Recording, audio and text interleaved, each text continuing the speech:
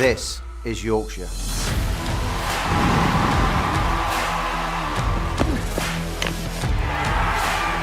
Built on pride. Forged through generations. Now, a new season begins. Driven by ambition. We play to compete. We play to win. Driven by those who stand with us. This is Yorkshire. We don't stand still. We move forward. Together.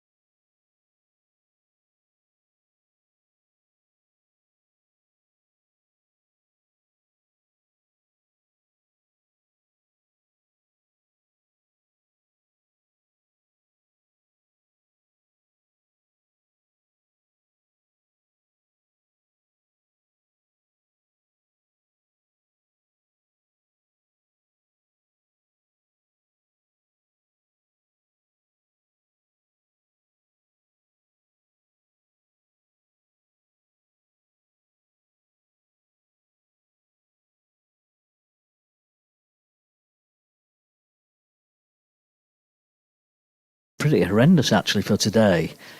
And at one time it looked as though we might be lucky to get a start in mid-late afternoon, but as we know, the weather apps change, and they've changed for the better on this occasion.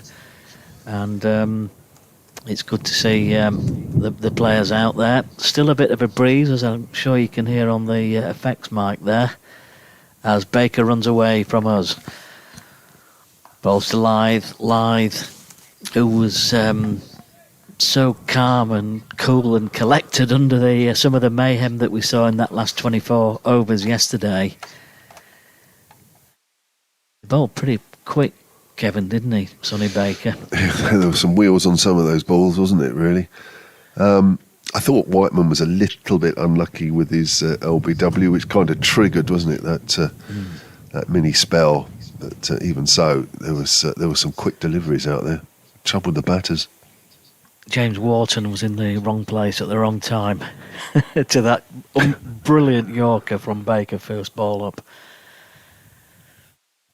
I think that would have got most players in the country out. Such was the pace and the accuracy. Short ball from Baker this time, very short, and straight over the head of Adam Lythe this time, through to the keeper. A little bit of sunshine appears for the first time.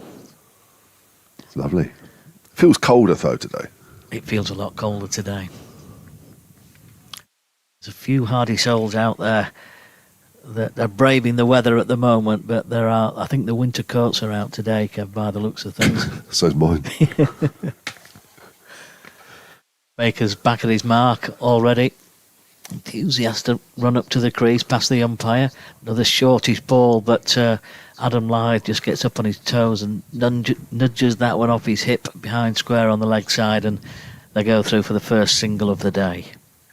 Yeah, Sonny Baker was extremely impressive last night. He's got the pace, and I think what he is developing is control. He certainly has more control on the game and a bit that we've had so far this season. He certainly has more control than he did most of last year when he was playing. He certainly had the pace last year. He's got the pace this year, but he's just added a little bit more of that extra dimension, and it's making him a serious prospect. Yeah, very much so. So Revis will face for the first time. Batsman having changed ends. Revis pushes that one up towards mid-off. And that's the end of the first over of the day then. Yorkshire have successfully negotiated it, and they've moved on to 49 for 4, just that single. So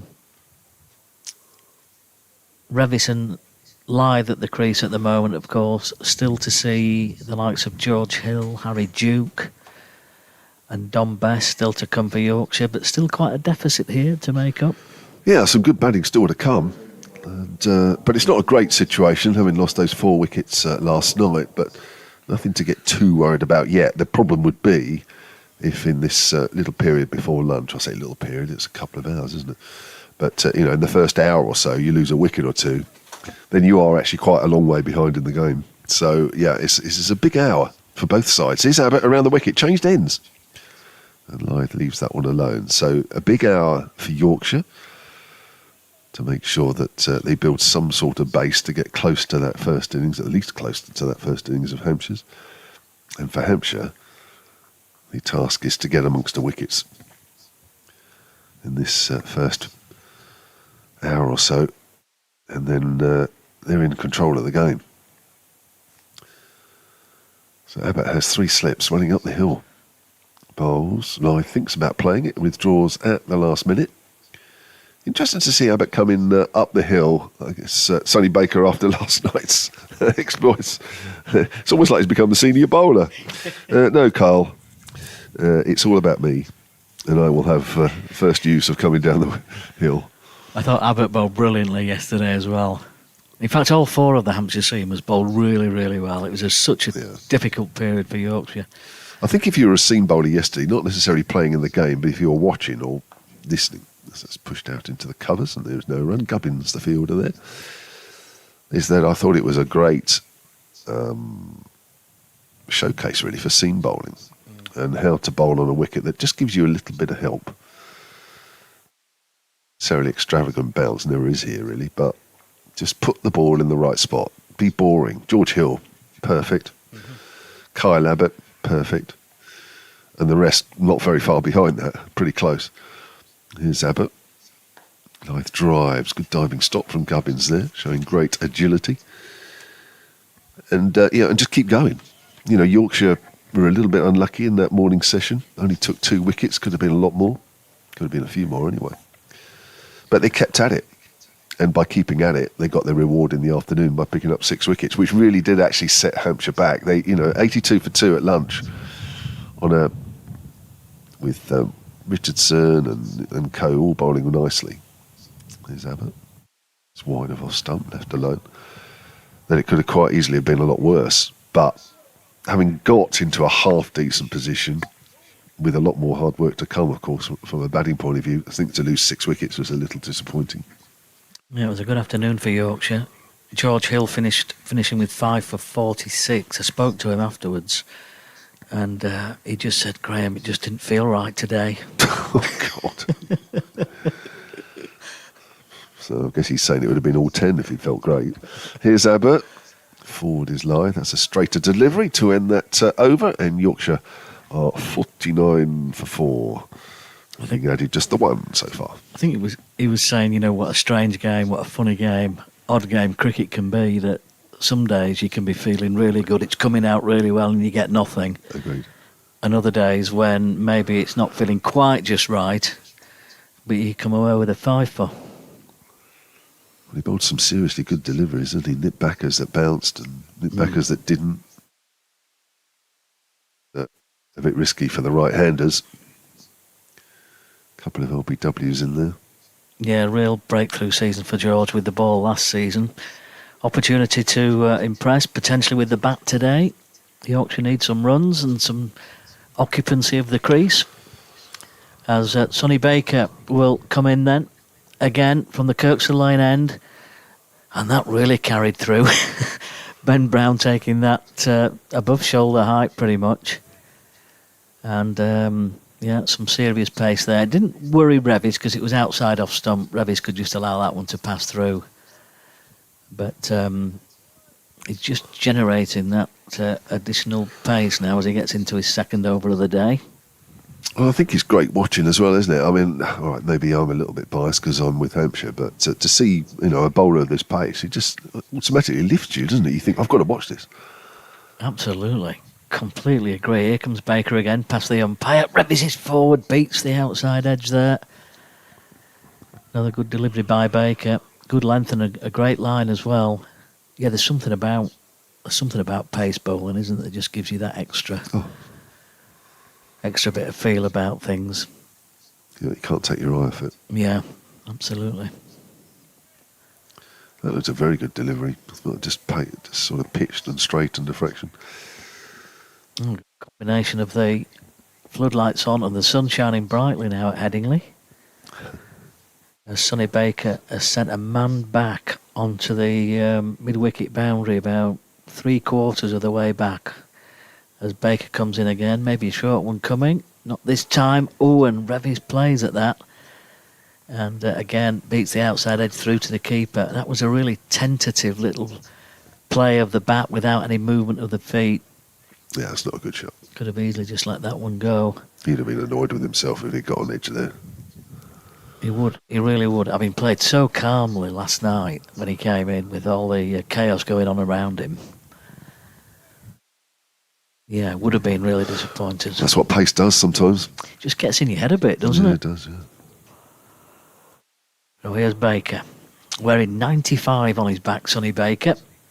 Good delivery. Pitched up this time. Good straight bat drive by Revis. It's no more than a push, but it's making its way up to the boundary at this Kirkstall Lane end. And they go through for 2 more. Nice little nudge that by Matthew Revis. No more than that. No real follow-through of the bat. And picks up a couple of runs. And that's Yorkshire bringing up the first 50 of this Yorkshire innings, taking 161 balls. So you can see how tough it's been for batting out there so far as they move on to 51 for 4. In this, the 27th over. Here comes Baker again. 3 slips. Well pitched up. Great drive by Matthew Revis. Really well timed. It was pitched up. It was in the slot. And he just used the pace of the ball and pushed that away across the practice wickets over on that side of the ground.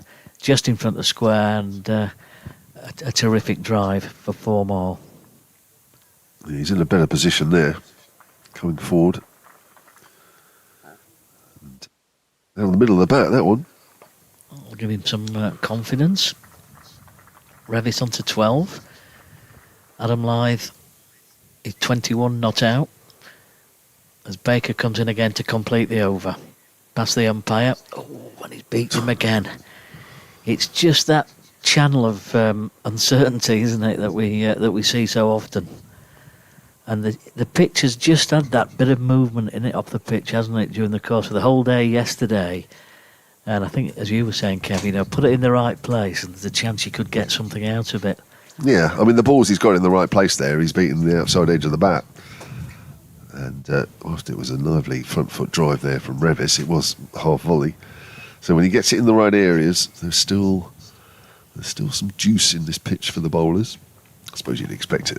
I'm not saying this early morning, but we've had overnight rain, so the square has been covered. Is Abbott around the wicket? Lyth drives through extra cover. Don't bother running for that, and Lyth doesn't.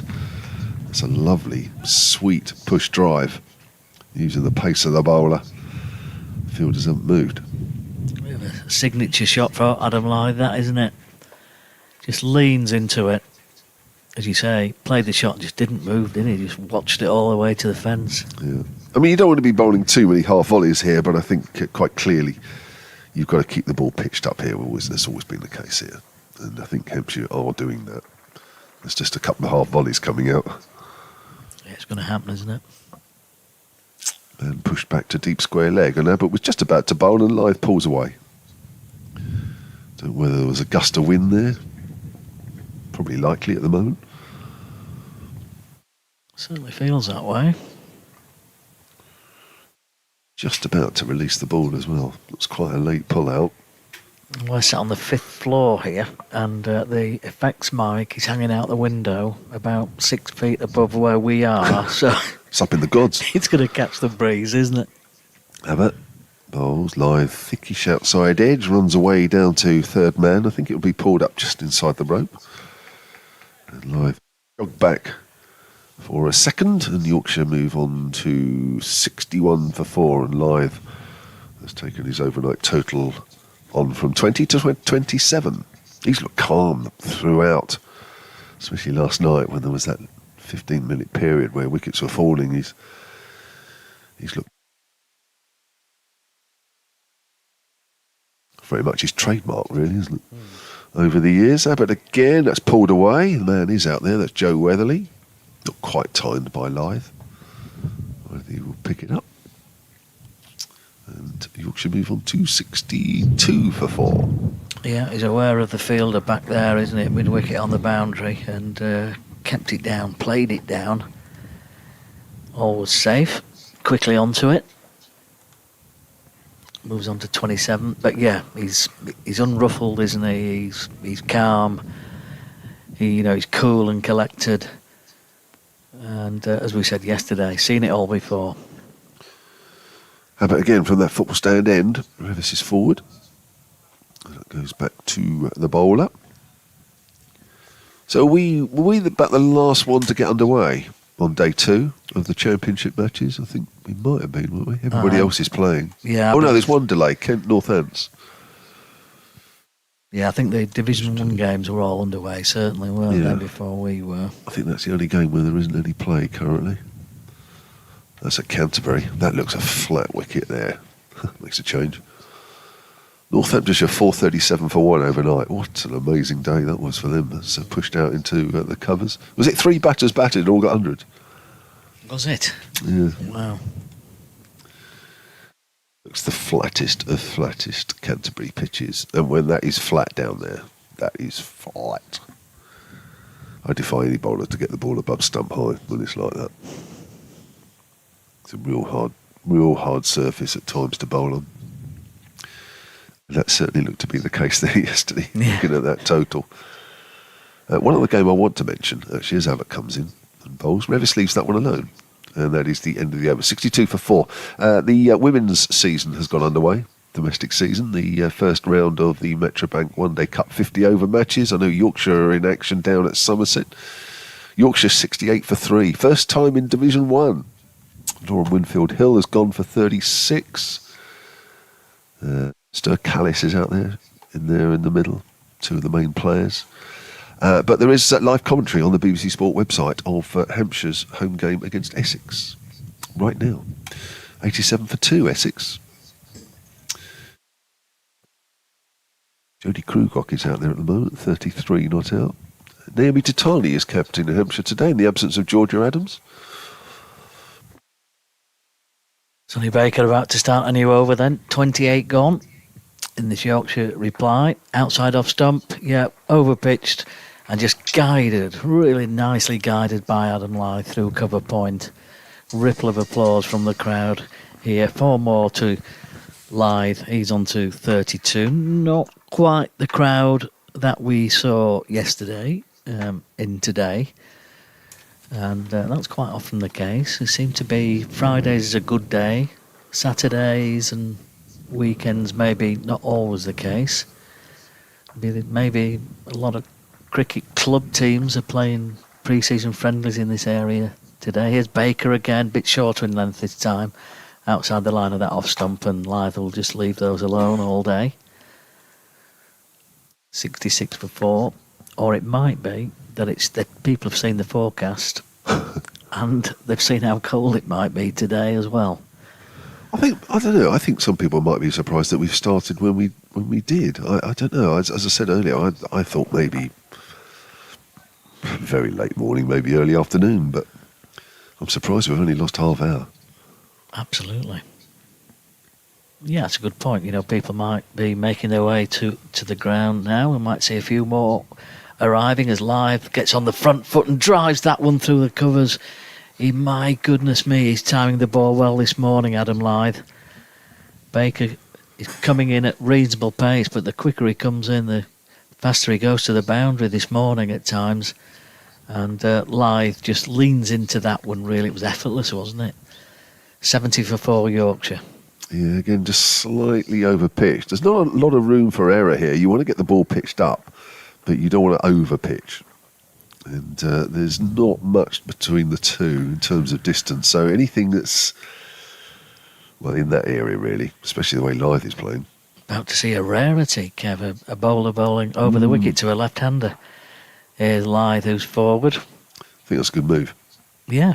Just test him another way, because I think you're right. I think everybody that's bowled at Lyth so far has come around the wicket. Yeah. Well, Yorkshire's top 3 are all left-handers, and I think yesterday all the Hampshire bowlers bowl around the wicket all the time to all 3. Yeah.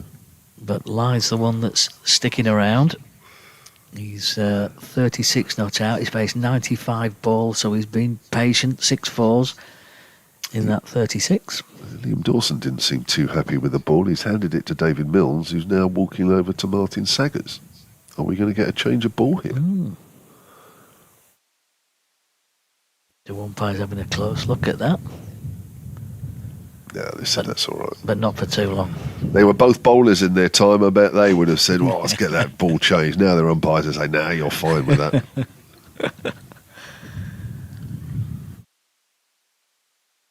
Yeah, they were asked to have a look and decided against it. So Baker will continue with the over. 2 balls left in this over then. Short ball. Lyth just allows that one to pass in front of his grill on his helmet.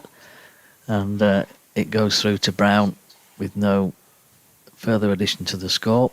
Just a reminder, if you're just joining us, that there was a 30-minute delay here this morning. So we started at 11:30 due to overnight rain and some light rain throughout the morning, actually. So we've done well to get away with just a 30-minute delay. There are no loss of overs, though, so we'll bowl the full allocation of overs today. As quite a lengthy day yesterday without any interruptions. Play finished at 6:50. Here's Baker again.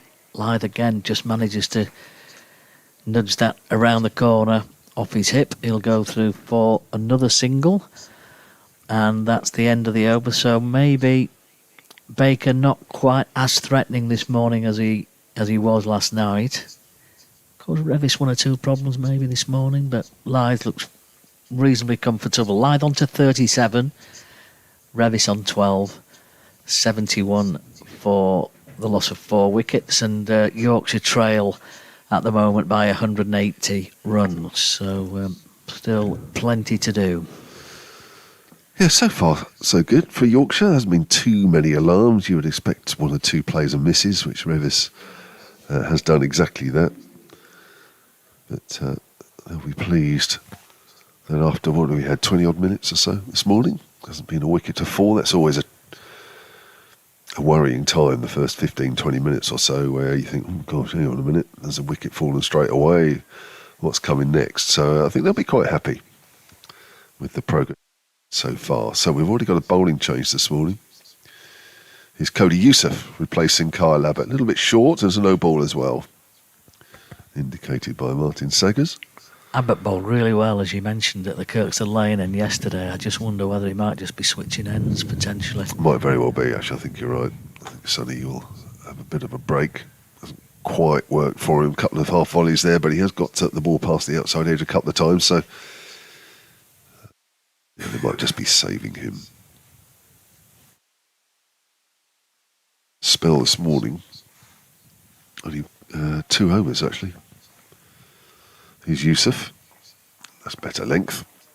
Lyth defends that one. So Abbott's bowled 2 overs this morning, none for 7. You're right, Graham. I think he's literally whisked out of the attack, ready to come down the hill. Down there. I don't think I ever come down the hill here. I think I was always up the hill. Mind you, we got Malcolm Marshall on the side. He got no chance. Can't ever remember. I might have done. Oh, actually, I know I did in a one-day game, Sunday game. That's what I remember.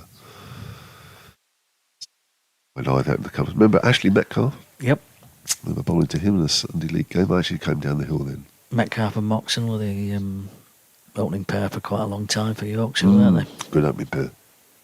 Very steady opening pair they were for a number of years. And you bowled at the opposite end to Malcolm Marshall. That's quite something, isn't it? Well, the batters used to love that. There's no way we're hitting Malcolm, but I think we'll get hold of James all right. We'll bang him around the field a bit. Picked up the odd wicket because of it, but yeah, it was. I think they definitely saw me as a lot of light relief, that's for sure. As Youssef bowls and Lyth guides that down to third man, where Eddie Jack is fielding. 75 for 4. Was it 74 for 4? 74 for 4 it is. West Indies attack back in that day that included Malcolm Marshall was quite something, wasn't it? That must have been a frightening prospect. Yes, can you imagine that? Don't let up at all. Who else would have been in that attack? Garner, Colin Croft, Walsh, Holding, Courtney Walsh, yeah. Courtney Walsh, yeah. And then a few others, and Ian Bishop, and they were all ridiculous. I mean, how do you pick any out of that and say, well, actually, I'd rather face him? No. Because you usually do that. I mean, it's interesting when you're playing, and it doesn't matter what level you're playing. You know, you do look at the opposition attack and think, well, I wish that guy was bowling. Revis just pushes Youssef out into the vacant point area for a single, 75 for 4. But you can imagine trying to point somebody out in the West Indies attack saying, well, I'd rather have him bowl. Well, that wouldn't have happened, would it? No. Yeah, sometimes in county games you think, if only this guy comes on here at the moment, I think I'm all right. Did you have Andy Roberts? Graham Orange just mentioned Andy Roberts as well, of course. Yeah. Or Andy Roberts at that attack, yeah. Yeah. He was at Hampshire just before me, so I didn't actually get to see him bowl that much, actually.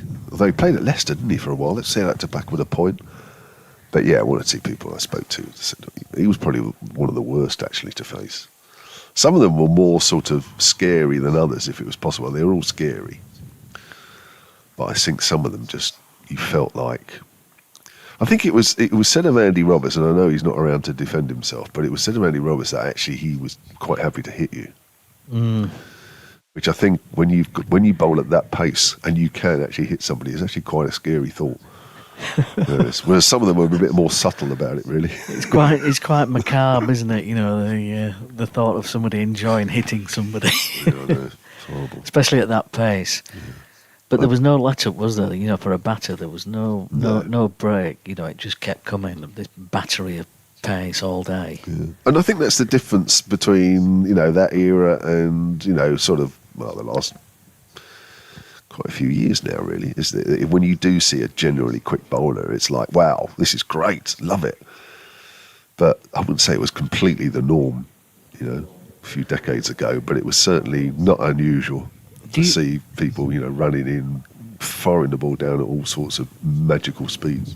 Had helmets arrived on the scene? Fortunately, yeah. There's no way I would have played without them. Yeah, absolutely no way. Yeah. Well, I wouldn't be sitting here now talking. I got hit on the head 4 or 5 times in my time, and I think at least one of them would have done some serious damage if I'd not been. One of them actually smashed my helmet in 2 or 3 places. Here comes Abbott starting a new over at the Kirkstead Lane end. He has swapped ends round the wicket to Lythe, straight through to the keeper. Kevin James alongside us here for this ball-by-ball commentary. Of course, you will remember Kevin as a fine player with Hampshire and Middlesex. Very kind of you. Yeah, absolutely. Credit where credit's due. But yeah, thank goodness for helmets, during that time. And the early ones weren't that great. Here's Abbott again, and he brings Lythe forward this time. He just has a little push at that, Adam Lythe, but it goes through to the keeper without any real alarms. Yeah, the early ones, there's none of this British standard BS 2730 mark on them. You know, they were just literally brought out as a way of protecting people because there was a lot of quicks around, and you know, the helmets are much better now, obviously, but you know, those early days, they did a job, obviously. They stopped you from being seriously, you know, injured, but that's all they did. Here's Abbott again, then round the wicket. Lythe, I think, pulls the bat away from that one as it goes through to the keeper. Yeah, I mean, they came in all forms, didn't they, initially in those early days? But, I mean, people were batting in helmets without grills, I think, weren't they? So yeah, there used to be those side pieces. Yeah. But, you know, they were infinitely better than what was that before. Mike Brearley sort of started it all. He used to wear this sort of plastic stuff inside his cap. Right. And the plastic used to protrude down to sort of the side of his face and his temple. Here's Abbott again. Lythe allows that one to pass through again. Was it Jack Russell who used to wear a floppy sun hat with some kind of... oh, did he? Underneath that. Oh, I didn't know that. Sun hat, I think, okay. seem to remember, yeah. Yeah, that was like the forerunner of helmets to come. Yeah. But yeah, I mean they're much, and of course now obviously you have them around the back of your head after what happened. Yeah. Back as well. So Abbott continues to Lythe again. That strikes Adam Lythe on the pad. There's a stifled appeal, but it looked to be always going down the leg side comfortably, I think. Yeah, it was. I mean, Abbott's in this over anyway has been sort of angling it in, and the ball's just straightened a fraction there. You could just see the ball curving and staying. And yeah, it was going down the leg side, the line of the ball. Do you think there were batters on the scene who became better batters or greater run scorers because of helmets? 100%. Yeah. 100%. Here's Abbott. He's bowled a great line in this over. He really has. He's bringing Adam Lythe forward again. And the wicketkeeper Ben Brown's been busy during the course of that over, but negotiated safely by Lythe. He's 39, Revis 13, 76 for 4. Yorkshire trailing by 175. Yeah, there was definitely batters that suddenly got braver because they had a helmet on. Yeah, you know, batters that you knew that weren't very brave. Yeah, but it didn't necessarily make them better players. It just, it made them feel, I wouldn't say invincible, but it made them feel that they could stand up to quick bowling. It did improve a few players, no doubt about it, but you know, it getting hit anyway. Yeah, but with a Whereas helmet. before they would have been backing away to Yeah, leg. I was just going to say they're more likely to play forward with a helmet on. It's Yusuf then from the football stand end. Revis off the back foot, plays that nicely out into the covers, but Joe Weatherly is on 76 for. Yeah, I mean, I'm all for protection. I mean, the short leg's the worst, I think. I mean, I mean, batting against quick bowlers is not much fun, really. It's fun when you're scoring runs, but it's not much fun when you're out of nick. And your feet's not moving and you're not picking the ball up as quickly as you would like. That's when it's at its worst. But here's Yusuf. Forward is Revis. A good length ball from the South African. Quite a few hands in pockets out there today from the fielding team, not surprisingly. Two hand warmers, I should think, in those pockets. Yeah, we've got the Hampshire County Cricket Club supporters flag on the fence across in front of the Taverner stand again today. That was there yesterday. Oh, there is one or two actually up here. Yes, there is. Yeah, that's pushed out into the covers. There's a group, a small group that try and do as many trips as they can. Yeah, that's down. What stand do you call that? Tavern stand. Tavern stand in the corner. Yeah, just to the left of the football stand. Yeah. Most away games. I think there's a group, probably of about 10 of them, and of varying denominations of that get around the country. Sometimes it's 2 of them, but good bunch. That's pushed up to mid on, and there's no run. Nice way to, if those people are lucky enough to be retired, nice way to spend your retirement. Yeah. It's quite expensive these days now, isn't it? Sort of, you go away, you've got 2, 3, 4 days in a hotel, and everything else that goes with it. It's not cheap. It's not a cheap 3 or 4 days anymore. Well, living in Southampton as well, the journey up to Durham and Yorkshire, and the mileage adds up, doesn't it? Certainly does. Train costs are increasing. Yusuf bowls. Revis pushes that down the ground. Abbott comes across from mid on. So it's been, half an hour this morning?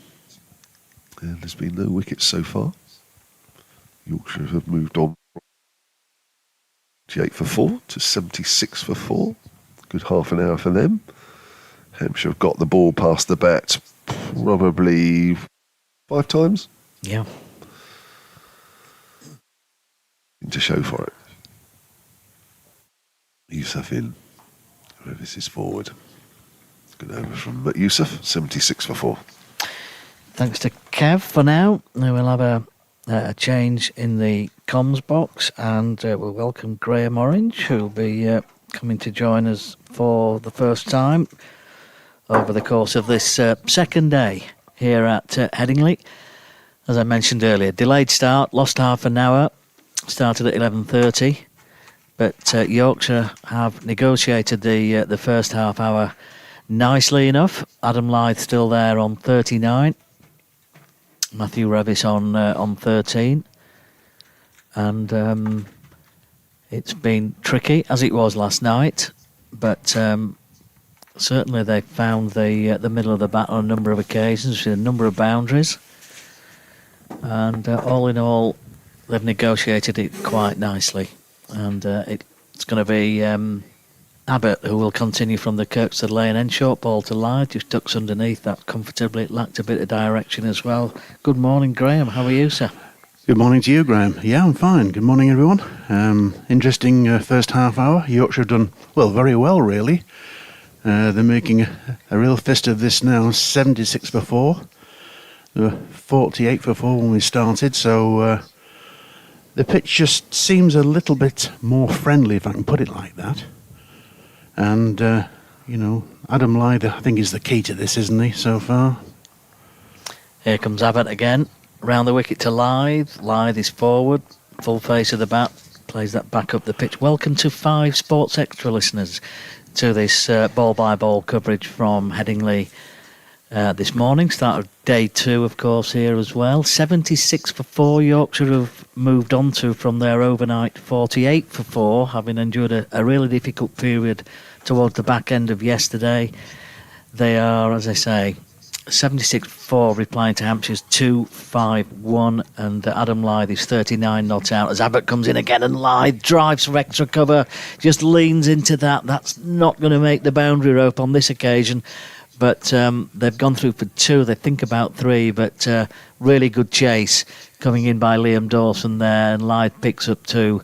It was one of those delightful leans forward by Adam Lythe into the ball, wasn't it? And middle of the bat, just a nice push through extra cover. Absolutely. It didn't overhit the ball. He knew exactly where he wanted it to go, and nice 2 runs. In fact, he's moved into the 40s now. 41, Adam Lythe.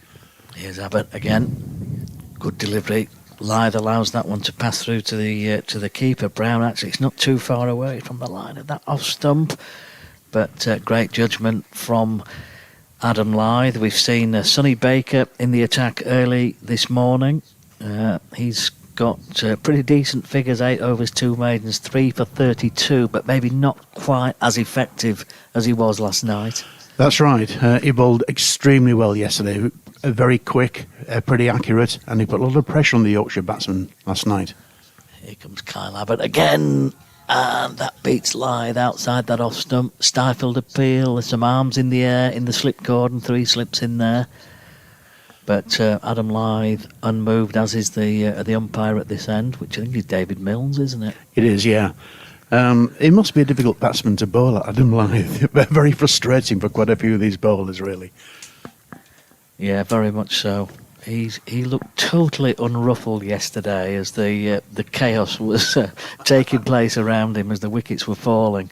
Sonny Baker on a hat-trick at one point yesterday afternoon. Here's Abbott. He's bowled an impeccable line. It's a terrific channel just outside that off-stump, but Lythe just allows that one to pass through to the keeper. And that is the end of the Abbott over, 78 for 4. And as you say, Graham, 41 to Adam Lythe. Absolutely, and of course he's bowling from the Kurtzell Lane end, Abbott, and as he did last night, and he bowled really well. Although, of course, we're just saying that at the start of today, Sonny Baker took this end, the Kurtzell Lane end. So, I think that's a testament to how well he bowled yesterday as well. But Yorkshire fighting hard here. Revis is giving Adam Lythe some really good support. He's on 13, Revis.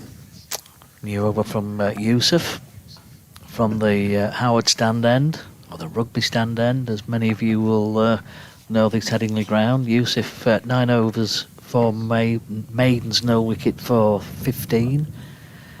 Adam Lythe has started the season pretty well again, hasn't he? Down at Glamorgan last week in that drawn game, I think 37 first innings, 97 second innings. So.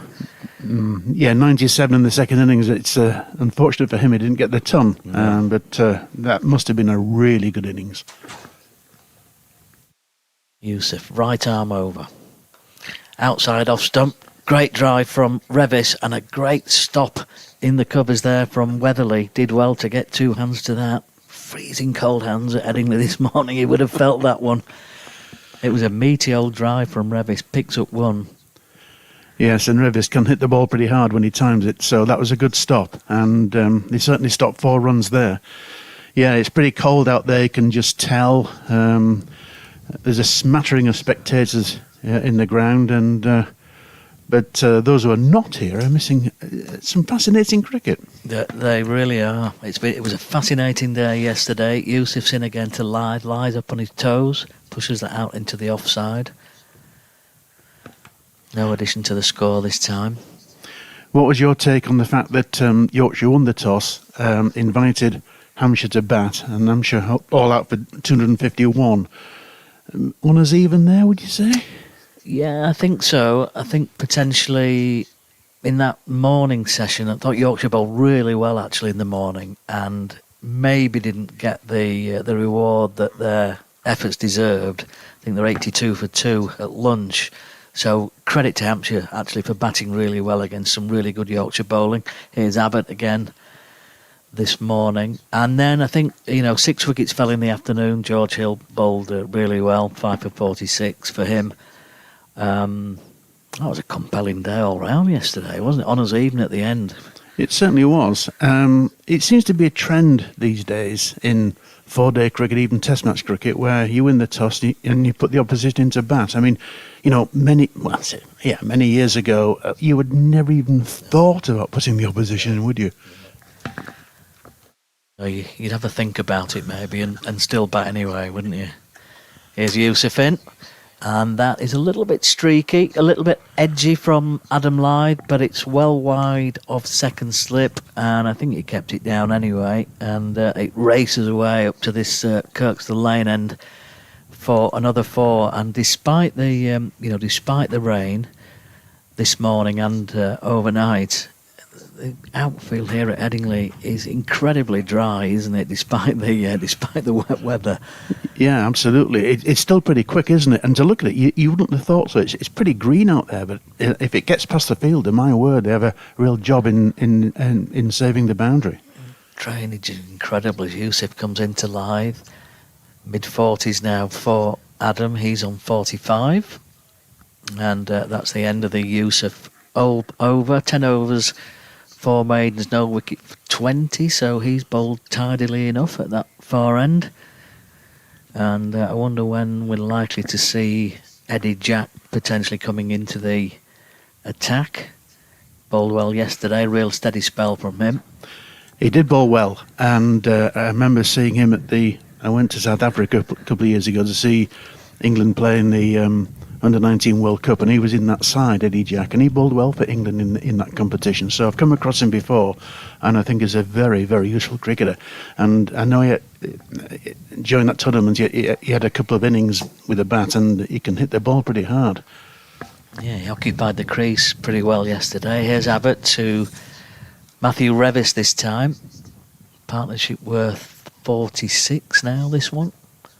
So it's a nice little steady recovery, this. They're quietly going about their business, this Yorkshire pair. Yeah, they keep the concentration. That impresses me more than anything, really. They're really concentrating. They know they've got to, get Yorkshire back on an even keel here and challenge that score, 251. It's not a big score, really, in the great scheme of things, but 83 for 4, 48 for 4 at one stage, it looks big. Here's Abbott again. Oh, and a full swing of the bat there from Revis. And he's looking a confident-looking figure there. Confident in his ability, but also confident in the pitch as well, I think. He was able to play a forcing shot there off the back foot through the offside, all along the ground, and races away across those practice wickets across towards that eastern side of the ground. 4 more to Revis. That's the 50 partnership for this 5th wicket. And it comes from 93 deliveries. So partnership growing. Here's Abbott again. Bowls to Revis. Revis right in behind it. And this is what Anthony McGrath, the Yorkshire head coach, would have been looking for this morning, isn't it? Survive that first half hour and start to put some of these balls away for boundaries as and when the opportunity arises. Yes, Yorkshire going to show some fight today, and so far so good for them. It's been a good, 45 minutes or so? 87 for 4 now. Abbott with 87 on his back comes in. Good delivery, angled into the right-handed Revis. Revis forward. Yeah, I think Anthony McGrath was quoted as saying that he was reasonably happy with the 10-point draw at Glamorgan last week, but felt as though they maybe could have battered better. So I guess some time at the crease today and get close to where that Hampshire total finished at 251. Here comes Abbott again. Yorkshire still 164 runs behind, so quite a bit of work still to do here. Yes, absolutely. And going back to the match against Glamorgan in Cardiff last week, on the first morning, Glamorgan were 28 for 4. So, you could say that's rather disappointing that Yorkshire, didn't go on from there, really. I think they scored, was it 202 in the first innings? So that was a bit of a let-off, really. Abbott, who's bowled impressively in this innings so far. A bit streaky from Revis on this occasion, an edge down to fine leg, and they go through for a single, though. And that's the end of another Abbott over. Really tidy bowling figures for him. 12 overs, 5 maidens, 1 for 21. That's 35 bowled now in this Yorkshire reply. 88 for 4. If you're just joining us, there was some overnight rain and rain this morning, so we were 30 minutes late getting underway here. But there's no loss of overs, so we'll go, hopefully, right through the day. Floodlights are on. We've had this unusual sight of floodlights on and sun out for a few overs now. And Graham just pointing out there that Eddie Jack is finally coming into the attack. Yes, did he bowl? He's coming in from the Howard stand end. Did he bowl from the Howard stand end yesterday? Yes, he did. Yeah. So another promising young player, and as I said, I saw him in South Africa a couple of years ago playing for England under-19 in the under-19 World Cup, and he bowled well then. So he's a real prospect for Hampshire, and he certainly bowled very well yesterday. Yeah, he did. He's coming in now. Past umpire Martin Saggers, bowling to Matthew Revis. Revis plays that in towards mid-wicket, where the fielding is done by Nick Gubbins. Gubbins, who batted well yesterday. Yeah, he looks like a big, tall, strong-looking lad, Eddie Jack, doesn't he? Yeah, and as I say, when he comes into bat, he can hit the ball. I've seen that, so it could develop into a genuine all-rounder as well for Hampshire. I think that's what Kevin James was saying yesterday. I mean, he came in at number 10. He comes into bowl again. That's pushed out onto the offside by Revis. No addition to the score. Bright sunshine at Headingley now. And, he came in at number 10, and he got 17 of 45 balls. And I think Kevin was saying that he sees him more of a number 8, probably. Looks better than a 10, much better than a 10, doesn't he? He certainly does. And, as time goes on, I'm sure he will move up the order anyway. So it's Jack coming in. This is his 6th over. The seamers for Hampshire have done a great job so far. I've not seen too many overs of spin. I think Don Best bowled 4 overs, I think, for Yorkshire yesterday. Took an important wicket, actually, as well, during that short spell of his. Yes, he did. I just wonder now if this wicket is just easing out a little bit. And, of course, that'll be in Yorkshire's favour. And Hampshire having to work very hard now for the wickets. Here comes Jack again. Revis forward. The big tall fella, Matthew Revis. He's got a great stride, hasn't he? Gets well forward. Yes, he's a big lad and a genuine all-rounder. And he's developing. He really is. I'm sure he's going to be a major player for Yorkshire in the years ahead. Must have developed his confidence enormously, being away with the England Lions set up during the course of the winter. Here's Jack again. Revis plays that through mid-wicket really nicely, wristily, steers that one up towards the Taverner stand. There's some power on the shot as well, really nice follow through, and that's 4 more to Matthew Revis. And he has continued this morning really as he left off last night. We talked about that chaos with wickets falling in that last 20 overs or so yesterday. Well, Revis came in with Yorkshire 4 down for not many, and he steered them through a tricky period, and he's continued to do that this morning. Yes, he's got a very positive outlook. Jack again, running towards us. Revis tries to drive again. It was a little bit loose from Matthew Revis. Mm-hmm. Yeah, he just mistimed that one, didn't he? But, I mean, when he came in last night, he looked to be positive. He didn't score many runs, but he was also positive in defence, if you know what I mean. Mm-hmm. And that does send a message to the opposition, doesn't it? Hampshire know they're in a battle now. I mean, Yorkshire 92 for 4, and Lyth on 29, and 45. Revis on 23. So Yorkshire have done well this morning. They've been pretty positive. They've taken the runs whenever they can, but they know that the bowling is pretty decent as well. So it's a good battle between bat and ball, which you want to see.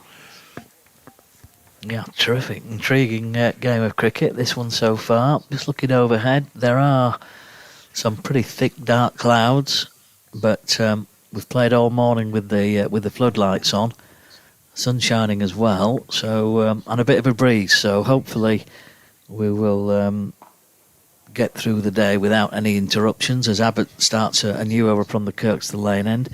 So you've had the pleasure of a Yorkshire members meeting this morning, Graham. Is that news and information that stays behind closed doors, or? Well, I don't know. I was there, wasn't I? And I'm a member. Yeah. And it was just really an update on what's happening here at Headingley and further afield.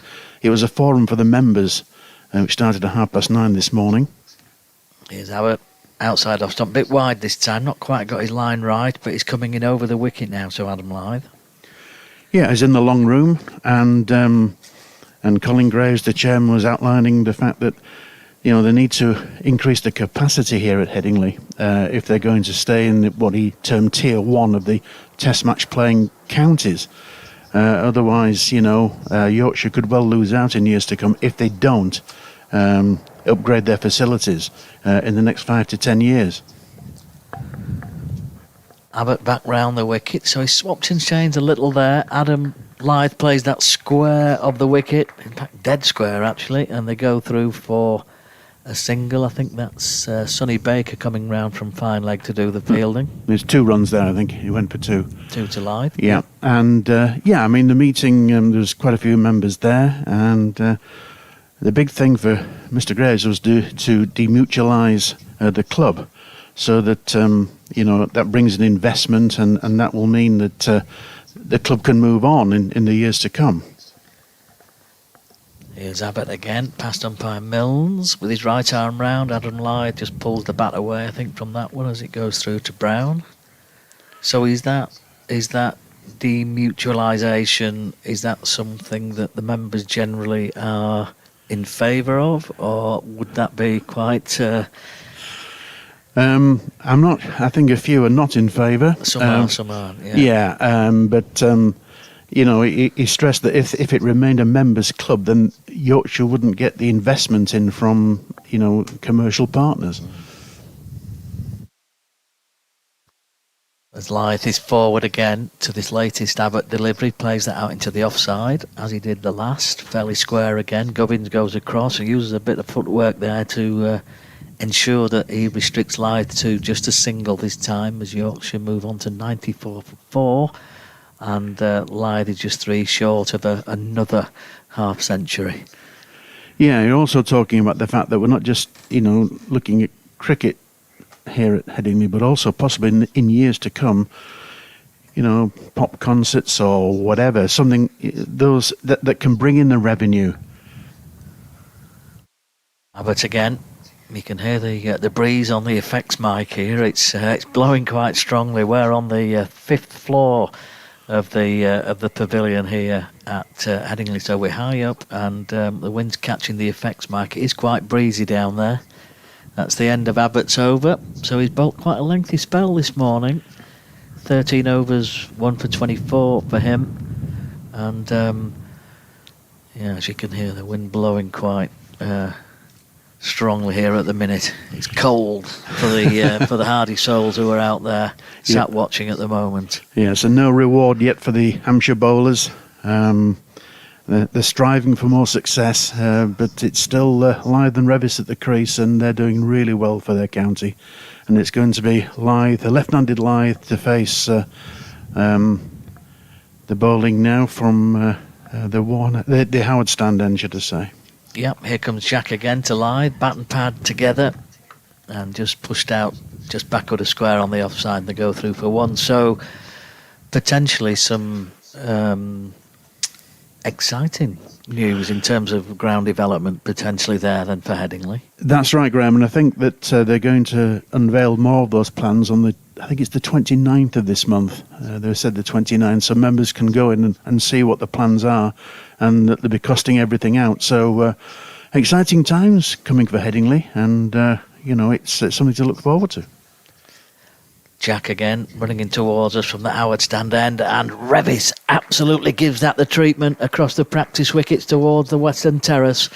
Well, he just strayed in line there, did Jack, and he was a bit short, and Revis just punched that square through the offside. Confident looking shot from Matthew Revis, and that brings up the 100 for Yorkshire, 100 for 4 when they were 48 for 4 overnight. So that second 50 coming up in just 65 balls compared to 161 for the first 50. Yeah, just goes to show what a struggle it was last night for Yorkshire. Certainly does. Here's Jack again. Oh, and that just shows you that there's some movement in this pitch. We talked about this yesterday and earlier this morning. Put it in the right place, and there's some movement there, and that beats Revis outside the off stump. Great delivery. Perfect line and length. It really was, because the previous one that was hit for 4 was a bit too wide, and but that was a lovely delivery, and unlucky not to get the outside edge there. 5 minutes short of an hour than Yorkshire have survived so far this morning. As Jack comes in again, and Revis is in behind that again. This breeze is probably helping us today in terms of keeping any potential rain away. Yeah, and the sun has come out again, so actually looking down, it's quite bright really, but the floodlights are still on. But it's pretty cool out there, but the main thing is that we've got some cricket, and we've got some fascinating cricket as well. And both these sides are striving to gain their first win of the season. Of course, Hampshire had a disappointing match last week at Essex, or against Essex. Jack to Revis. Revis is forward, and makes it again a good connection back up towards the bowler. 2 slips in now, and a ring of fielders on the offside. 1, 2, 3 on the offside, saving 1. 2 on the on, and we've got a man back just in front of square on the boundary there on the eastern side of the ground. So might we see some short stuff? We will see. 100 for 4. Jack's in.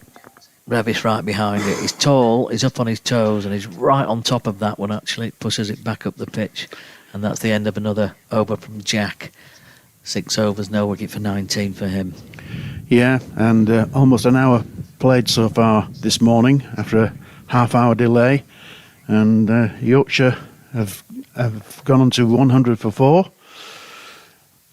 starting the day on 48 for 4, and Lythe and Revis are doing a very good job for their county. They really are, and it's going to be fascinating to see what score Yorkshire actually end up with.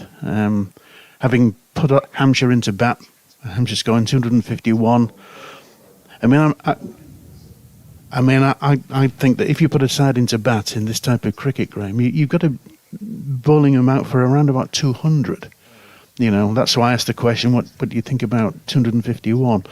But anyway, we've got Cody Yusuf bowling now from the Kirkstall Lane end, and it's going to be the left-handed Adam Lythe to face the bowling. Yep, Yusuf comes in from the Kirkstall Lane end then. Oh, what a great ball first up. Adam Lythe had to dig that one out. It was a great Yorker, and great delivery first up on this change of ends for Yusuf. Adam Lythe just getting the bottom of the bat onto that one. He had a look up to the dressing room as if to say, does he need a change of bat after that? I'm not sure. A bat breaker. Bat breaker. Yeah, a good job he's been in for quite a while, because if he hadn't have been, that might have done for him, really. Good delivery. First delivery from Cody Yusuf from this end, the Kirkstall Lane end. Here's Yusuf again. Lythe will play that off his legs into mid-wicket. Finds the fielder. No addition to the score there. One thing, as Dodgy will tell you, I've got a thing about, it's the modern fad not to have a third man these days. And a lot of runs go through third man. I just think they're easy runs for the batters. And I see that there's no third man here for Yusuf. He probably it reflects my age really, but I don't know why they don't have third man these days. Absolutely, there's a lot of runs scored through there, as you say. Here's Yusuf again, outside off stump, through to the keeper. Yeah, it seems to be the modern way, Graham, doesn't it? It does, and also, as we see now, with Yusuf bowling to Adam Lyth, he's bowling right arm round him because Lyth is a left-hander. That's more prevalent these days, whereas, not so long ago, it was very rare to see a bowler bowling round the wicket. I still think that bowlers, all in all, should be, even to left-handers, bowling over the wicket, bowling wicket to wicket. I suppose maybe it was Stuart Broad that started the fad in a way, if I can call it a fad. Yep. Yusuf comes in, as Graham was saying there, round the wicket. It's over pitch through to the keeper. It's underneath the bat of Adam Lyth, wide of that off stump. Graham mentioned Doidge there, so many of the Yorkshire followers might be tuning and expecting to hear Doidge, as they so often do. He's otherwise engaged yesterday and today, so he's on horse racing duty at the Grand National meeting at Aintree, but he will be back here with you tomorrow and the final day on Monday as well. And David Lloyd Bumble will be with us on third voice duty on that day 4, so that should be an entertaining listen, to say the least. Yeah, I reckon so. And and I think these days, I may be wrong, I'm pretty sure Bumble is a big York City fan. Yeah, I gather so, yeah. Yeah, and of course York City are maybe 3 games away from being champions of the National League as well. I think they're playing away to Tamworth today. I think it's a 12:30 kickoff. In fact, it's 12:30 now. They're probably just kicking off at Tamworth. Big game. It follows a bit of the York Rugby League stuff as well. We're now in Super League, of course. Here's Yusuf. In fact, York Rugby League are playing in the Challenge Cup quarter-final today against Hull KR, aren't they? Adam Lyth gets a run through the leg side, and that is his 50. Another patient knock from Adam Lyth, 50 not out, 130 balls. He's had to work really hard, 165 minutes and 7 fours. And, well, what a terrific knock that's been. Yorkshire needed him more than ever during a difficult day yesterday and this morning. He survived another hour this morning. Yorkshire have managed to survive without losing a wicket. They're 101 for 4. Adam Lyth then on 50, and they are exactly 150 behind. That's going to be a change in the commentary box as well. And Kevin James coming in to replace me. Yeah, so as I say, we've had an hour this morning. It's been absolutely fascinating. And Eddie Jack comes in from the Howard stand end to bowl to left-handed Adam Lyth, who just turns it round the corner. And that's... he's got, oh my word, it's 2 runs, but, well, they ran well in the end. But Lyth is doing what Lyth does, I suppose. He's 52 not out now. And 97 he scored in his last innings at Cardiff last week. He's been a great servant to Yorkshire. He's doing very well this season so far, in the early part of this season. The next ball comes in, and he turns that one out to leg, and that's gone for 1 run. And that was very much in front of the wicket this time. So he's on 53, Adam Lyth. Matthew Revis is on 27. And Yorkshire 104 for 4. They've been 48 for 4 at the start of play this morning. So it's been a good morning so far for Yorkshire.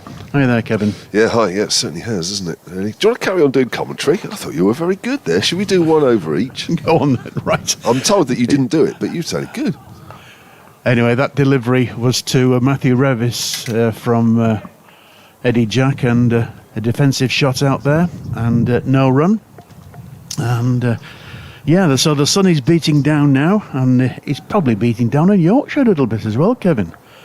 Yeah, it's been a good start, that's for sure. A few nerves, I guess, making sure you don't lose early wickets. They haven't done. Lyth played particularly well. Revis has played some lovely shots as well. And so far, it's been a good morning for them. Yeah, as Eddie Jack comes into bowl from the Howard stand end to Matthew Revis. He drives there a little bit uppish, but There's no run. He didn't time that one. In fact, he's looking at his bat now. Didn't really time that one, but he's giving sterling support to Adam Lyth. And of course, that started last night when Yorkshire were in a spot of trouble. But they're fighting their way out of this one now. They're not out of the woods by a long, long way yet. But this is developing into a fascinating game. 56 in an hour and 35 minutes without losing a wicket. Next delivery, Eddie Jack, and Revis plays that out to, backward point. And there's no run. And Eddie Jack's yet to get a wicket. I think in many ways he deserves to get one. It depends how you define the word deserve, but I think he's bowled pretty well. Yeah, I mean, it's just making sure you keep the ball in exactly the right areas for often enough. Because if you do that, you will beat the outside edge and then hopefully at one point catch the edge. So it comes in again now to Revis, who drives. And that's straight to cover. No run. And that's the end of the over. And Yorkshire 104 for 4. We've had 40 overs of this innings. And Yorkshire are fighting back now. Lyth, another half century. My word, as I say, he's been a great servant for Yorkshire over the years. And I just wonder, Kevin, maybe it might be a silly thing to say, but do you think that Adam Lyth could be in line for a possible Test recall, or is that as the bird flown? Was he 38 years of age? Yeah. I don't know.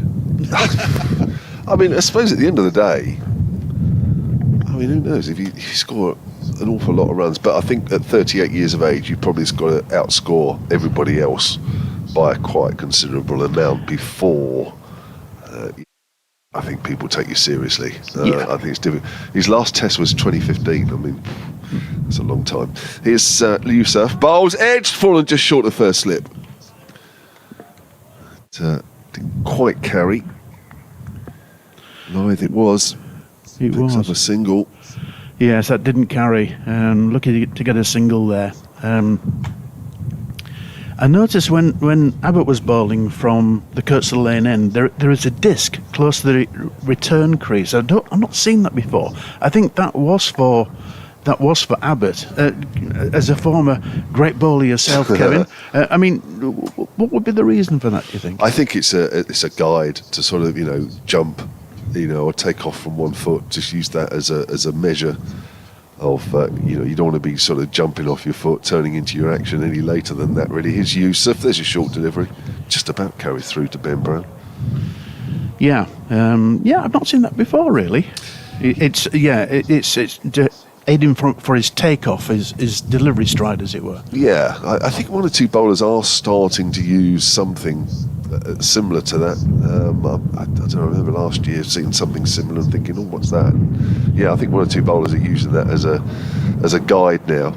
Yeah, probably it's not something we saw in the past. Now, I must just add that my emails weren't updating when I was last on commentary. So we are using one email for the first couple of days in this game, as Revis pushes that out into extra cover. Hampshire Cricket at bbc.co.uk. Apologies for not reading out a couple when I was last on, but I noticed that my computer wasn't updating. It is now, so here we go. Jason Cole saying about Sonny Baker. He says he looks a good prospect. Hope he can learn the value of hitting the top of off. Jason's in Cambridge. But as we have said, and as I've said over the last couple of games, he does look as though he's got more control. He's bowling this season. It's early days, but good signs. Here's Yusuf bowls, and a length ball. Revis is in behind it. Andrew Walker has emailed Hampshire Cricket at bbc.co.uk. He says, thoroughly enjoying the commentary. It's a very intriguing match with the pace bowling, which has been superb. Baker is in superb fettle at the moment. From a Yorkshire perspective, it's wonderful to hear that both Matty Revis and James Wharton were awarded their first team caps. That happened this morning, apparently. Right. I didn't realise that. Thank you very much for pointing that out, Andy. With these two young men in the side, as Yusuf comes in again, that wasn't that short, and Revis had to really duck down low. And he's a big bloke, is Revis, as well. absolutely. Gosh, well, you did well to get underneath that one, to be honest. With these two young men in the side, says Andy Walker, Yorkshire's future must be looking bright. Let's hope the weather is kind over the next 3 days. Well, I think it's been kinder today than most of us thought. We're playing earlier than we thought, 11:30. We only lost half an hour. Yeah, it's. I think they are two very good prospects for Yorkshire. Wharton got a very good delivery from Baker yesterday, didn't he? He certainly did. He's used that down the hill once more. Revis off the back foot, times that nicely through the gap at forward point, and that brings him 4 runs, and that ends that over from Yusuf. And Yorkshire move on to 109 for 4, and Revis on to 31. Yeah, that was a good shot, but he's played a few of those shots, and I think Hampshire should now realise that if you give him too much width, he's going to do that to you. I mean, I don't know what you think about the track now, Kevin, but it seems to me to be sort of flattening out a little bit and a little bit better for batting. Would that be right? Well, yes. I still go back to the point that you've got to keep the ball in exactly the right areas. I mean, we're talking, very small, minute areas, but it does make a difference. Are Hampshire quite as on it as maybe they were collectively last night? Maybe not quite. They're still okay. But I think you're right, and as this ball gets a little bit softer, and we are, 41 overs in, then I think we will see balls that are not exactly in the right place being more available to hit. So Eddie Jack comes in from the Howard stand end to Adam Lythe. Lythe plays the ball back. It's fielded. It's eventually mid-off for no run. Lythe looks very settled now, doesn't he? And 54 is doing a good job for Yorkshire. There's no question about that. I don't think there's been a time when he hasn't looked settled out there, actually. Yeah, so Eddie Jack comes in once again, bowling right arm round to the left-handed Lythe. Again, he plays that ball back to the bowler this time, and no run. Yeah, just a reminder, we're doing extra time this morning, aren't we? We're through till 1:30. For lunch. That's right, yeah. So still a bit to do yet. But we've not lost any overs, so with a bit of luck, you never know, might get a full day's playing. Could be quite late then. If it's half an hour late, still full quota of overs. We could be here till 7:30 plus. Yep, so coming in from the Howard stand end, Eddie Jack to Adam Lythe, who shoulders arms, and that goes through to keeper Ben Brown. And so the thing about Lythe, is that his concentration is very good. Nothing flusters him. He just seems, he's the natural sort of opener, isn't he? To guide a side that maybe isn't a bit of difficulty, which of course Yorkshire were yesterday. And as I say, they're still not out of the woods, but my word is playing well. And again, it's Eddie Jack coming into bowl to Lythe, who plays that out to, mid-wicket, I suppose. And that's 1 run. They've gone through for 1. I think what he does well and has done well over a number of years is he just plays what he knows. He doesn't do, he plays, I don't see him every week. I see him when he plays against Hampshire. And for me, he plays the same way every time. I know that's Adam Lythe out there because that's the way he plays, and he hasn't played any different over the years against Hampshire. Hasn't played any innings any differently. Coming into ball again, Eddie Jack this time to Revis. And he gets the ball out to backward point.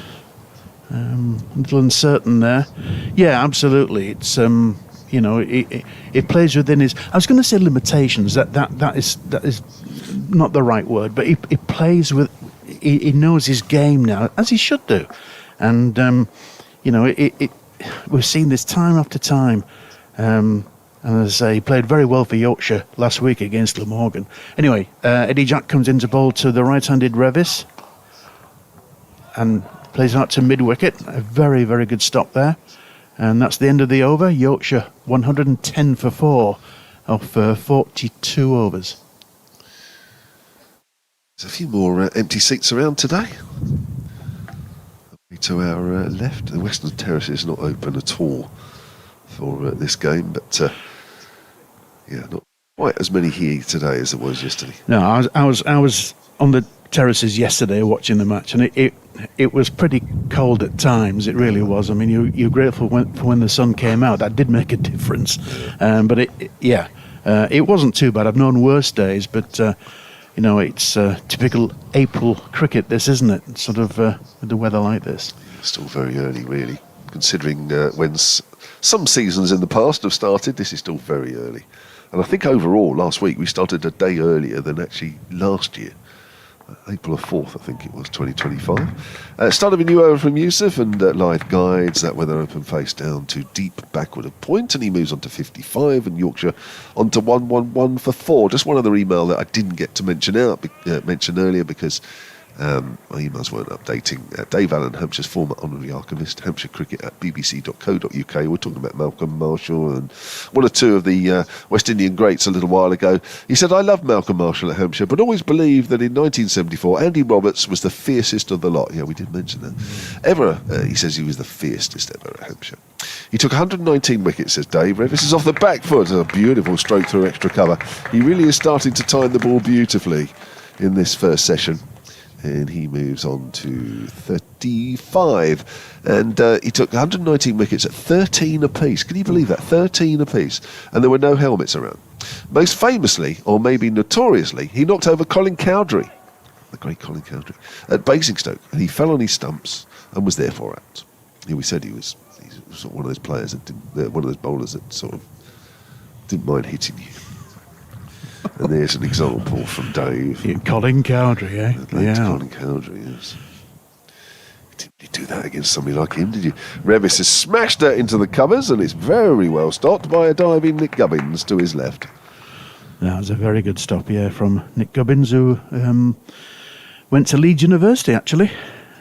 And so he knows this part of the world pretty well. Yeah. And Dean Simpster has emailed Hampshire Cricket at bbc.co.uk. He says, Headingley is a very good wicket all through the season, making matches competitive and teams earning their results. Great commentary. And Dean says he's in Cheddar, an exiled Yorkie. Down in Somerset, Cheddar, isn't it?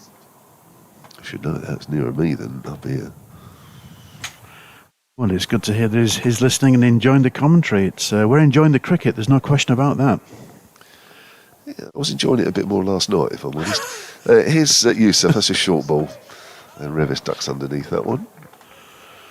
Yeah, it's they're and I suppose in a situation like this, Kevin, when Yorkshire were 48 for 4 overnight and 115 for 4, the bowlers are maybe striving, if I can put it like that. They're striving for the wickets now, aren't they? Well, they were certainly talking about it last night. They did feel that if they could get amongst the wickets a little bit this morning, even a couple, then chasing 251, Yorkshire maybe 60, 70 for 6, then you really are a long way behind in the game. That just hasn't happened this morning. Yusuf bowls a length ball left alone by Revis. So now Yorkshire are thinking, well, hang on a minute, we've got a good platform here. We're not that far behind now. What are they sort of, off the top of my head? Actually, it's on the scoreboard, 138 behind. So now with 2 batters set and conditions seemingly getting a fraction easier, Yorkshire can start to think about, OK, we haven't lost those wickets. Now we can think about getting at least very close to that Hampshire total. And maybe, if things go well before lunch and this afternoon, then we can think about building a lead. Yeah, absolutely. As Yusuf comes in to bowl to Revis, and that goes through to the keeper. He seemed to beat the inside of the bat there. Sorry, did I nick your over there? No, that's all right. No problem at all. I'll get you carry on. Anyway, it's the end of the over anyway. It's 115 for 4, and Lythe is on 56, and Revis on 35. Do you want to do the next over then, as I nicked half? Yes, I'll do the next over. No problem at all. No, I'd hate to leave you out.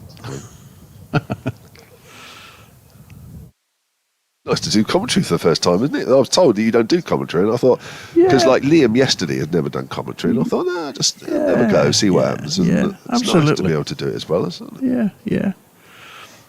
I think could have a change of bowling here. A bit of Mr. Dawson, Liam Dawson. Liam Dawson, absolutely. Left arm. Yeah, so he's coming on from the Howard stand end, and it'll be left arm over. Left arm spin to the left-handed Adam Lythe. And, there's not many slips in now. There's one. I'd have been surprised if there was a few. Yeah, absolutely. And Yeah, it's still quite an attacking field, really. You got your two sweepers out, square on the off and square on the onside. And let's see if we can just get a little bit of turn here. Liam Dawson. Anyway, he's coming in now from the Howard stand end to bowl to Lythe. His first ball of the innings. Just coming in now. And Lythe just gently forward and bats that out onto the square, onto the offside, no run.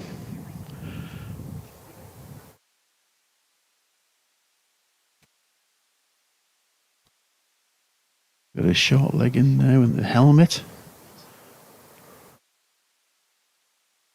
So he's coming into bowl again to Adam Lythe. Again, a defensive stroke there. Lythe is obviously having a look to see if there's any turn there. Surprised. I don't think Dawson's expecting any. Well, he'd been on before now? Well, possibly. Anyway, he's coming in now to bowl his third ball of the over, and that's a forward defensive straight back to the bowler, gently back to the bowler by Lythe. Who's in no hurry here. Lythe is I think he wants to be in for the day, like a good opener should be. Anyway, Dawson comes in again and bowls to Lythe. Again, that's a forward defensive, just pushes it out onto the offside, no run. 115 for 4.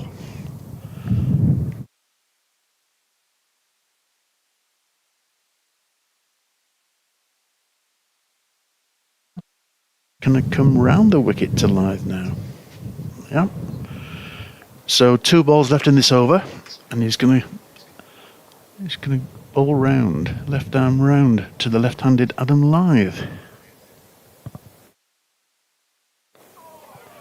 Bit of a different angle for the batsman to negotiate there, giving something to think about. Anyways, push it out there to the offside, no run. 1 ball left, and if there's no run off this, it'll be a maiden. No, that was one delivery. It's coming back over the wicket. What was that one all about? I don't know. I really don't know. Anyways, bowling left arm over Dawson. To Lythe, who pushes it out onto the offside. Extra cover and goes gently through for 1 run. So it's not a maiden over, 1 run off it. So 116 for 4. And Lythe goes to 57. So email here from John Stevens, Hampshire Cricket at bbc.co.uk. He says, what was your comment about Andy Roberts? He says, you were right to say that he's not here to defend himself and you've slurred him. Okay, fair enough.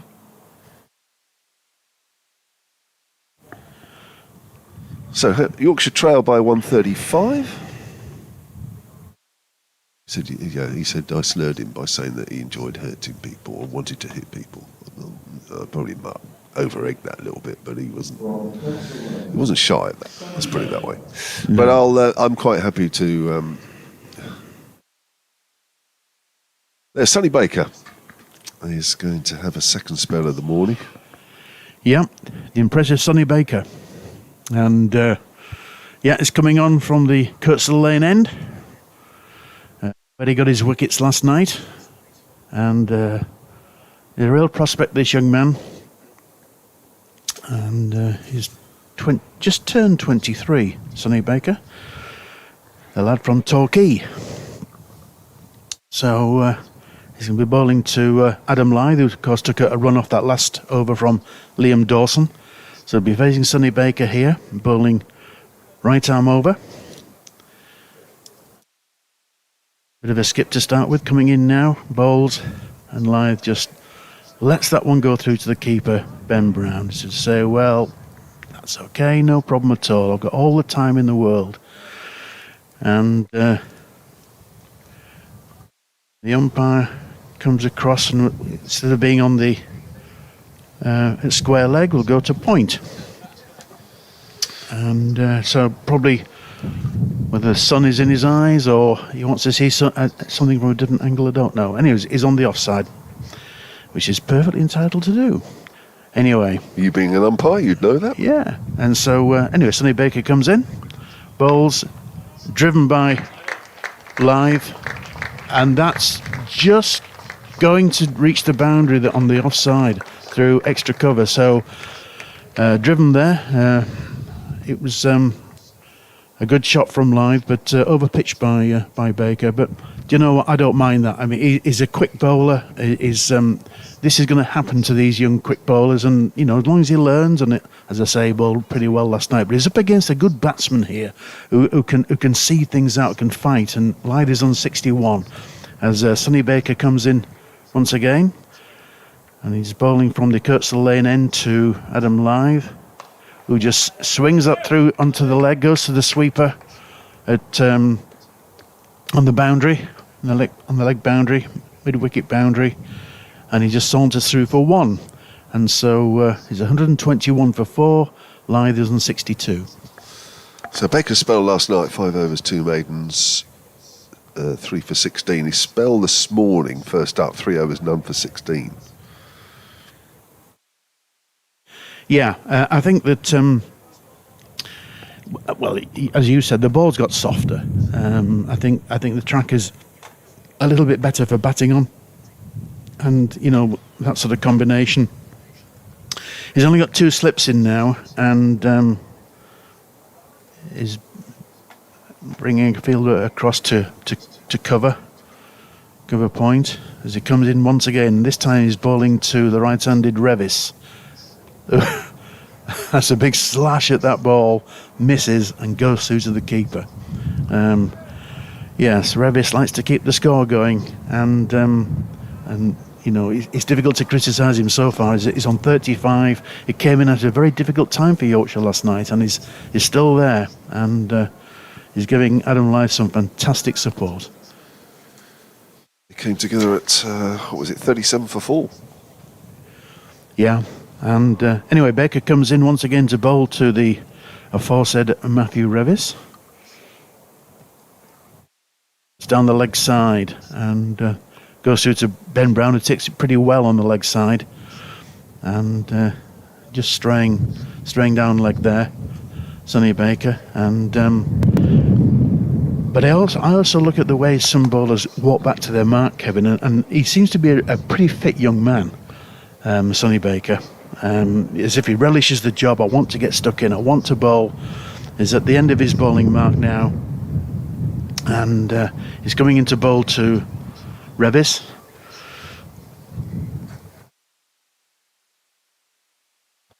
Forward defensive by Revis, and that's gone to the fielder at cover. That's no run. That's the end of the over. 121 for 4 of 45 overs. So the wind blowing. See the Yorkshire flag there fluttering in the wind. Very breezy. Very breezy day indeed. Well, typical April day, isn't it? But at least we got some cricket. You know, early this morning we thought we won't get very much at all today, but the sun is out. The floodlights are going off, so that's a good sign. And well, weather-wise, at the moment, all's well with the world.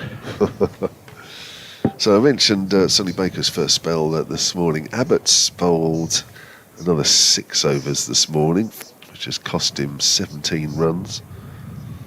Cody Youssef has added another 6 overs to his overnight total of 7, and his 6 overs so far this morning have cost 21.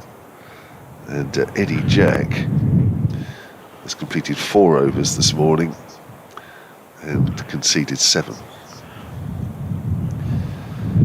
So this is you. Is it you or me? I can't remember. I was just going to ask you that actually, but anyway, it's okay. Here comes Dawson bowling. He's actually bowling round the wicket now, left arm round, and Live plays that just into the offside, no run.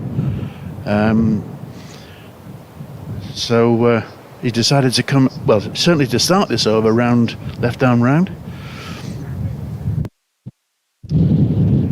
And coming into bowl to Adam Live. Plays that onto to mid wicket. No run.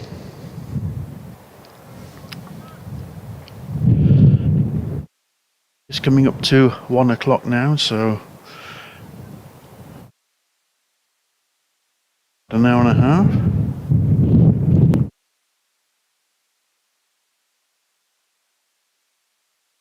Dawson comes into bowl to Lythe now. Just forward defensive, out onto the offside. There's a very short mid wicket in now with the helmet on.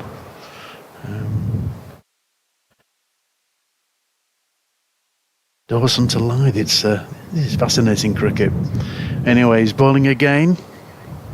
A little bit short that time, and Lythe just pushes out onto the leg side and goes through for 1. I presume with the Revis being a right-hander, he will continue. That's Dawson to bowl left down round.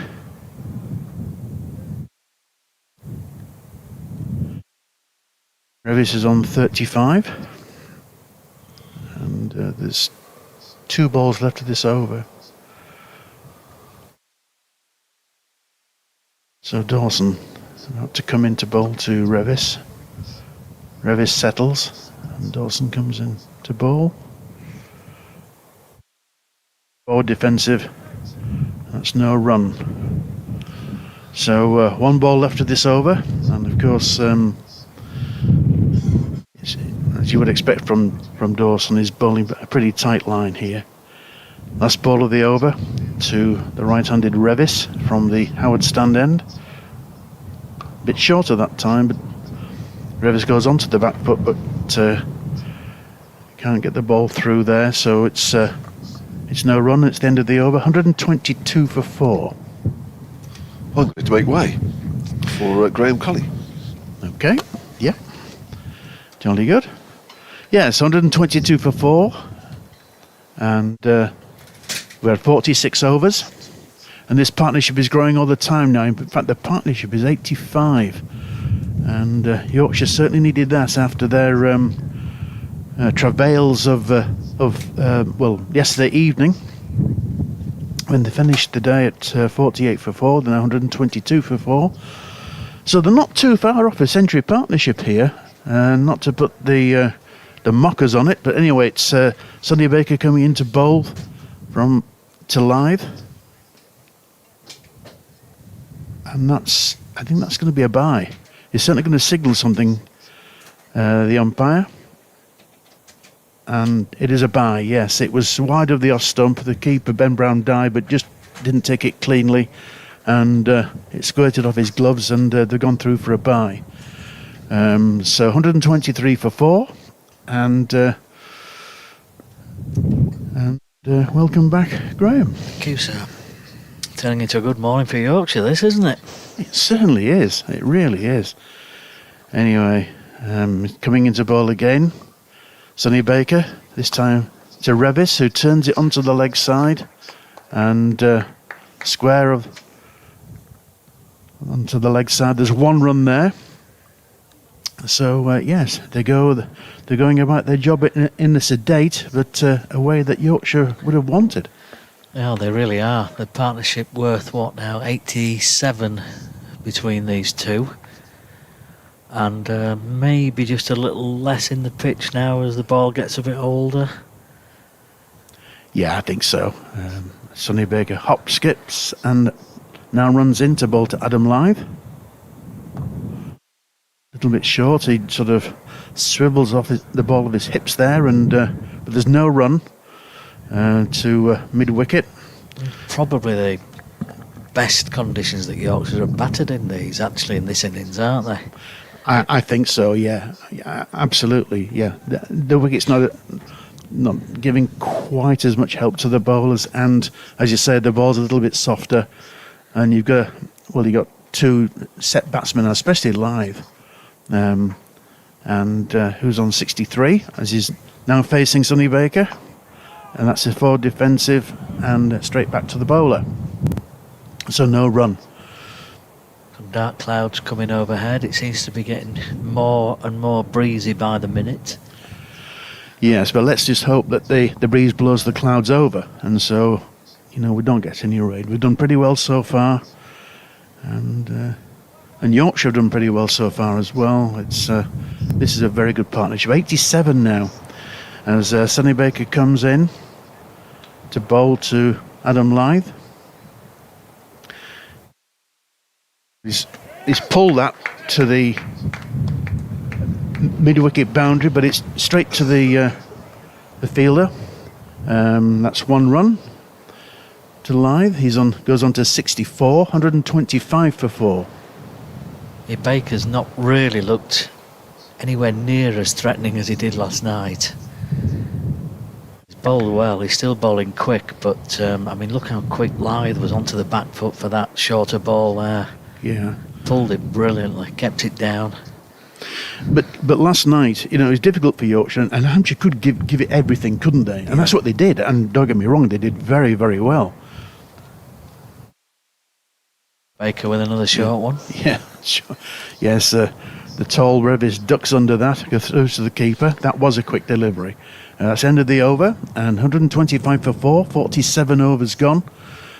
Lyth is on 64, and Revis is on 36. So, as I say, 47 overs gone, and the umpires are just having a chat. I don't know what that's about. Looks ominous, doesn't it? Yeah.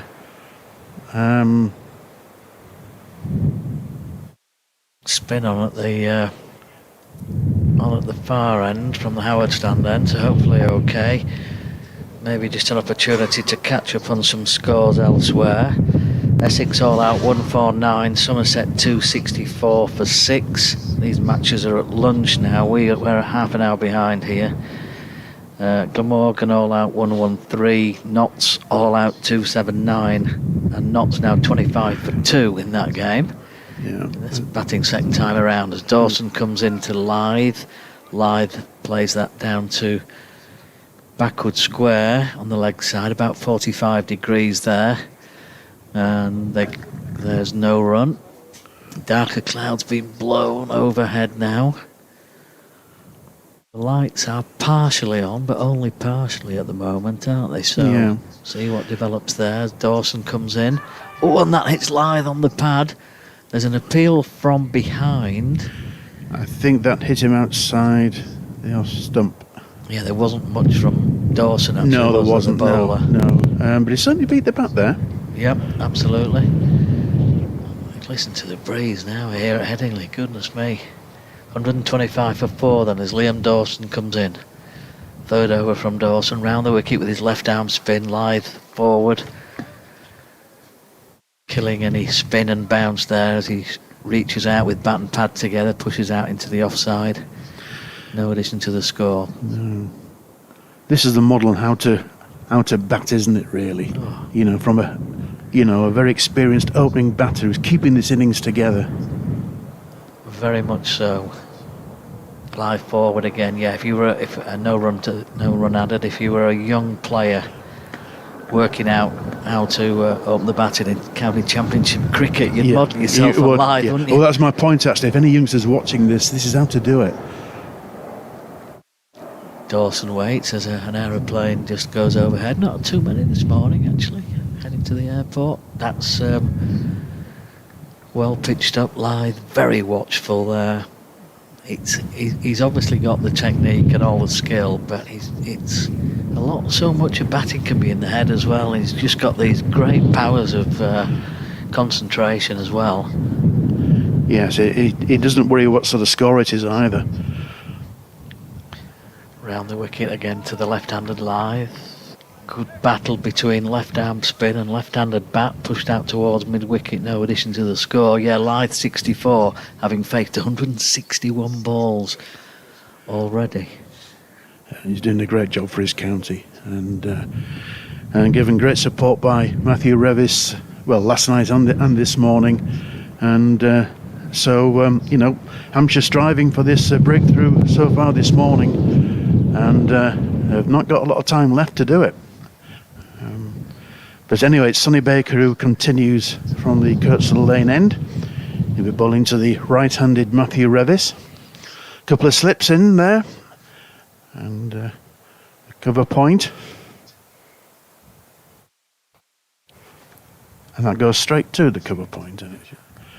And for no run. This maybe continue through these Division 1 scores, Graham. Surrey 520 in that game of 113 overs. Leicester 28 without loss. And Warwickshire 267 against Sussex. And Sussex are struggling there on 130 for 7 in that game.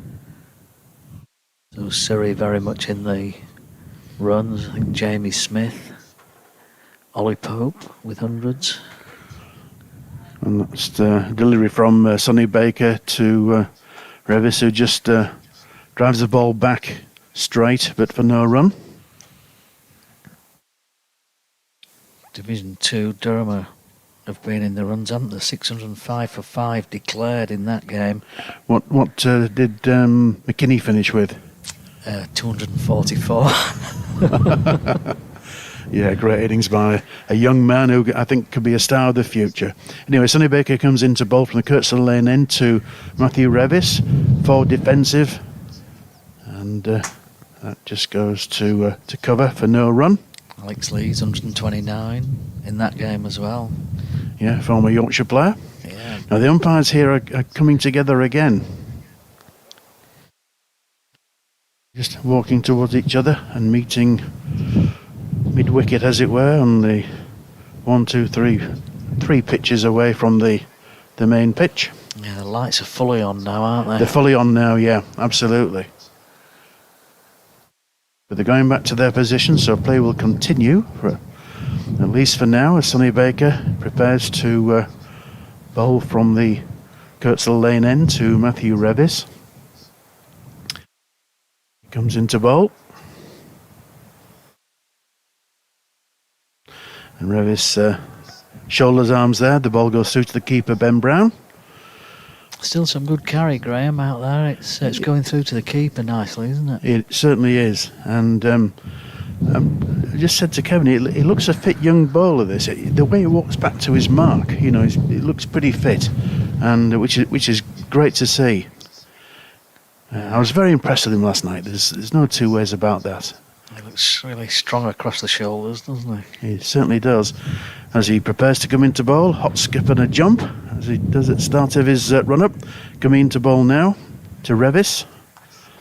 Plays off the back foot, and that's 4 runs. That's a beautiful shot on the offside, through extra cover for 4.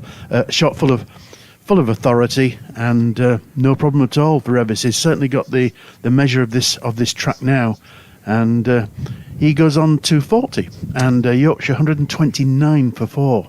Yeah, authority's a great word. That's just what it was, wasn't it? Looking. It looked really good, didn't it? No matter who hits it, it looks good. Anyway, Revis about to receive the next ball, and would you believe it? He plays and misses. He prods outside the off stump, plays and misses, and through to the keeper. That's cricket. It certainly is. There's some really menacing dark clouds coming over now. This looks as though there might be some splashes of water on the windows here, which is a bit of a concern emanating from those dark clouds. The umpires are happy to continue at the moment, but it's blowing heavily and it looks cool. It looks cold out there, but play continues. We've been uninterrupted.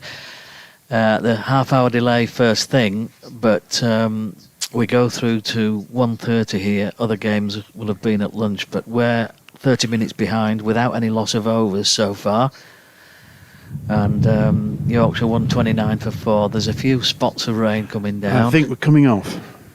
That is the signal, isn't it? Yeah, that's a shame. So the rain's coming. They obviously are aware that there's some rain in the area. It's on its way.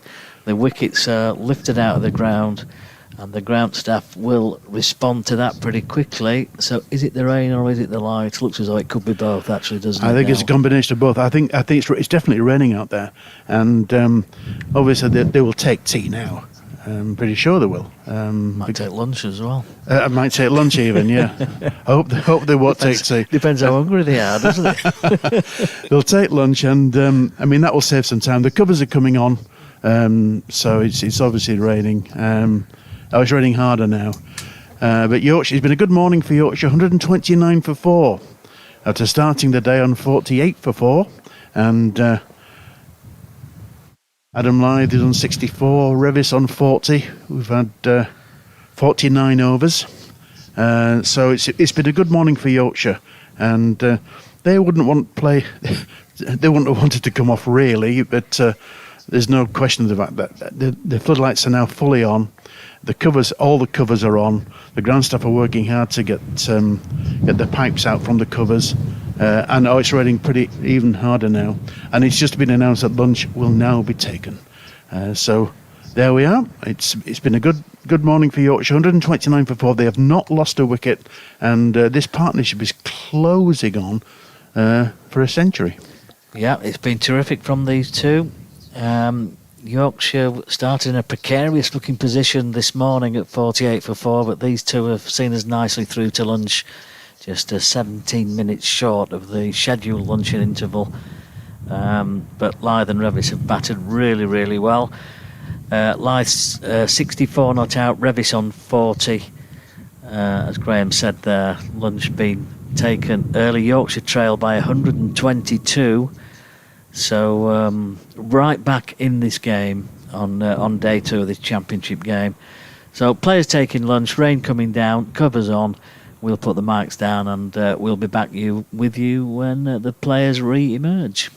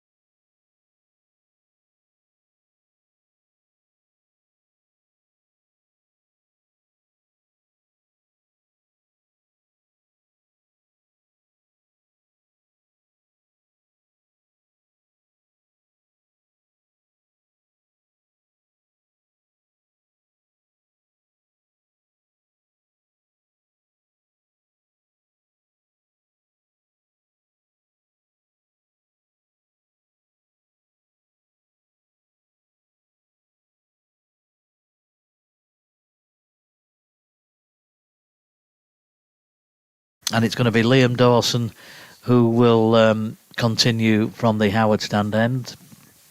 Kevin James alongside me for this first period of commentary then, as Dawson comes in just a little bit wider leg stump there, and Lyth gets a good glance in down towards the Kirkstone Lane end boundary and actually picks up 4 first ball after lunch. So it's unusual to see Dawson providing a bit of width outside the leg stump. He did that.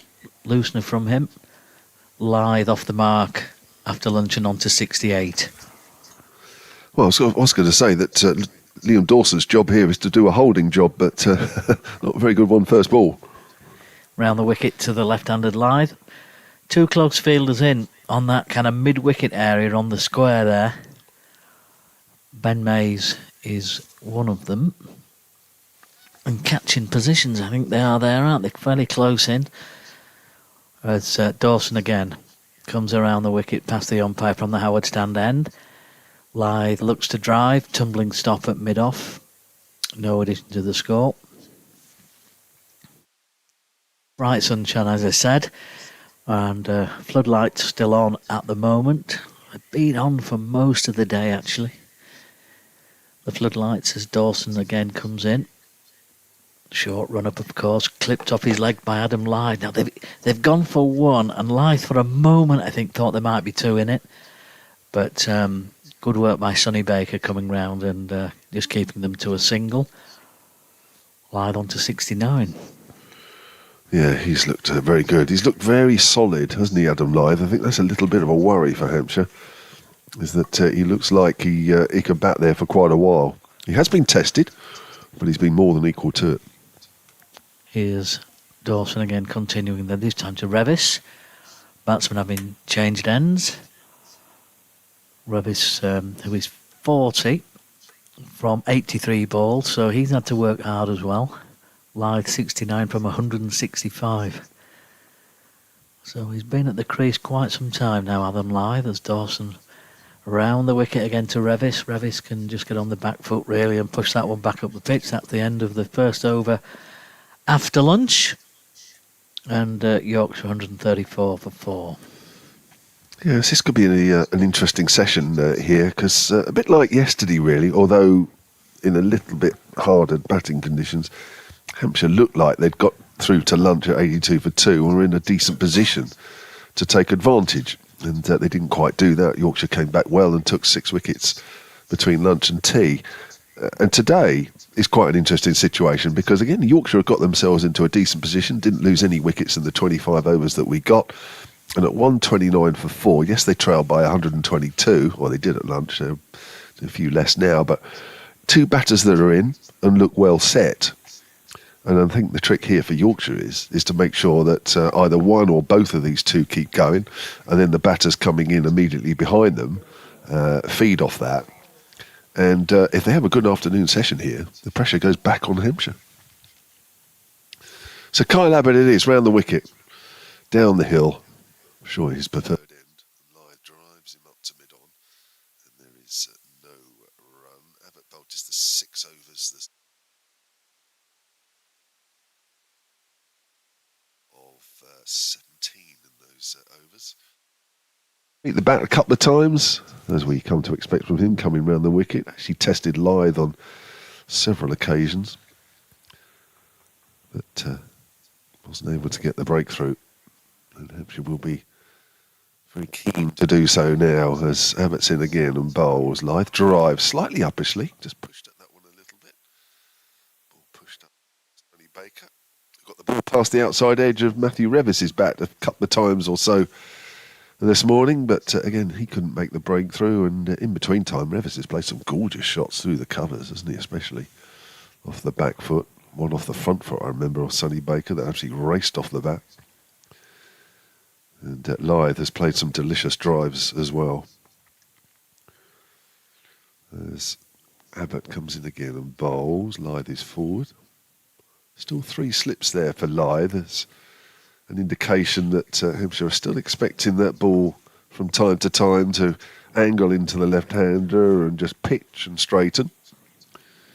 But that ball now is into its 51st over, so ones that do that will become a little bit more infrequent, and even if they do, probably won't be doing quite as much, won't they? Some we've seen sort of kick off the surface. Not sure we'll see too many of those now.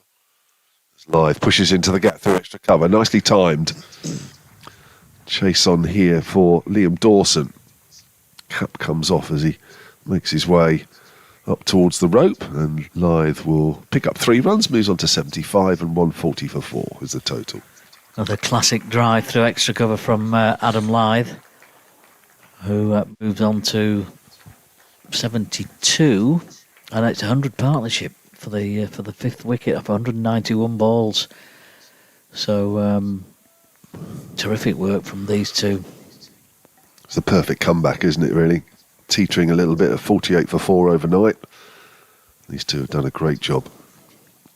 Sort of steadied the ship. Sonny Baker was threatening to blow a hole in the hull.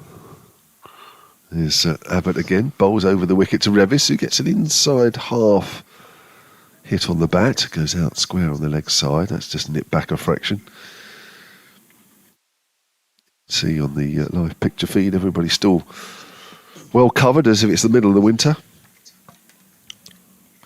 Felt like it in the breeze just before lunch, didn't it? Didn't it just? Felt like that in the commentary box. It did. It really did. So the weather comes from the right here, doesn't it? As I we would look. say so, yeah. Yeah. I mean, there's a few threatening clouds over there. Whether we get 1 or 2 of those showers, we'll have to wait and see. Oh, he's bowled him! And there's the early breakthrough after lunch as the off stump goes cartwheeling out the ground. Revis goes pushing forward. And that partnership, which has just realised 100, has been broken. And Kyle Abbott picks up the wicket of Revis. Yeah, he's been threatening that, hasn't he, Kyle Abbott, all day, really. He's bowled terrific lines and great lengths for the most part. And was it the ball before, a couple of balls before, Revis just looked a touch uncomfortable with the ball angled in at him, and he played it out onto the mid-wicket area off a thickish edge, but looked distinctly uncomfortable. And that one there from Abbott, taking his off stump, terrific piece of bowling. Abbott really deserves it. He's bowled well, but much applause for Revis, who did well yesterday to dig Yorkshire out of a bit of a hole, and this morning, seeing out the morning session, he's gone for 40 off 86 balls, but a fine effort nonetheless, and that brings George Hill to the crease. But a great partnership between Lythe and Revis, worth 100. And, got to say, Abbott deserves his wicket. He's bowled really well during the match. It's an interesting few replays there, watching Revis being dismissed. I think he's playing a little bit inside the line of ball, thinking it's just going to nip back on him a fraction. I'm not sure the ball has done an awful lot. And you might think, well, hang on a minute, he's missing a straightish delivery.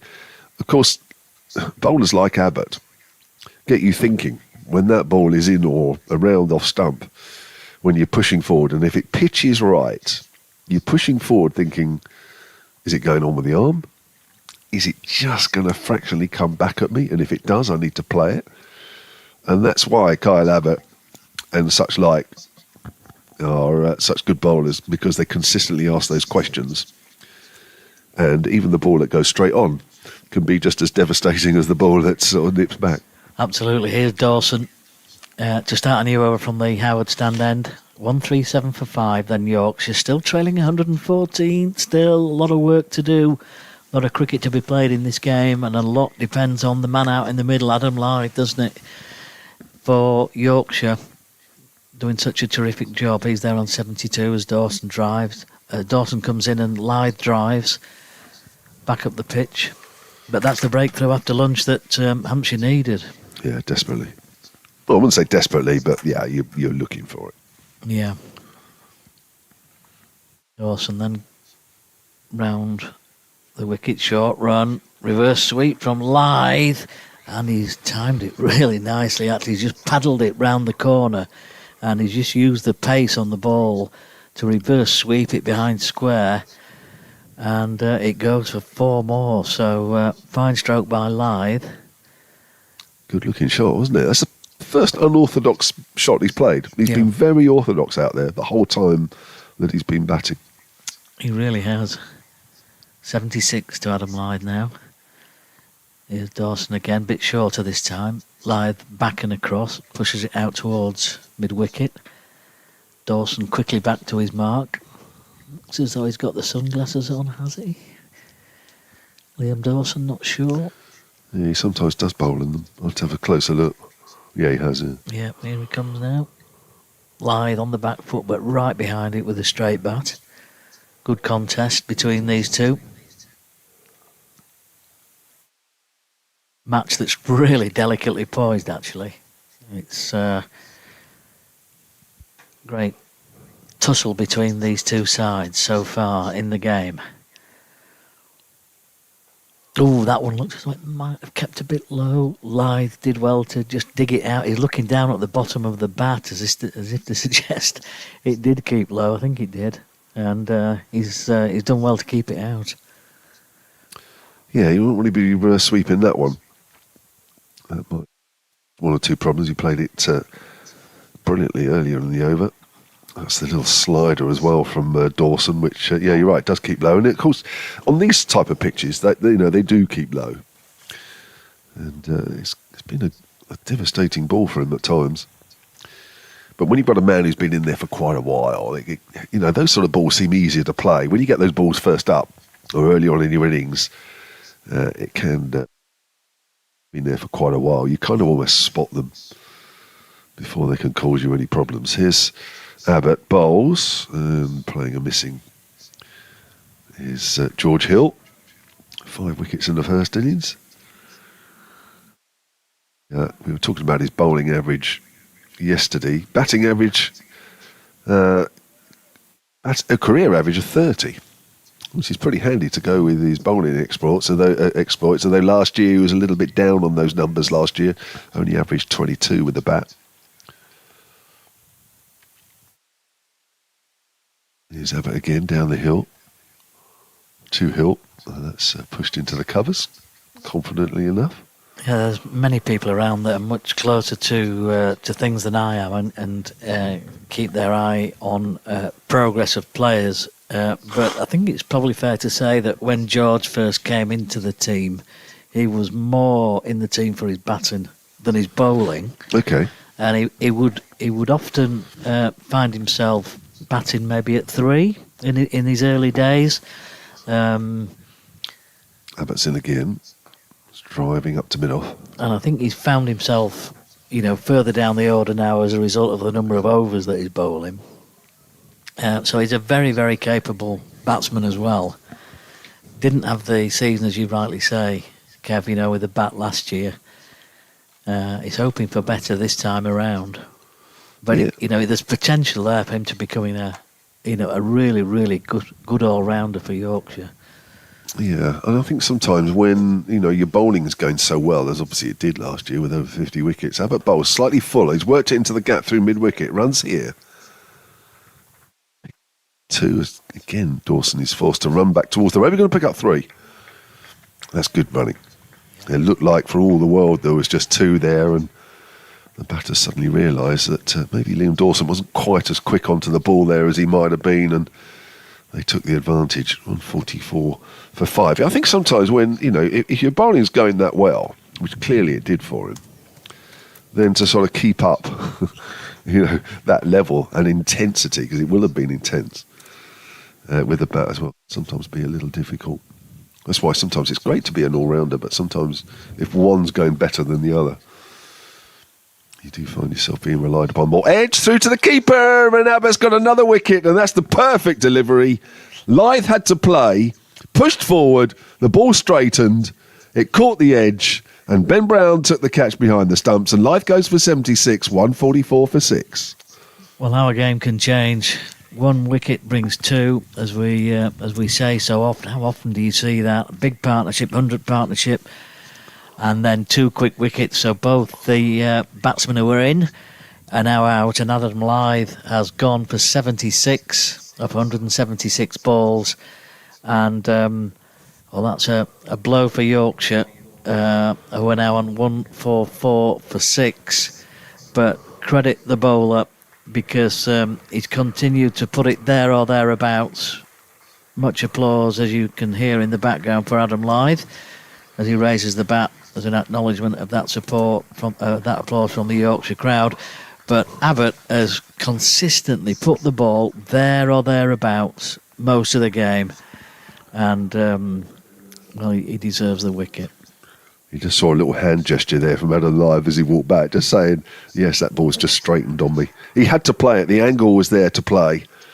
But again, Abbott has just found that one to straighten. Even with this ball, which is a little lulled now at, we are into its 53rd over, Abbott has still found a bit of seam movement. Again, just proving there is still a little bit there.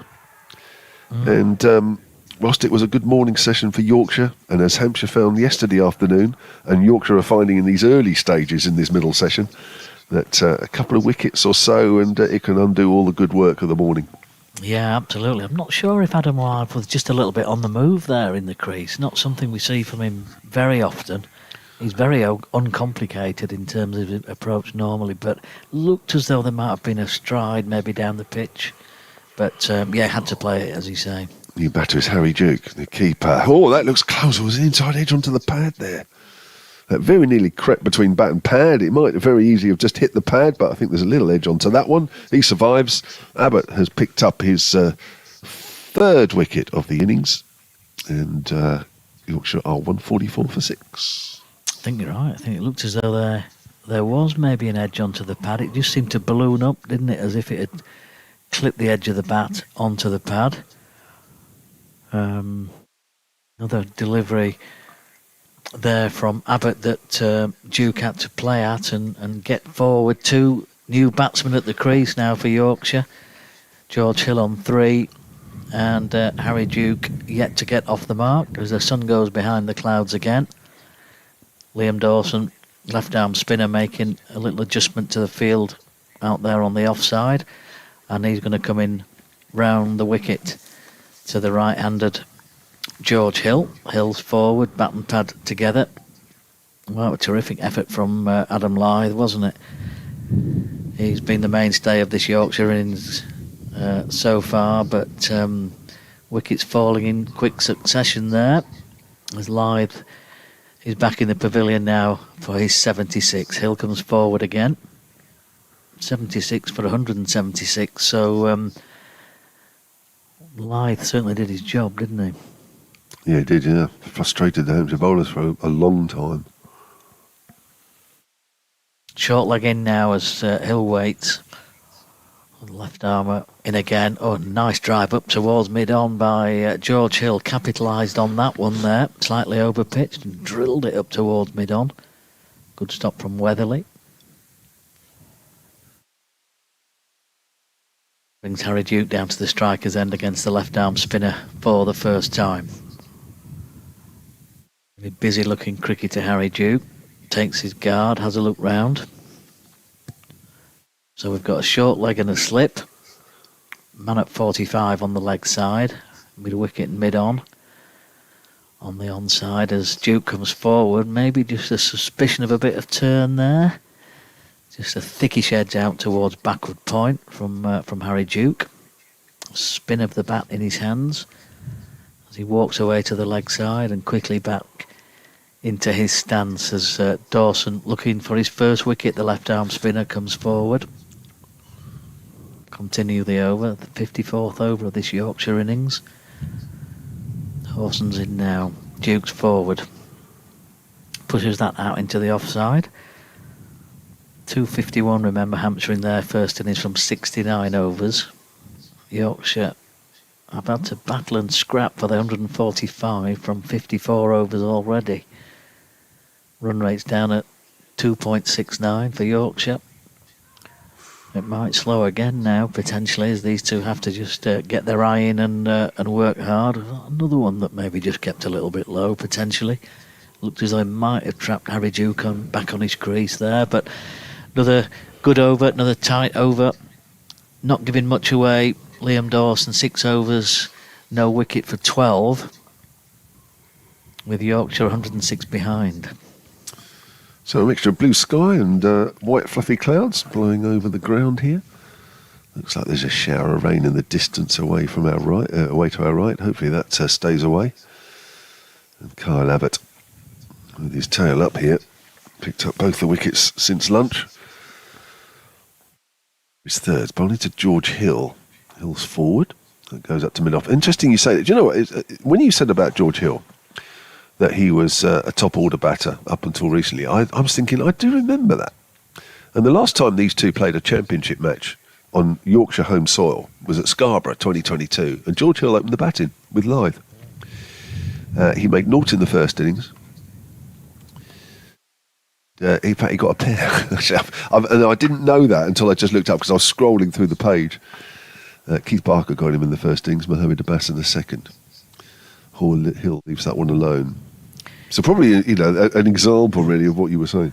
Yeah, because I remember in the sort of pre-seasons during that period of time when he was batting towards the top of the order, I recall him talking about batting in the top three, bowling his overs as a bowler as well, and fielding at first slip. And it's quite a tough ask, isn't it? There's not much time for switching off, is there? No. And as the sort of 4-day games come one after the other, it gets harder. Here's Abbott. Hill's forward. That goes out into the covers at this time. Yorkshire in a good position. And still are okay, but they're still 106 behind. Another wicket now will give Hampshire much more of a advantage in this game. Looked to be okay with Revis and Lythe going well, but Abbott has just changed this period of play somewhat. Yorkshire, you feel, just back on the defensive a little bit. As Abbott's in again, Hill leaves that one alone. Good carry through to Ben Brown.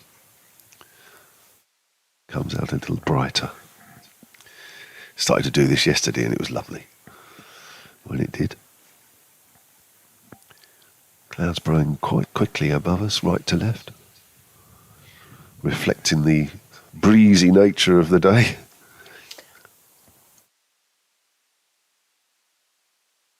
I expect it was shorts and t-shirt weather in Southampton before you left, was it, Kev? No, it was no. I've been watching a bit of the women's game down there at the Utilita. As Hill plays that late, and he's worked that down the hill, down to third man, and that will run away over the rope for 4. And Hill is on to, is that his first scoring shot? I think it is. The scoreboard's already showing 4. But Hill's 8, actually. So the picture feed has 8, and the scoreboard is yet to add the extra 4 runs. So 149 for 6. I have to say, there were, to be fair, the Hampshire-Essex women's game is being played in sunshine, most of it there. But I think it's a little bit breezy as well. In fact, we'll actually have a look at the women's games here because both Yorkshire and, as I mentioned, Hampshire in action. The Yorkshire team playing their first division match, aren't they? Yep. Or Tier 1, of course, as it is. They are at Somerset in the 50-over competition.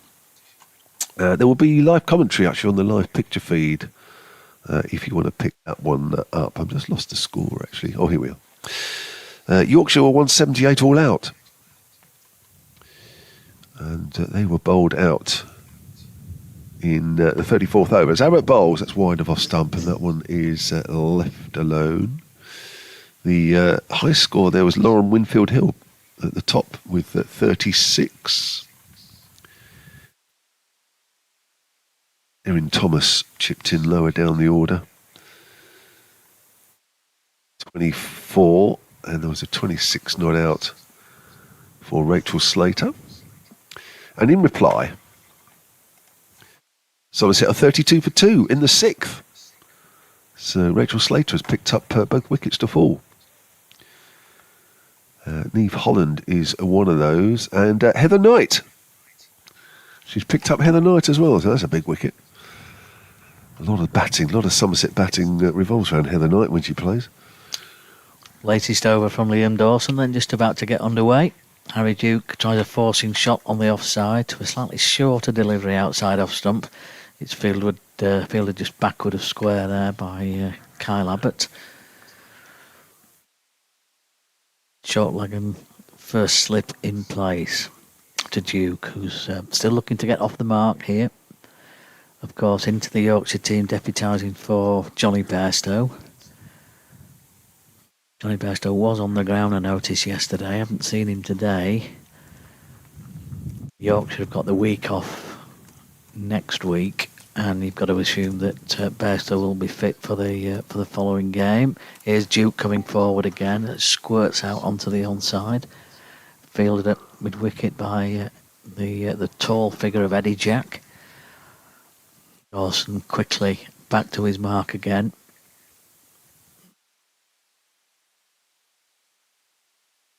Comes into Harry Duke. Duke's forward again. And fielded by the same man, Eddie Jack. The man catching on the square, actually. A short mid-off. And the short leg has just gone straighter. He's just seen that Duke has played the last two deliveries straighter out towards mid-wicket. So the short leg has moved round. Duke's forward, flatter, straighter trajectory there from Dawson. Duke plays it with a straight back up the pitch. Darker clouds coming overhead here. Floodlights slightly on. As Dawson comes in again, pitched up on that leg stump area or just outside, and Duke's happy to play that up towards mid-on, and that will be the end of the over. And Liam Dawson gets through his overs at quite a rate. 7 overs, no maidens. I beg your pardon, 7 overs, 2 maidens, no wicket for 12 for him. And not surprisingly, Kyle Abbott is right at the back end of his mark already. He just can't get the ball back in his hands quickly enough. He's in the groove. Yeah. So the other game that we're keeping an eye on today is the Hampshire Essex women's game at the Utilita Bowl, as Abbott comes in and bowls to George Hill. He'll push his forward out to Gubbins in the cupboard. Essex batted first there and made 265 for 8 of their 50 overs, with Jodie Grucock, the left-hander, top scoring there with 80. Lindsay Smith, who had a good winter with England, she took 2 of the wickets, as did Naomi Tatani, who's captain in the Hampshire side today in the absence of Georgia Adams, who I believe is still ill. She's not been very well for a little while, actually, now, a couple of weeks or so. I presume that's the reason. I don't think she's injured. So that's left alone outside the off stump, and Hampshire have started their reply. And they are 16 without loss in the third over, and Maya Boucher is 7 on out. And Ella McCacken, who was having a wonderful season last year, was, I think, off the top of my head, the top run scorer in both competitions about halfway through the season, and then she got an injury and didn't play again. So she's restored to the top of the order. And that game not only is on the live picture feed via the Hampshire Cricket website, but it is also on the BBC Sport website and app. So there you go. Here's Kyle Abbott again. He was bowled! And he's played forward there, and he's looking around thinking, how on earth have I missed that? And it's hit the top of off, and Abbott has done it again. That's the third wicket that's fallen since lunch. They've all fallen to the South African, and Yorkshire have now got a bit of work to do. They're 149 for 7. Yep, comprehensively bowled, George there. It would be interesting to see the replay on this one, just to see what happened to that. He played forward, straight bat and pad looked to be together. There has been some movement off the pitch. We're just await to see this replay. We're commentating here from about 4 pitches to the right of the strip, so not altogether easy to see any movement off the pitch, but this replay that we're fortunate to have here will show us now. And Joe, and it's come back through bat and pad, hasn't it? There's a gap. Yeah. It moved quite appreciably off the pitch back in to George Hill, and looks as though potentially it's hit the seam there, Abbott, and it's done him through bat and pad. So George Hill has gone, and Yorkshire since lunch then are having a few problems. 149 for 7, and Hill, the latest victim, he's bowled Abbott for 8. And Yorkshire still trail by 102. What a spell this is turning into from Kyle Abbott. A great exhibition of seam bowling this.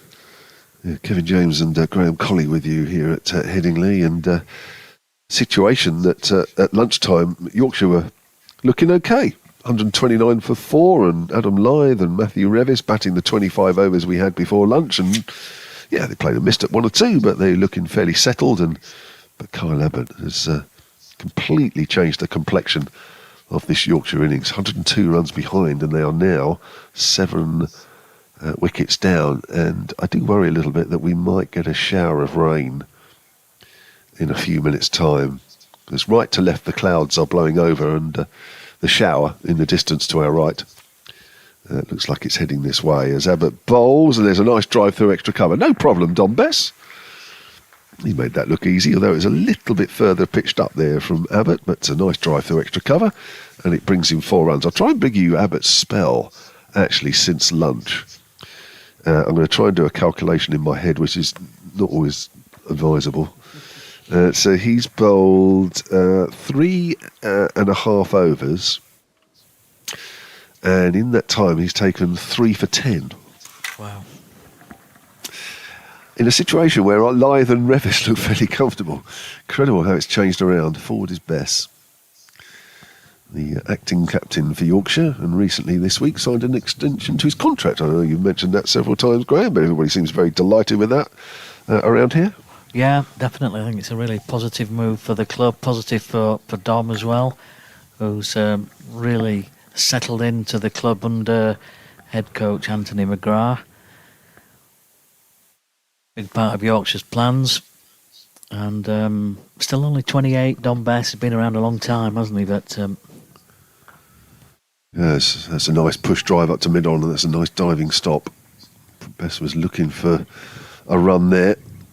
Nice dive to his left there from Liam Dawson, and that ends the over from Kyle Abbott. 153 for 7 then are Yorkshire, and they trail by 102 on the first innings. so will the Kyle Abbott spell swing the game Hampshire's way? Only time will tell. There's a lot of cricket to be played in the game, but at the moment Yorkshire still got this 102 run deficit, and they need to be getting somewhere much closer towards that Hampshire total, because any kind of deficit batting last is not going to be straightforward to make up for Yorkshire. It's going to be Liam Dawson to continue. 57 overs bowled, and we've still got 63 overs left in the day. Could be a late one tonight, Kev. Great. Dawson's in. Harry Duke's forward. It was 10-7 last night, wasn't it? Yeah. I think when it finished. I think you'd worked it out fairly early in the afternoon that it might be somewhere near 10-7. Yeah, I wish I hadn't worked that out. I think And by the time we can get to walk to the car, we'll be late into the evening. Here's Dawson again. Duke's forward. Very watchful Harry Duke so far. Yeah, it's going to be post 7 o'clock, isn't it? You'd think so. Yes, for those media that are listening and haven't been here yet this year, the media car parking is even further away than normal. Dawson again to Harry Duke. Remember, Harry Duke still to get off the mark. That's how many balls has he faced? 13 balls. Been out there for 18 minutes so far. Just want that first run under your belt, don't you? And he's having to work really hard for it. He's faced a lot of deliveries from Liam Dawson while he's been there. Dawson not straying much at all, not giving it much away. Duke's pushed that down onto the onside again. That short leg's much straighter than he was a couple of overs ago. Now Duke. Dawson's in again. That's driven by Duke. Oh, and Duke came down the wicket looking for a quick single. Needs to get back quickly. The throw comes in and hits the stumps. Dom Bess was not interested in the single at the other end, and I think quite rightly so. And, well, Harry Duke has just got back, but it was a terrific throw coming in from Yusuf, I think, at the far end. He's a rush of blood there, isn't he, Harry Duke? What was he doing? You could see him sort of jog down thinking, shall I, shan't I? And then he's just made a snap decision and it was the wrong one. Fortunately, he had a calmer head at the other end, Bess, and said no. Yeah, because Bess, I don't think even left the crease, did he? He's Duke forward again. The longer the way it goes on for the first run,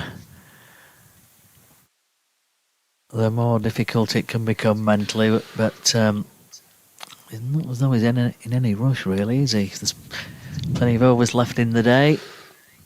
Still early in the game. 153 for 7, then Yorkshire, trailing by 98.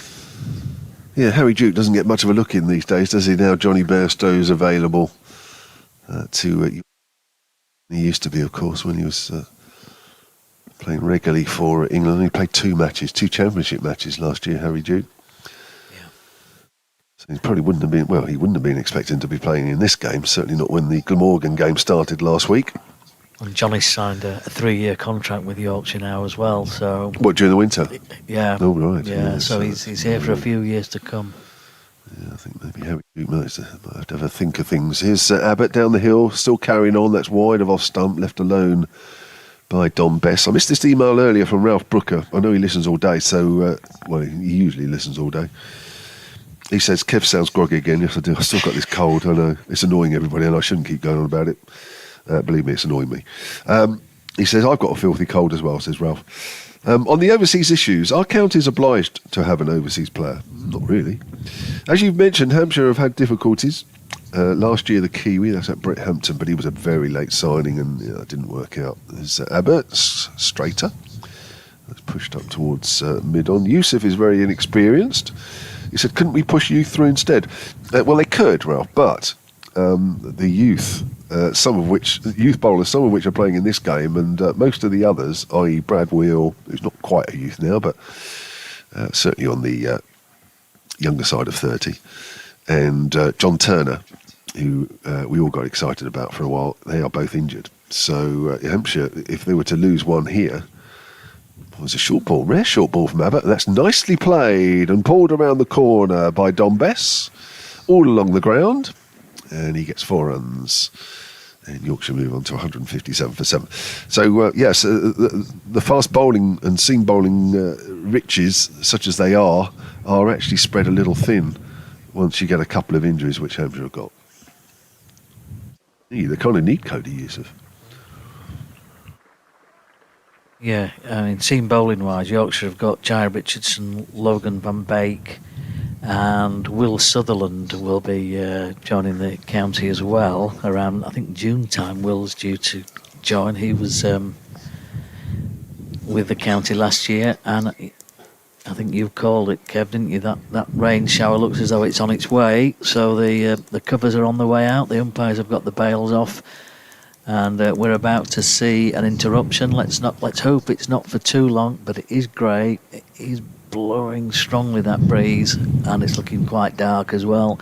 Everyone out there scattering for cover now that's still out there watching in these really quite cool and blustery conditions.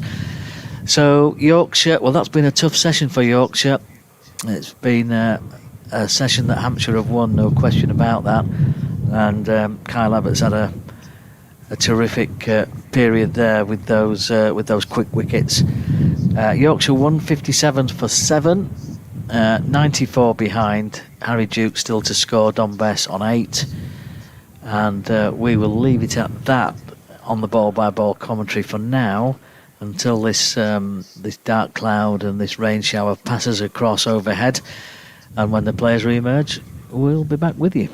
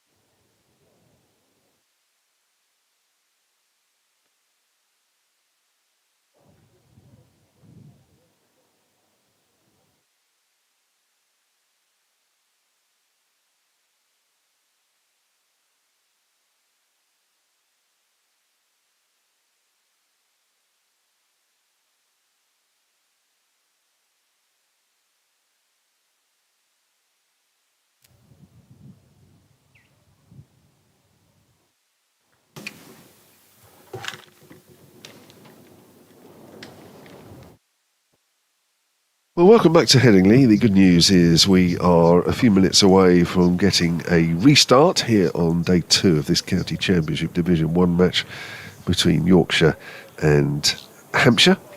The players left the field around about 2:30 for a shower of rain, so we will lose about 20 odd minutes from the play. I'm just having a look over the scoreboard actually to see if we've lost some overs, and I think we have. Yes, we have. We down to 61.3 remaining when the players left. We're now down to 56.3. So we've lost some overs.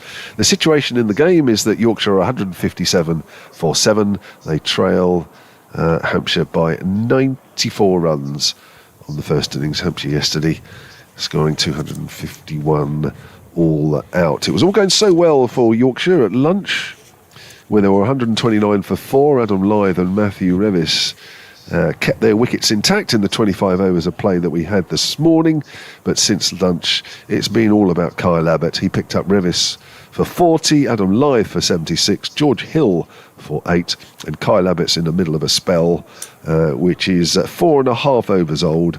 It's 2 maidens in that and 3 wickets for just 18. I'm Kevin James, and next to me is Graham Orange. Yes, absolutely. It's great that we're starting in beautiful sunshine. And, you know, with a bit of luck, touching the wood, we can get through this the rest of the day now. So, yeah, Kyle Abbott has changed things in this session, and he's going to complete his over now, his 4th ball. And that's bowling. Big appeal there for LBW. But the umpire is unmoved. It was a prod forward by Bess, Don Bess. He just goes to show, Kevin, that, you know, if you lose a wicket, another one follows, and possibly another one as well. Yeah, it's like nerves go through the camp, like wildfire, isn't it? You know, 1 minute Revis and Lyth look like they're going to take a long time to dislodge, and then they go within 7 minutes of each other, and it's a different game. Yeah. Anyway, Abbott comes into bowl, cuts the lane end to Don Bess. Forward defensive, out on the offside. There's no run. So Abbott is having a big say in this match so far. 4 for 42, and his accuracy is excellent. Really, he's making the batters play. He's getting a little bit of movement off the pitch, and he's coming into bowl now. To Don Bess, forward defensive, just down the pitch, and that is over. So a good first over from, well, he finished his over very well, Kyle Abbott, and Yorkshire 157 for 7 with Duke yet to score, and Don Bess on 8. So the hours have changed a little bit in terms of when tea is. It was originally 4 o'clock.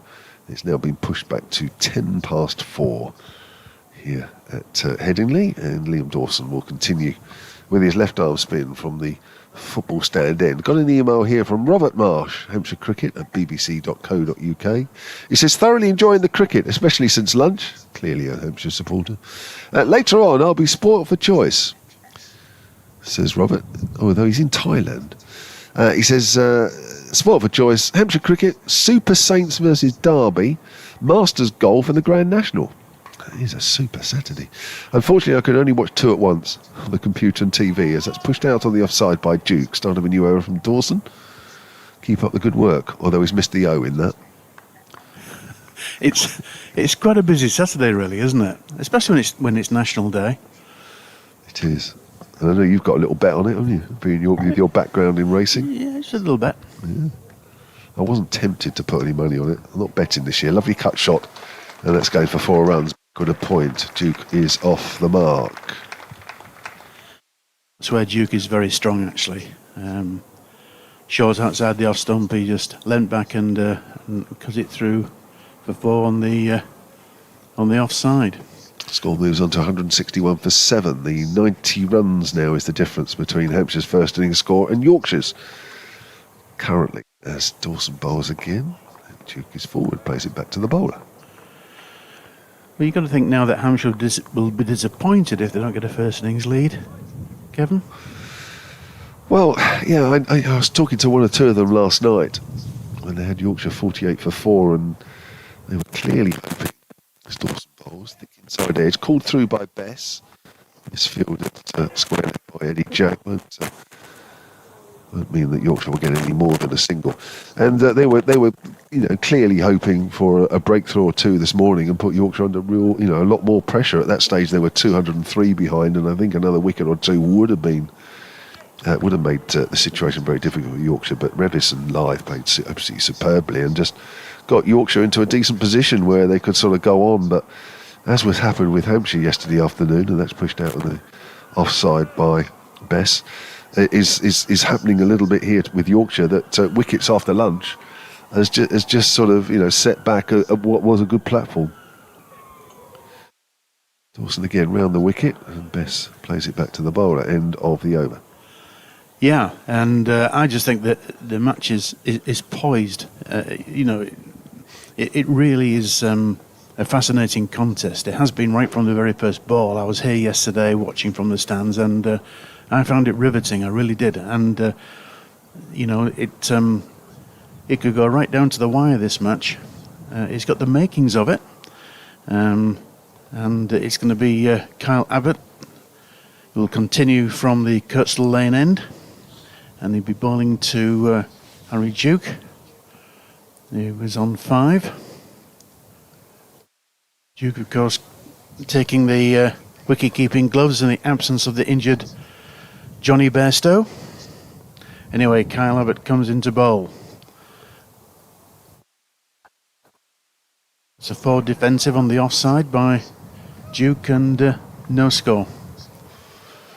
Yes, Abbott is making the batters play every single ball, and just about all the bowlers have done that in this game. I don't think there's been too many seamers that can say, well, I perhaps could have bowled a little better than I did. I think some have had a little bit more luck than others, but generally this has been a pitch to pull the ball in the right places and you'll be rewarded. Absolutely. And Abbott is asking questions as he comes into bowl. Duke plays it out onto the offside behind square. That was to backward point. No run. Of course, what's important here is that, if they're not taking a wicket, then you kind of expect a wicket now after seeing Abbott, what he's done since the break. But also, if they're not taking a wicket, make sure that Yorkshire don't get into a little rhythm here and score a few runs and start getting a little bit more comfortable in the middle. In other words, keep the pressure on. Abbott comes into bowl, and Duke just plays forward there defensively to mid-off. In his sort of way, he thought for a second or two he's going to scamper through for a run. Though, of course, there's no run there at all. That's the way he is. There's almost a mix-up before lunch as well with Harry Duke. He's a busy player at the crease, is Duke. He likes to keep the scoreboard going, and and that's good to see. As Abbott comes in and bowls to him. Big appeal there, but he was well forward. I think there was too much doubt in the umpire's mind there. Obviously was. He's not out. He was on the walk a little bit there, Harry Duke, as is his wont. Yeah.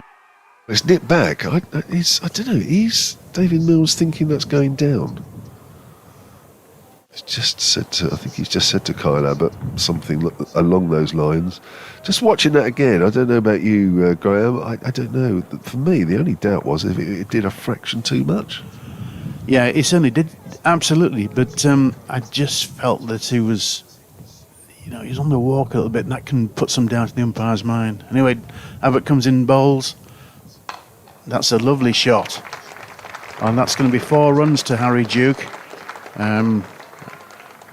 Through extra cover.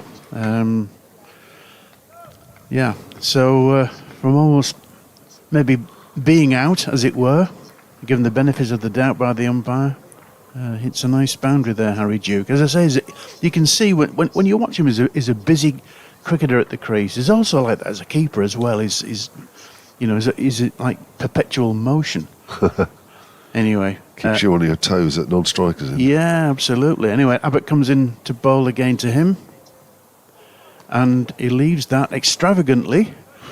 Goes through to the keeper. But again, he was on the move there, wasn't he? Yeah.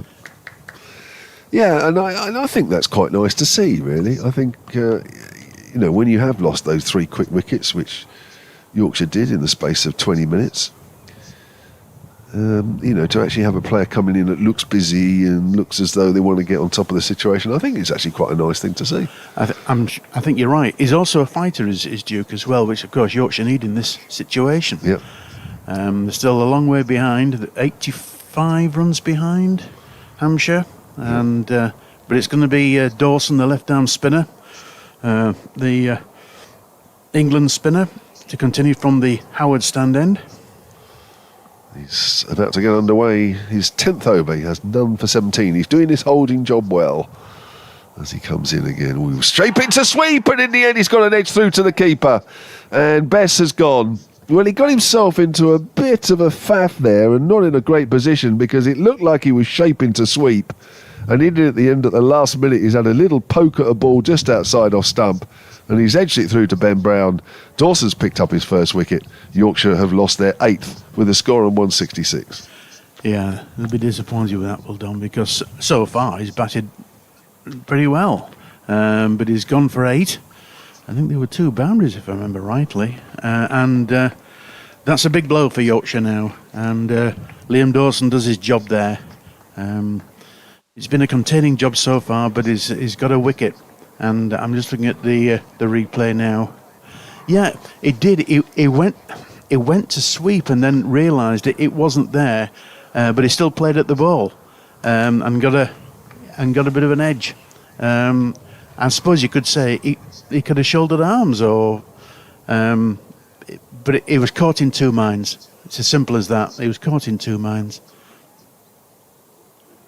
Yeah, it's not a good watch. Actually, no, it's not one. a good watch. No, a good take by Ben Brown. They're not easy when you stood up, of course, but Dawson has made the breakthrough there, and Yorkshire have lost their 8th wicket. Yeah, we were saying about earlier that Hampshire didn't have a very good afternoon. Overall, between lunch and tea, they lost 6 wickets for the addition of 155. And here, Yorkshire, having been 137 for 4, now find themselves 166 for 8. So, as a batter in this game, beware the afternoon session. That seems to be it, yeah. Looks like Logan van Beek has come out to bat here. So it's got down on the... It can't be, because he's not actually playing. Well, it is. That's an interesting one. So something's happened. Well, it could be a substitution. Yeah, something's happened out there that we're not aware of. So, Logan van Beek, man signed during the winter, Netherlands international. He's facing Liam Dawson. So we have to get some information pretty quick, I think, as van Beek's forward, very much in the side for his bowling, which would suggest that a bowler has a problem, hence why he's playing. This new rule that was announced just before the start of the season is, I can think of 3 instances already in the first round and a bit of championship matches. Beek's forward.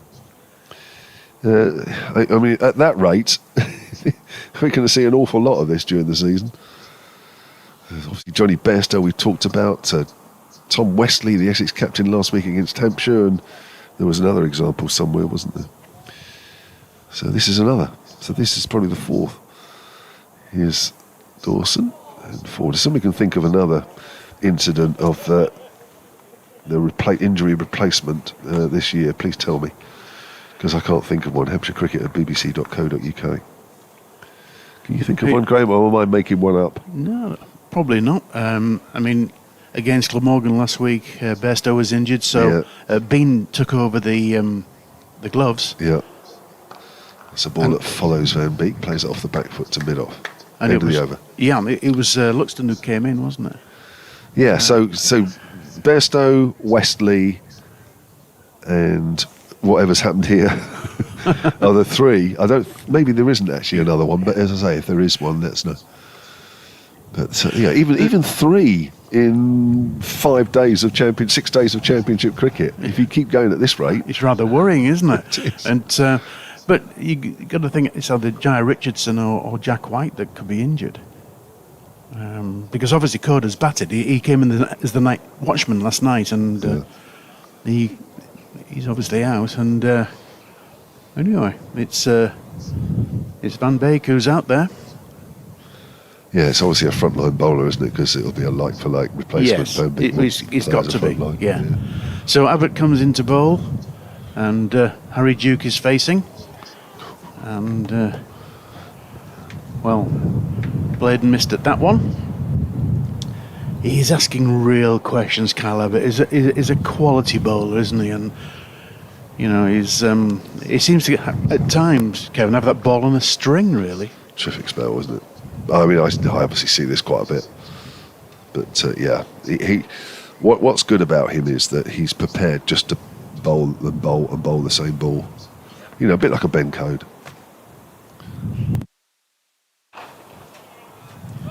And again, you know, his temperament like a batsman, it's got to be pretty good, because if batters play and miss quite a lot, then really they're going to they have to just keep on their concentration, just as a batsman does, really. Well, thanks very much to Graham Colley, who's just come back into the commentary box, and it's Jai Richardson that has been replaced. Right, we know that now, and that was a delivery from Kyle Abbott to Harry Duke, and just played out defensively on the offside. Do we know the extent of the injury at all? Finding that out. I mean, you got to think that's going to be a bit of a blow to Yorkshire. It is. If I was a batter in the Hampshire side, I'd be quite glad that one of their main bowlers has gone. Not pleased, of course, that he's injured, but Well, Abbott bowls that ball to Duke, who plays that nicely out to the offside. And he scampers through for 2 runs, and I think scamper is the right word for Harry Duke as well.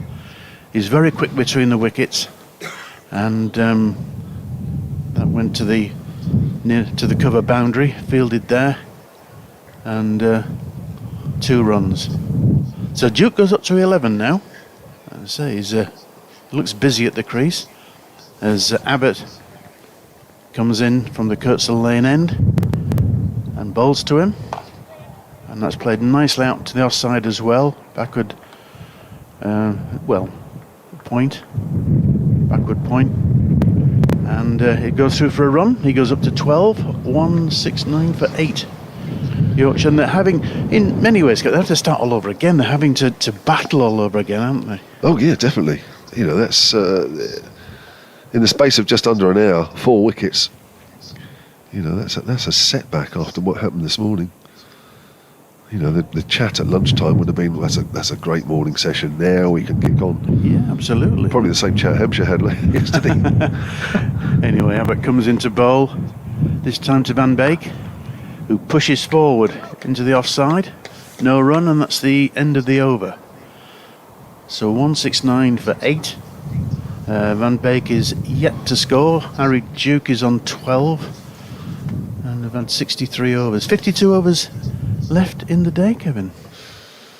Yes, it's not a long time. Yes, we've got about an hour and 5 minutes until tea, where we'll probably get 14 overs in, maybe. So that leaves 38 to do. Yeah. After a late tea anyway. So yes, we could be here for quite a while. Anyway. Hope the car park isn't locked when we get back.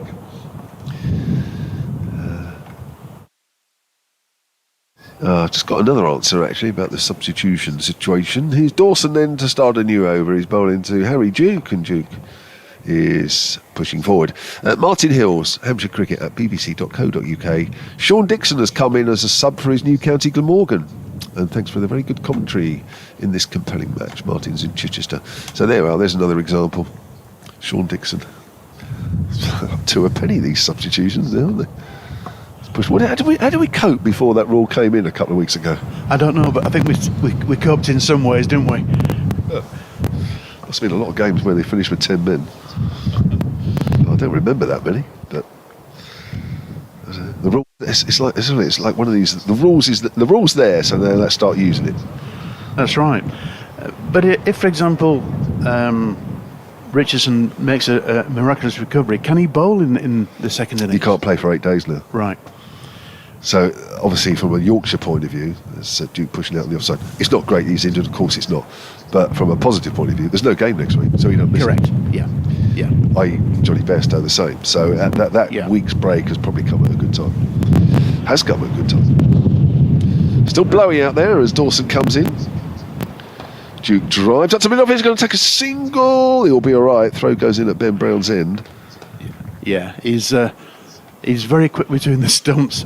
Probably sometimes too quick for his own good, really, Harry Duke. But that was a nice thing. My word, those flags are really flying. I'm just looking at both the Hampshire and the Yorkshire flags, and they're nearly being taken off the flagpoles. I hope they're nicely knotted onto the pole. I'm not sure that's the right technical term for flags, but let's hope they don't blow away. As forward is Van Beek, plays it back to Dawson. So thank you for that, Martin. I've got another actually email about that from Alice, who's listening in Bristol. The weather's a bit better there. As Dawson comes in, down the wicket comes Van Beek, hits him over the head, high down to the far end of the ground. And what's the umpire going to signal? It's 4 runs. That's a nice looking shot, nicely timed. Didn't try and hit it too hard. Almost like he went for placement. I'm sure I saw a shot like that last night at Augusta. Just nicely chipped onto the green. Just saw it come through nicely. Nice swing on the bat through the line of the ball. 174 for 8. Alice says, Hampshire Cricket at bbc.co.uk. There have now been at least 5 substitutions so far. Out, Wesley, Bairstow, Cola Cadmore. That was the other one I was thinking. Somerset, Ben Kellaway, and now Richardson. Thank you, Alice. So we've had 5.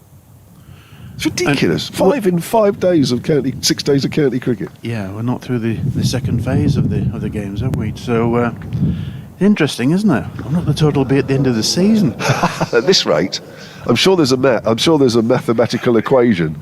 The number of days of county cricket by what we've had so far. If somebody wants to do that calculation for us and actually say at this rate we will have X, please feel free to email in hampshirecricket@bbc.co.uk, because if I'm honest, I can't be bothered to work it out. Neither can I. But anyway, it's a change of bowler now, and Sonny Baker's coming back on. He's replacing Kyle Abbott from the Kirkstall Lane end, and Harry Duke is the batsman to receive the ball. So he's coming into bowl now. 2 slips. And Harry Duke just helps that onto the leg side. He seems to have a lot of time there to do that. And he gets a single. He goes on to 14. And 175 for 8, Yorkshire. I'll work out Kyle Abbott's spell, actually. Either side of that rain break. Obviously, it was good before the rain break. Not quite as good after, because he didn't pick up a wicket, but I'll work it out nevertheless. In the meantime, Sonny Baker comes into bowl from the Kirkstall Lane end. To look Bake. He rocks onto the back foot, plays it down to third man, and they jog through for a single. So he goes on to 5. And that was a really good shot in the last over from by Van Beek of Dawson. He looked at the field, he knew that it was a safe enough shot, and back over his head for 4. And so these two are digging now for Yorkshire, as they have to do from Yorkshire's point of view, as Sonny Baker comes into bowl. Played off the back foot by Harry Duke to point, and straight to point, there's no run. Spell was 7 overs, no maidens, 3 for 25. And they included the wickets of Revis, Lythe and Hill. Yeah, three good victims there. I say he was asking questions all the time of Yorkshire's batters, and they didn't come up with the right answers towards the end. As Sonny Baker comes into bowl from the Kirkstone Lane end to Harry Duke. Oh, he's edged that and he's gone to the keeper. Good catch. Looked a good catch by Ben Brown. Caught behind. A very loose shot there by Duke, and Sonny Baker gets his another wicket. Fourth. It's fourth, yeah. Yeah, absolutely. 4 for 45. So 176 for 9 Yorkshire as Harry Duke makes his way off. 2 fours. He faced 38 balls in his 14. Caught Brown, bowled Baker. So Yorkshire's last pair are about to come together. And there still seems to be a long way from Hampshire's total of 251.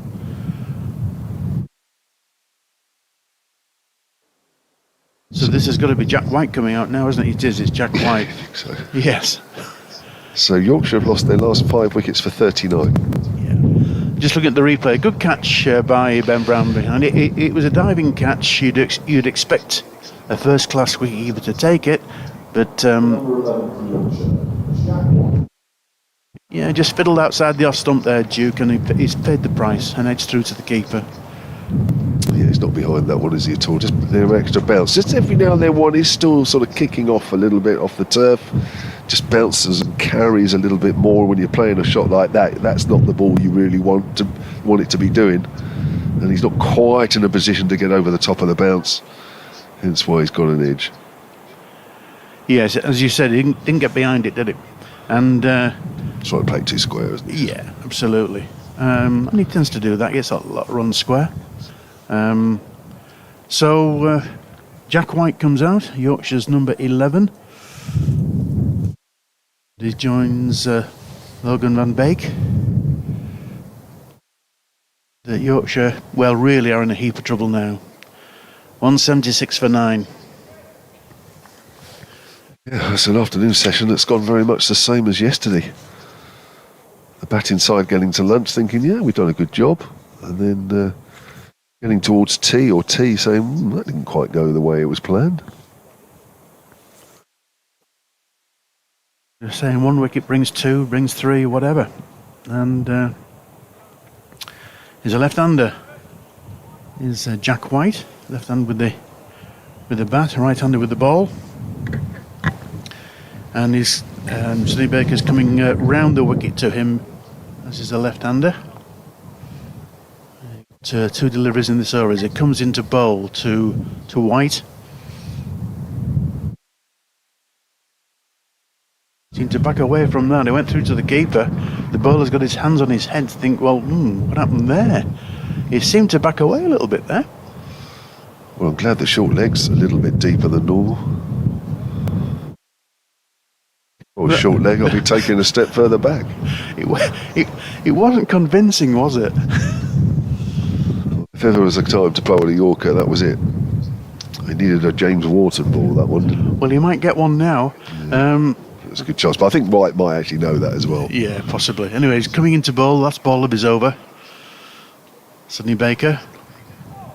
Oh. And that's gone down the leg side and taken by the keeper. So that's the end of the over. Yorkshire 176 for 9. And Van Beek is on 5. And White is yet to score. Well, he did go for the Yorker there, Sonny Baker. I don't think he's missed the stump by very much, actually. But yeah, it wasn't quite straight enough. But the idea was one.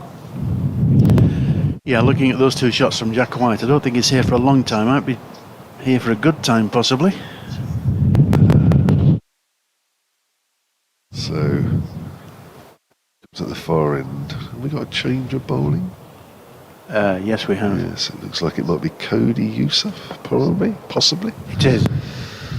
So Liam Dawson will take a break. He's done a good job. It was all about him holding up one end for a while, which he did brilliantly. 11 overs, conceded 22 runs, but he got the bonus wicket of Don Bess as well. So 1 for 22 from 11 is the job, just as the captain wanted. Yes, now Yusuf hasn't taken a wicket. bowled pretty well on the whole, and he'll be hoping now with Yorkshire's last pair at the wicket, he can take his first victim. It's going to be Van Beek to just taking his guard from the umpire. Yeah, not surprisingly, the field's scattered now because they know that it's really all about bowling as many balls at Jack White as possible. Just let Van Beek get away from the strike. So here's Yusuf then up the hill. It's turned away on the leg side. They could take a single. They're not going to. No. So we could be in for a fairly quiet passage of play if Jack White lasts out there for a while. Yeah. So it doesn't look as though, just on that ball alone anyway, they're going to take any run. No, I mean, that's offered. There was an easy single there, but they haven't taken it. The deficit currently between the two sides is 75. There's Yusuf bowls and a swing at that missed outside the off stump, which I have to say at the moment, from what we've seen, certainly of the afternoon sessions, is a gap. That's a gap. Oh, I agree. It is a gap. It could be quite a substantial first innings lead here for Hampshire. It could be quite significant. Yeah. Yorkshire need to whittle that down by a few more yet if they can. Yusuf again, right arm over, bowls, hits that hard Van Beek down the ground. They are going to take a single. Oh, and that ball's taken a horrible bobble, but it is fielded right on the boundary rope there by Kyle Abbott. Did really well there. There was really easy, just bobbled away. Gone for 4. Yeah. Now the batters have a chat here. So from a Yorkshire point of view, it's important that White does try and stay out there as long as possible. Well, that's his job now, isn't it, really? He's got 2 balls to face in this over. Yusuf? 4, I think. Oh, sorry, 4. Yeah, he's bowled 2. Yeah. Yusuf switches around the wicket, and White is just pulling away because I think Ben Brown hadn't quite got the field where he wanted and was just calling out Liam Dawson to come a bit closer. But of course, Dawson near the bowler, I think there's a fair chance that White would have heard that. Has come a little closer. And in comes Yusuf bowls. Bowled him! And the stump is out of the ground. And that is the end of the Yorkshire innings. White goes for no score. And Yorkshire bowled out for 177. Yeah, that was almost inevitable. From the 3 balls that he faced, he didn't look secure at all, Jack White. So Yorkshire's innings comes to an end. And that's a very disappointing collapse, really, because they were looking pretty good at lunch, as good as they could do, but it's all gone pear-shaped for them in this session after lunch. 177 all out. So Hampshire have got a substantial first innings lead, and I think that could be very, very important. Yorkshire, when they come out for the Hampshire second innings, that Yorkshire have got to start taking wickets and not let this lead get too far away. But really, Hampshire must be very pleased, all in all, with their work today. Again, it's been a situation where the morning, from a bowling point of view, doesn't quite bring its rewards, but the afternoon does. It mirrored very much day 1. And Yorkshire looking really good at lunch at 129 for 4. Having not lost a wicket in the 25 overs that we had before the break, and moved to within 122. But really, since lunch, it all went a little bit south, and they lost their last 6 wickets for 40 runs, with Kyle Abbott picking up 3 of those in a spell of 3 for 18. Liam Dawson picking up a wicket towards the end, Sonny Baker 1, and Cody Yusuf. And Yorkshire, from a decent position, looking they were going to get at least very close to Hampshire, if not get a little lead, find themselves 74 runs in arrears. Yes, from a Yorkshire perspective, it's very disappointing. But well done to Hampshire. They persevered, they got their rewards, and so far they're very much ahead in this game. And they'll be thinking now, just halfway through the second day, look, we need to go on and press on and try and win this game now. Well, we're going to take a quick break. We'll be with you at the start of the Hampshire second innings. Top scorer in that Yorkshire innings was Adam Lyth with 76, backed up by Matthew Revis, who made 40. That partnership of exactly 100 was broken just after lunch, and really from there it was all about the bowlers. And Hampshire have come back into the game. We'll be joining you again shortly.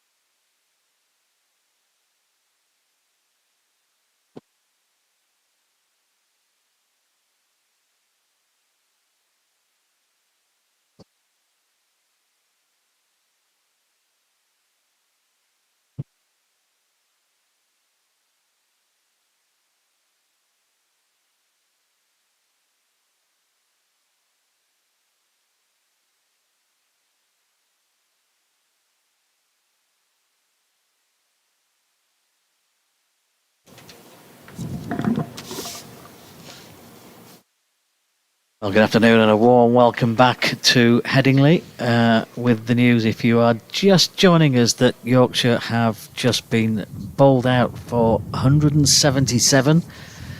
There's a deficit between the two teams of 74 runs.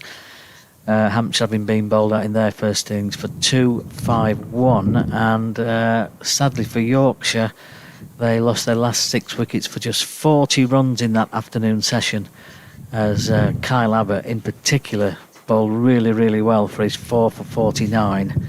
Sonny Baker 4 for 45. In Yorkshire's 177, Adam Lyth was the mainstay with 76, and Matthew Revis made 40, the pair of them putting on 100 stand at one stage. So the afternoon session has not been kind to Yorkshire, but the Yorkshire team are back out there now in the field with some work to do with the ball. The two Hampshire openers have just made it to the middle. We've got a good period of weather.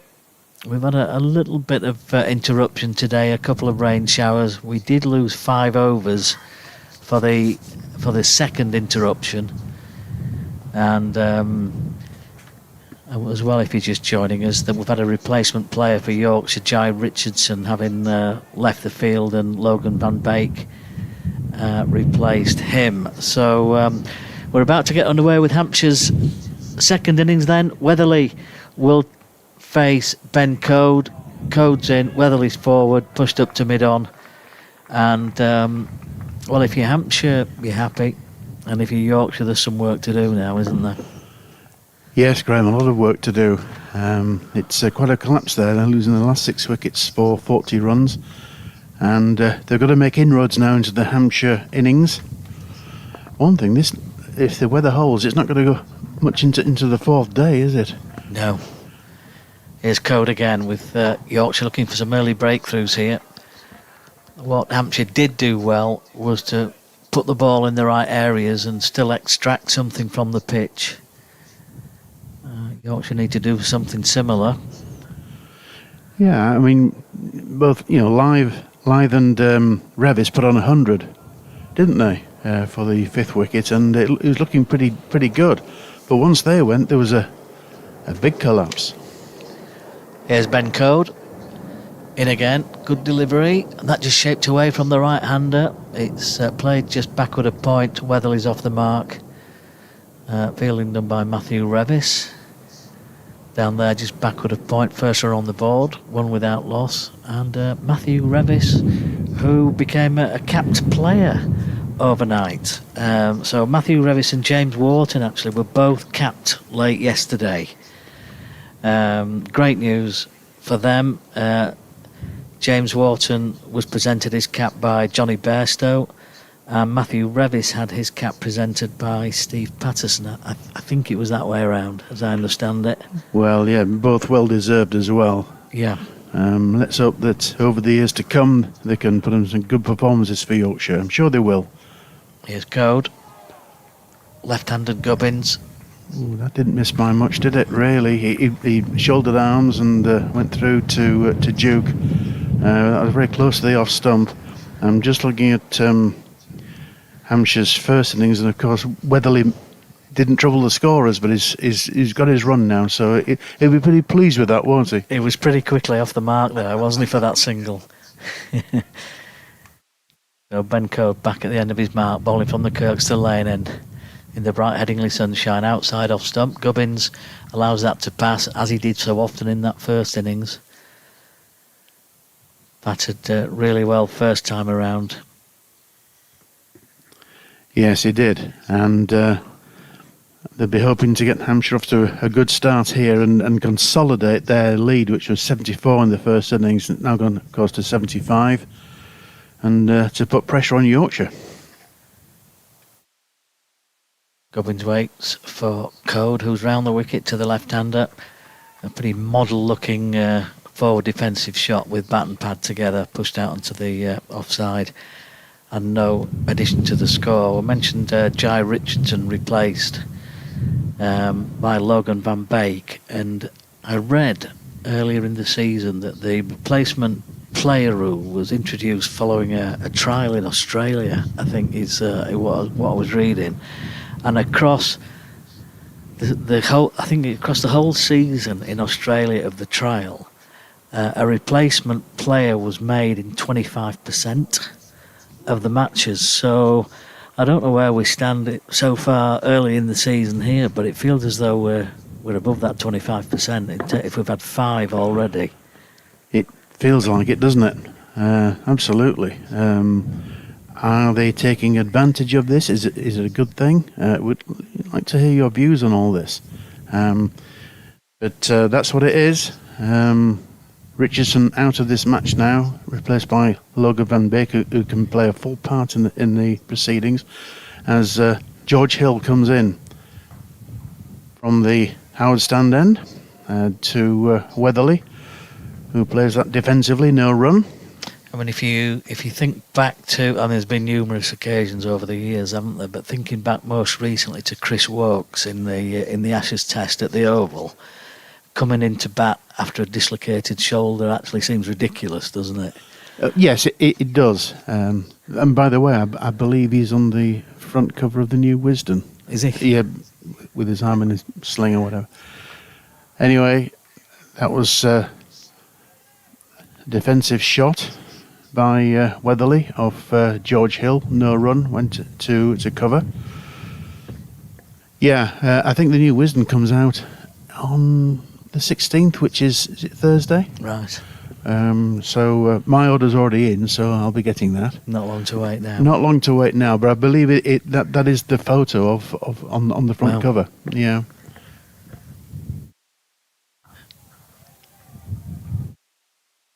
Hill's into Weatherly. Weatherly pushes forward. No addition to the score. Yeah, so for that reason, the replacement player rule feels like a good one, because it feels inappropriate expecting somebody to go into bat in that situation. I understand why he did, because of where the game was, but It doesn't seem right, does it? no. You know, when you there's so much talk, quite rightly, about player well-being and the like. Anyway, George Hill comes in, bowls, and it's clipped on the leg side to mid-wicket by Weatherly, but no run. Yeah, that's it was a nicely played shot, that, to mid-wicket.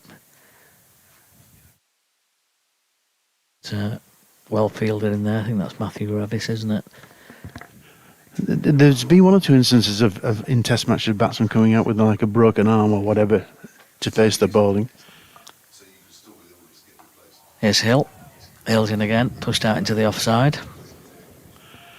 There was a Malcolm Marshall one, wasn't Malcolm there, Marshall, years ago? yeah, there was. And I may be wrong here, but didn't Colin Cowdrey come out in a test match with a broken arm or something like that? That could have been against the West Indies. Anyway, George Hill comes into bowl from the Howard stand end to Joe Weatherly, who just pushes the ball out to cover, and there is a short cover there. There's no run. That's the end of the over. Hampshire are 1 without loss. So that was a maiden over there. So Kevin James there just communicating the fact that Jai Richardson is absent due to sickness. We don't know the details of the sickness, but that's why he'll play no further part. It's an 8-day stand down having been replaced, isn't it? Yorkshire don't have a game next That's week. right. So It won't affect Yorkshire in that respect. Yeah. It will certainly impact upon them in this game. it will. Here comes Coe round the wicket. Just squares up. Gubbins slightly played out onto the offside, just backward of square. No addition to the score. And with a deficit of 74 runs, now 75, to have one of your main strike bowlers go down, that's not a good thing for Yorkshire. It just compounds their situation, doesn't it? He bowled well in the first innings as well. Jai Richardson. Here comes Code in again. Half volley length outside off stump. Gubbins doesn't quite time it as he plays that up towards extra cover. Sam Whiteman in there doing the fielding for Yorkshire. Yeah, so let's have a look at the field. They've got the left-hander is Gubbins. So we've got three slips. We got a backward point, mid off, mid on, cover, mid wicket. Here's Code again. Well pitched up, driven this time from outside off stump. Good sliding stop from James Wharton, who's flying around. Gets down well and just ensures that they only take a single there, Hampshire. So the second run on the board in this second innings. Yeah, good piece of fielding there by Wharton. I mean, he's certainly one of Yorkshire's better fielders, isn't he? I like to see him in the field. He saves a lot of runs there. Yeah, so congratulations to James Wharton, as we mentioned, and to Matthew Revis on receiving their caps. Great moment in their careers for the two young men, as Codes in again and beats the outside edge of Weatherly this time, and it goes through to Harry Duke. And I guess it's the sort of thing that youngsters or cricket lovers still think about growing up, isn't it? About the day that you might be awarded your Yorkshire cap. It's still a big thing around the county. Yeah, it's a big honour, and it means that you've arrived, really, doesn't it? That your efforts have been recognised. Here's Code again. Oh, and there's an edge on that one by the looks of things, or is there? Code thought there was. Harry Duke did. The slips did. But Weatherly just walks away to square leg, and the umpire says no. There looked to be some deviation from here. It could have been. I'm looking at the replay now, and if we can see... No, it's close to the bat. Close to the bat, but it didn't get an edge there. It must have been a noise of some description. Well, I'm just looking at sort of reaction. I'm just looking to see if the bat clipped the pad or anything like that, but it didn't. No. No, there was nothing. I'm sure that's the correct decision anyway. Yep, Code's past the umpire already. Comes in. Weatherly's forward. Good forward defence there. And that is the end of the over. So that's 3 overs bowled. And Hampshire 2 without loss. So steady progress. And batting has been tough and difficult in this game. Everybody who's got runs has had to really work hard for them. It's a very good point. And the batters coming in now know that, they're going to play and miss. It's that type of pitch, isn't it? And you're going to be rather phlegmatic about it and accept it, really, and just focus on the next delivery. There's certainly more wickets in this pitch. I mean, it's not a bad pitch to bat on. It's just that there is something there for the bowlers all along, and that was shown by George Hill in the first innings and by the Hampshire bowlers, Abbott and Baker in Yorkshire's innings, and we've seen 1 or 2 deliveries from Code. Beat the outside edge. As George Hill continues from the Howard stand end, he'll be on to Nick Gubbins, who played for Leeds University. I think we're going to have a change in the comm box. I think Kev's about to join us. Graham's going to have a short break. As Hill comes in, that's pushed back down the pitch. And there's no addition to the score as the thick grey clouds come overhead again. The wind speed seems to to just get up a little. And George Hill comes in down the leg side. And that's clipped away backward of square, and that is a fine shot by Gubbins. George Hill just straying in line. It's not something he does terribly often. Just angled across the left-hander coming around the wicket, and Gubbins played a fine shot using the pace of the ball to really good effect there. We've got some really hardy souls out there now in the shade, feeling the cold as Hill comes in again. Again, Gubbins is forward. Good piece of fielding here. And my goodness, they thought about a single. But Van Beek, I think it is, was quickly round and made sure that Hampshire batters couldn't get through for one there. Are we in for another shower soon? It's Just looking to our right. Yeah, it's looking a bit like it. Floodlights are on again, so not easy batting in these conditions. As Hill comes running in towards us at pace. Gubbins with a thickish edge on that one. Fielded just behind point, though, on the offside by Matthew Revis. Yeah, it's certainly dark. There's a good advert for teenagers looking at earphones. Yeah. If you're watching the live picture feed, well, they're aware there's a game going on. Here's Hill.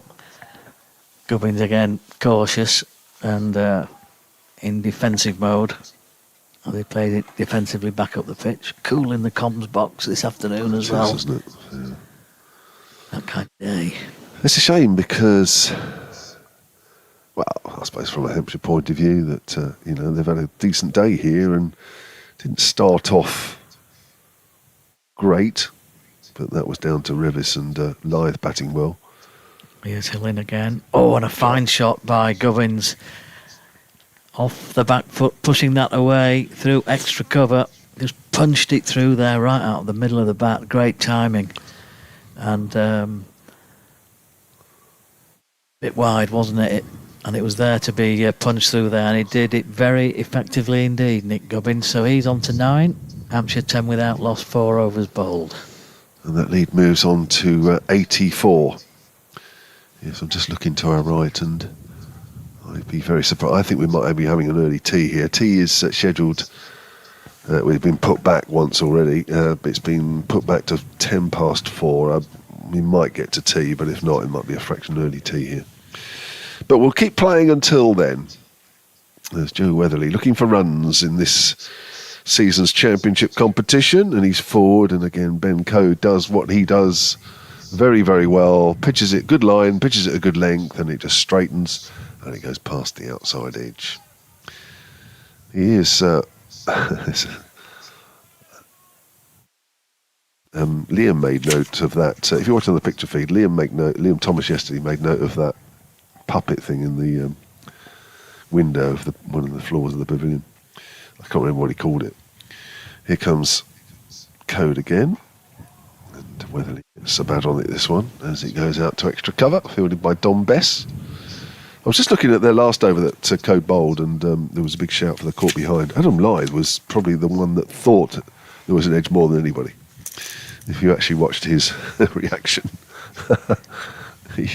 he convinced himself anyway that there was an edge. Yeah, there has to be a noise of some description, but it wasn't bat on pad. No. But the other thing, he's playing a miss in there again. That's a great delivery. It's just subtle movement, and it's just enough because he's pitching the ball in exactly the right area, bringing the batter forward. The one thing is, normally, and I say normally, in most situations, a batter, when they've edged it, look behind to see where the ball's gone, and he didn't look behind at all, Joe Weatherly. So make of that what you will, but no, absolutely. It doesn't necessarily mean he definitely didn't touch it, but I think that's usually a good barometer. Code in again, runs away from us, past the umpire, and Weatherly turns it away into the gap on the leg side, and moves on to 2, and Hampshire quietly move on to 11 without loss. Interesting, Logan Van Beek didn't open the bowling. Yeah, good point. Yeah, I think George Hill obviously bowled well first innings, picked up a 5-4, got him back into the attack early in this Hampshire second innings. I'm just trying to think back to last week at Glamorgan. I think Van Beek came on as first or second change, actually. Okay. Gubbins drives pleasantly but finds mid-off.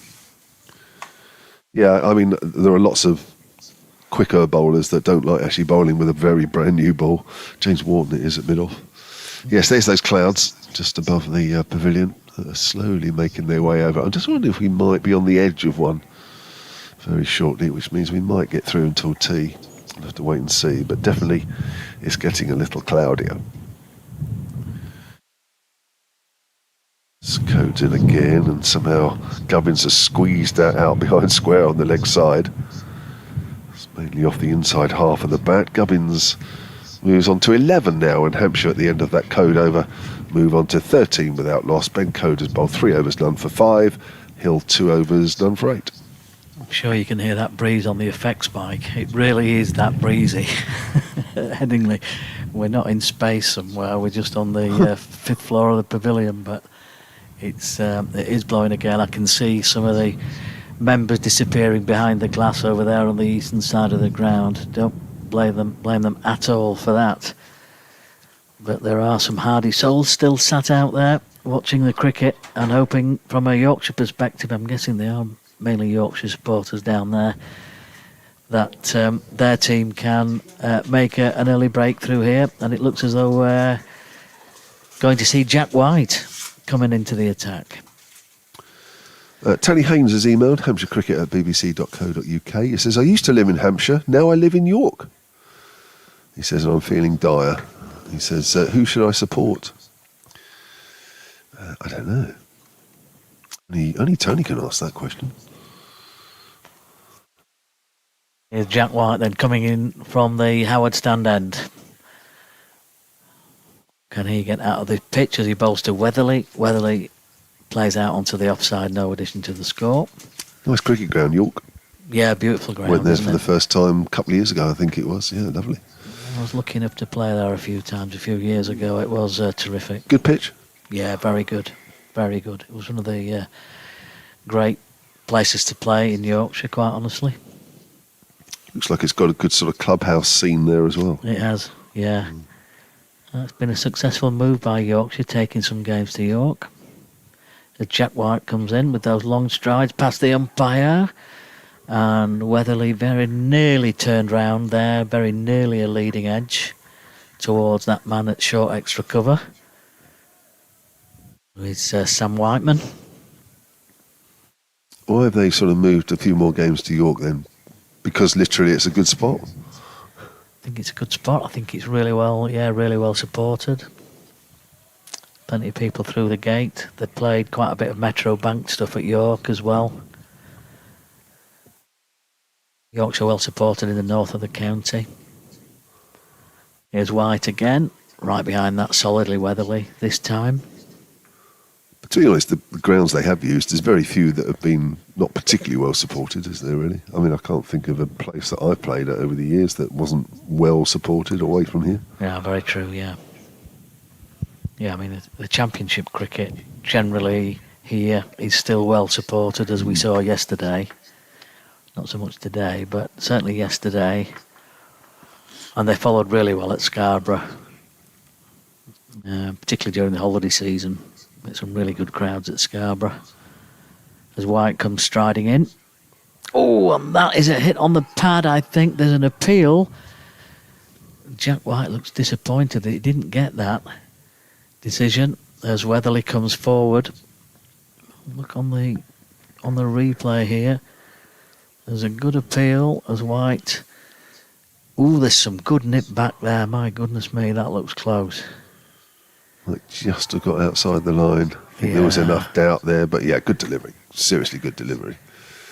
And I think Joe Weatherly got out of jail there by getting forward. Yeah. In the first inning, Jack White managed to get a few just to come back like that. A little disappointed, Jack White there. Didn't he? Yes, he did. Wearing his heart on his sleeve there, wasn't he? Not to be. 13 without loss. Hampshire lead up to 87 now. As White turns and runs in towards us from the Howard stand end. Played out onto the onside by Weatherly. And how we're getting on with those clouds, Kev? It looks as though a bit brighter now, Yeah, is it? I think we sort of just missed it a fraction. It looked like we were on the edge, and we may just have. It may have skirted us by more over the pavilion than anything, because I'm looking ahead to blue sky at the moment. So, have they played Championship cricket at York? Have we just seen some... Hello. It looks as though we're seeing the players leaving the field here. Maybe we are right on the edge of that rain. Yeah, we are. So rain is presumably about to hit us, you would think, because the light actually looks okay, doesn't it? The ground staff are on with the cover, so it looks as though we're going to have a break in play. It's been that sort of day, everybody, unfortunately. It's been a little bit on and off. I think we've actually done really well to play as much cricket as we have, bearing in mind the conditions around the ground today, particularly this morning. But for now, that is going to be it.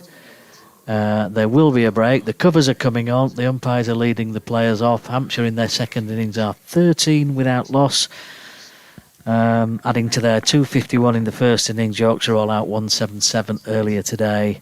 And Hampshire lead by 87 with 10 second innings wickets standing. So they are very much in the box seat here, Hampshire at Headingley. And that's it for us for now. We'll be back with you shortly when the players return.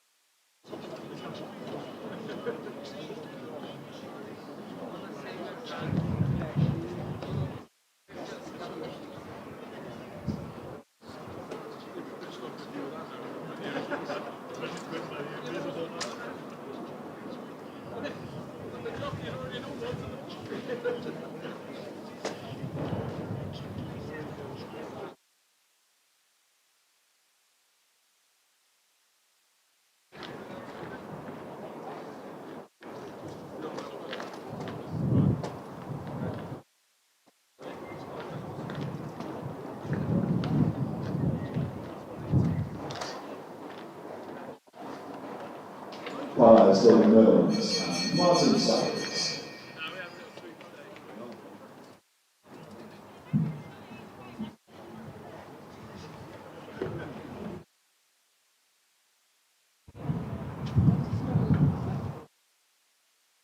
Leaving out Yorkshire.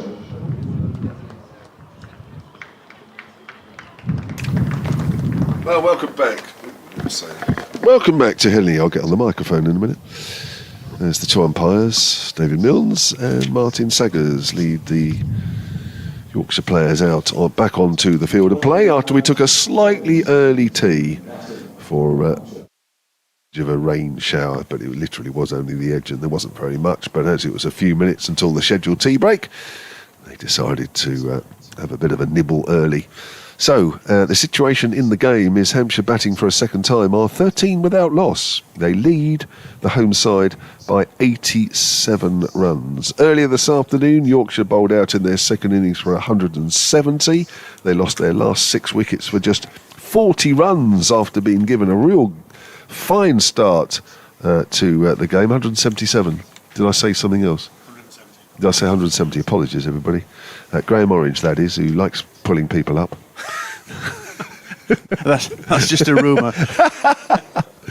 177. They lost their last 6 wickets for 40 runs, having been in a really good position in the morning session, where both Adam Lyth and Matthew Revis had put on 100 for the 5th wicket. But really, when those two were prized away from the crease in the space of 7 minutes, the Yorkshire innings went a little bit downhill after that. Kyle Abbott started the rot with 3 quick wickets after lunch, and he finished with 4 for 49 off 20, and Sonny Baker went a little better than that, 4 for 45 off 12 overs. There's the last ball of White's over, and that hits Weatherly on the pad. So 13 without loss. I'm Kevin James, and next to me is Graham Orange.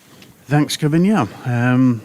So the sun is trying to get out. In fact, it is out now for this final session of 41 overs. If we get the full session in, and Yorkshire have got some heavy lifting to do now in terms of trying to, well, first of all, break this first wicket partnership and get back into the game somehow. They're not out of the game, but they've got to start taking wickets now, and any chances that are being offered, they have to take. And just to remind everybody, if you weren't with us this afternoon, so that from the Kirksall Lane end, it was Code to Nick Gubbins. It's gone through the keeper. That was no run. So Code still operating from the Kirksall Lane end. Sorry, I put you on the spot there. Right. Graham, I was just going to say that Jai Richardson will take no further part in the game as he's ill, and Logan Van Beek is an injury replacement. And Code comes in again round the wicket to the left-hander, and he's hit that for 4 behind square on the offside. Maybe it's a wide third man, I suppose. It was a bit short, and Gubbins just leant back and guided the ball to the boundary. So a good start for Hampshire in this final session of the second day. They're now 17 without loss. And Weatherly's on 2, Gubbins on 15. Yeah, and with Richardson's being taken out of the game, he becomes the 5th player already in County Championship cricket to officially be replaced. As Code comes in again, round the wicket. And Gubbins comes forward to that, and the ball goes out behind square on the leg side this time. And they jog through for 1 run. So 18 without loss, and Gubbins goes to 16, Nick Gubbins. I suppose from Hampshire's point of view, you know, after a fairly substantial loss last week, they'll be hoping to get back to winning 100%. ways now. Yeah. So anyway, Code comes in, bowls. Oh, there's a big appeal there for LB. The ball squirts out onto the offside, well, behind off there. There was no. It was a half-hearted appeal, really, and but at least, you know, Cody's putting the ball there or thereabouts. He's making the batsman play, It's still not easy for batters really. As Cud comes in again. Right arm over to the right-hander, and that's a defensive shot to mid-off by Weatherly, and there's no run. So I suppose it's a case, Cohen, of just for Hampshire to just keep accumulating really. Well, it is, but as we've seen here, that even if a batter or a couple of batters get in, then once they get out, the few batters behind them seem to go pretty quickly as well. So Code in again, and Weatherly forward defensive, prods it out onto the offside. No run. That's the end of the over. 18 without loss after 7 overs, and 40 remain to be bowled. But Hampshire lead by 92 runs. Yeah, we saw it with Gubbins and Prest yesterday. Some good batting against some very good bowling.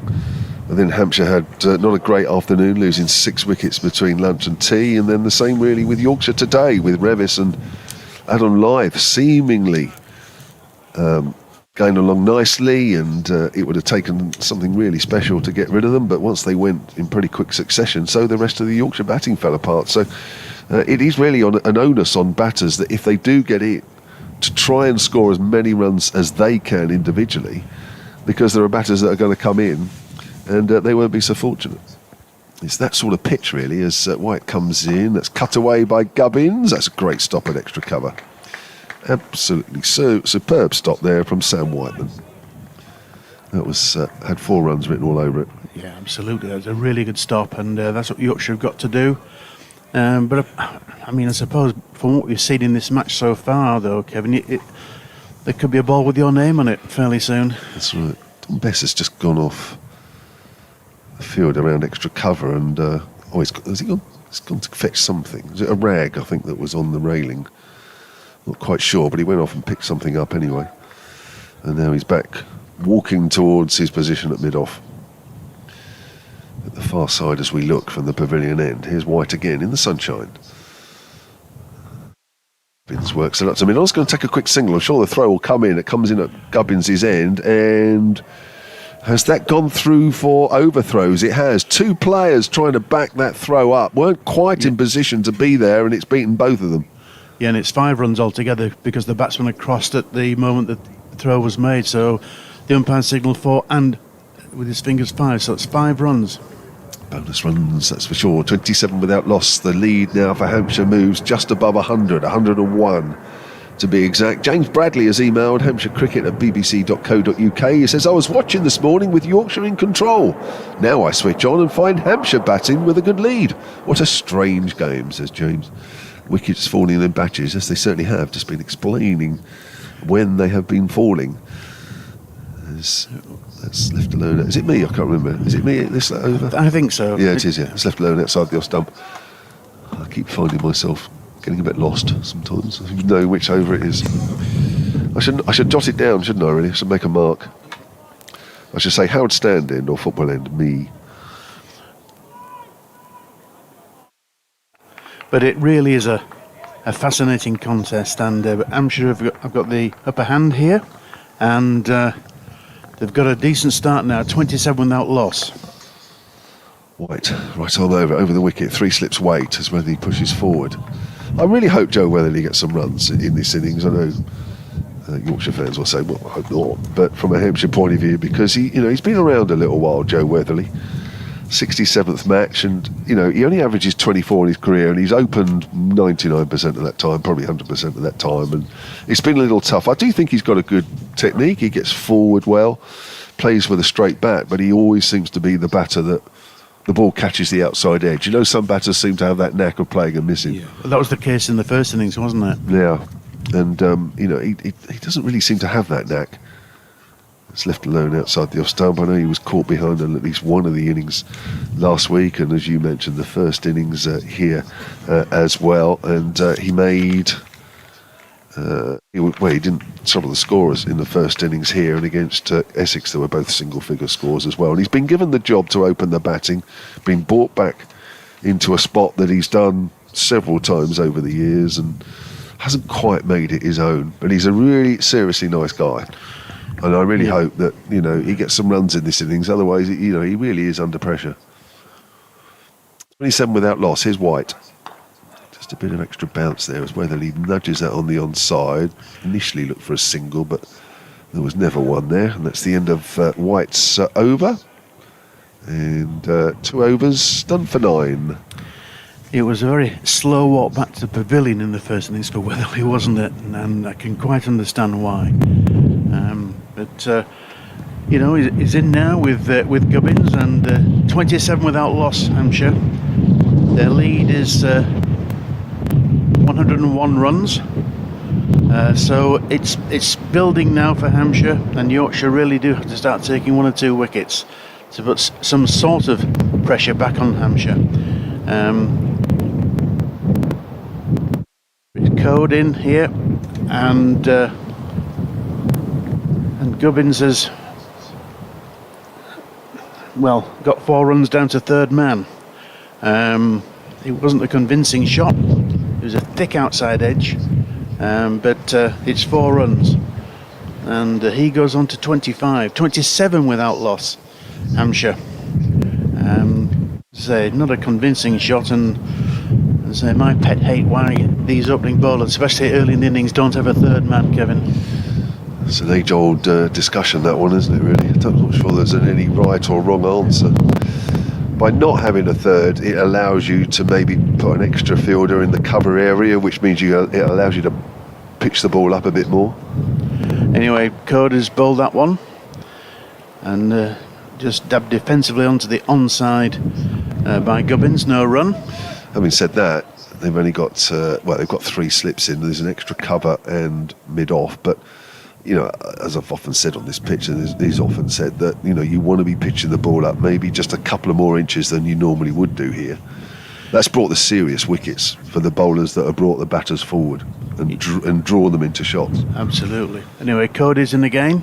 Bowls the left-handed Gubbins, and he leaves that one, and there's cries of anguish from the Yorkshire fielders. It must have been pretty close to the off stump, which it was. Yeah, it looked like it did back a bit. Yeah, I think it did. But I notice now there is a third man. I don't think he was there before, was it? No, he's down there now, and I'm just trying to work out where that fielder's gone from. I don't know if there was a point, I can't remember actually, but there's a big gap through the point area. Anyway, Code is in again, bowling round the wicket to the left-hander. They'd missed at that. Really good delivery.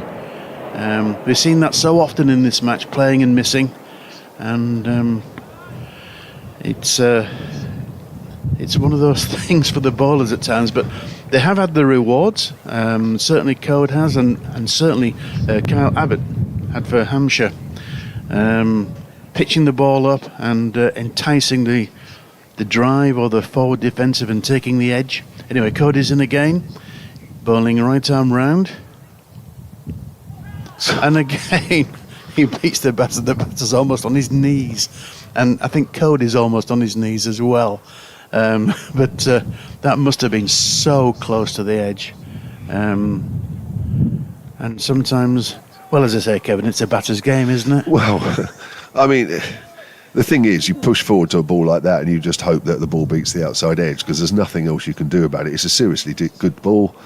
And, we've seen this a lot throughout the game. The right armers coming round the wicket, especially downhill to the left-handers, and the number of times that he pitches and straightens.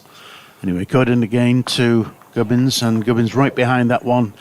It's the middle of the bat, it's a forward defensive, and it's no run, and that's the end of the over. 31 without loss, Hampshire, in their second innings, and they lead by 105 runs.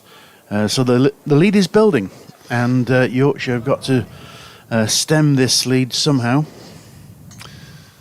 Yeah, well, we thought yesterday Hampshire's 251. I know the Hampshire camp felt that they probably should have got another 30 or 40 more. The position they were in, certainly around lunchtime, it wasn't to be, but as it turned out, 251 is a decent total when you look at Yorkshire's 177 all out. So I would say, looking at those two scores, that I don't think Yorkshire will be wanting to chase more than 250 here.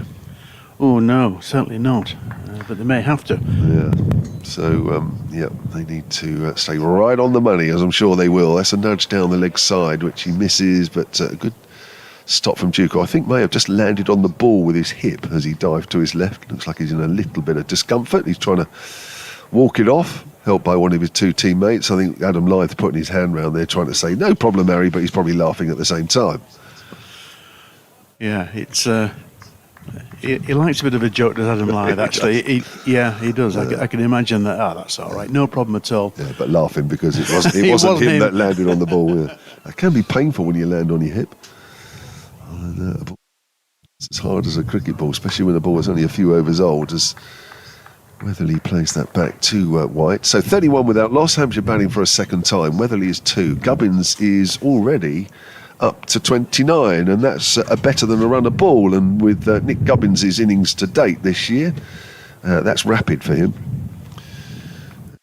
He's just pushing the scoreboard along, which is important as much as keeping wickets intact. I think that's a very good point, Kevin. They've got to keep the scoreboard moving along. They can't become becalmed. No, you can't be a sitting duck, really, can you?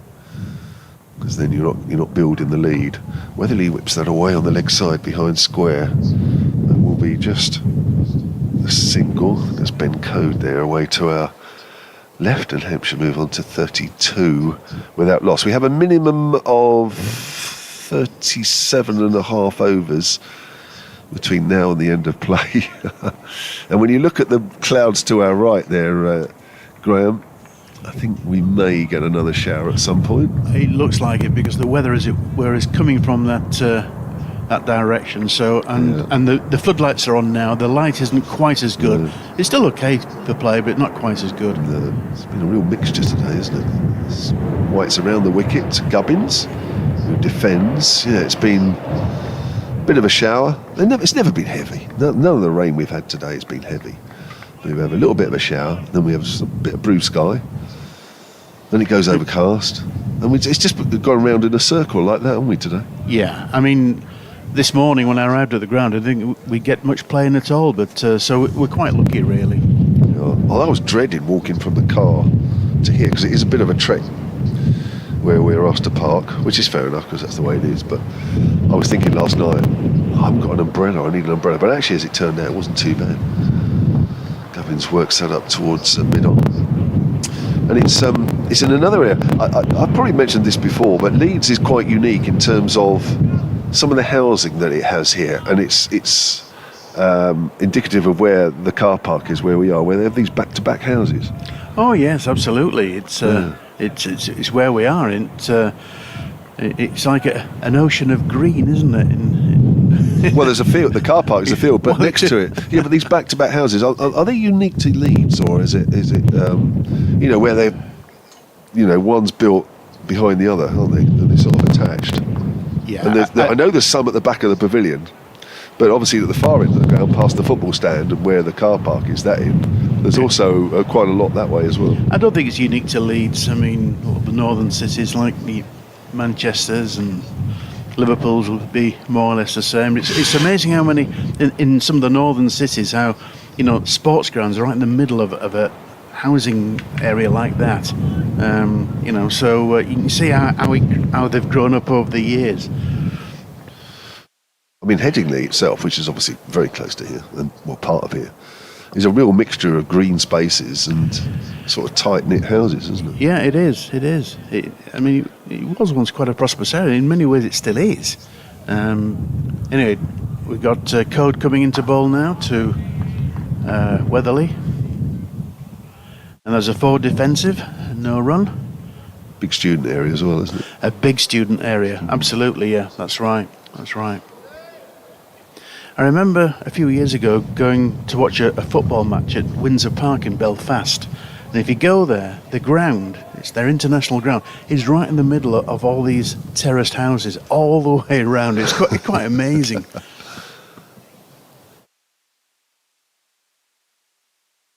Well, that was over pitched, and that's going to reach the boundary. No, it's not. Cut off just by the mid-wicket boundary, and that was 2 runs for Weatherly, who's Well, he's still staying there. He's finding it fairly hard. As I say, he didn't trouble the scorers in the first innings, so he's going to be pretty watchful, isn't he?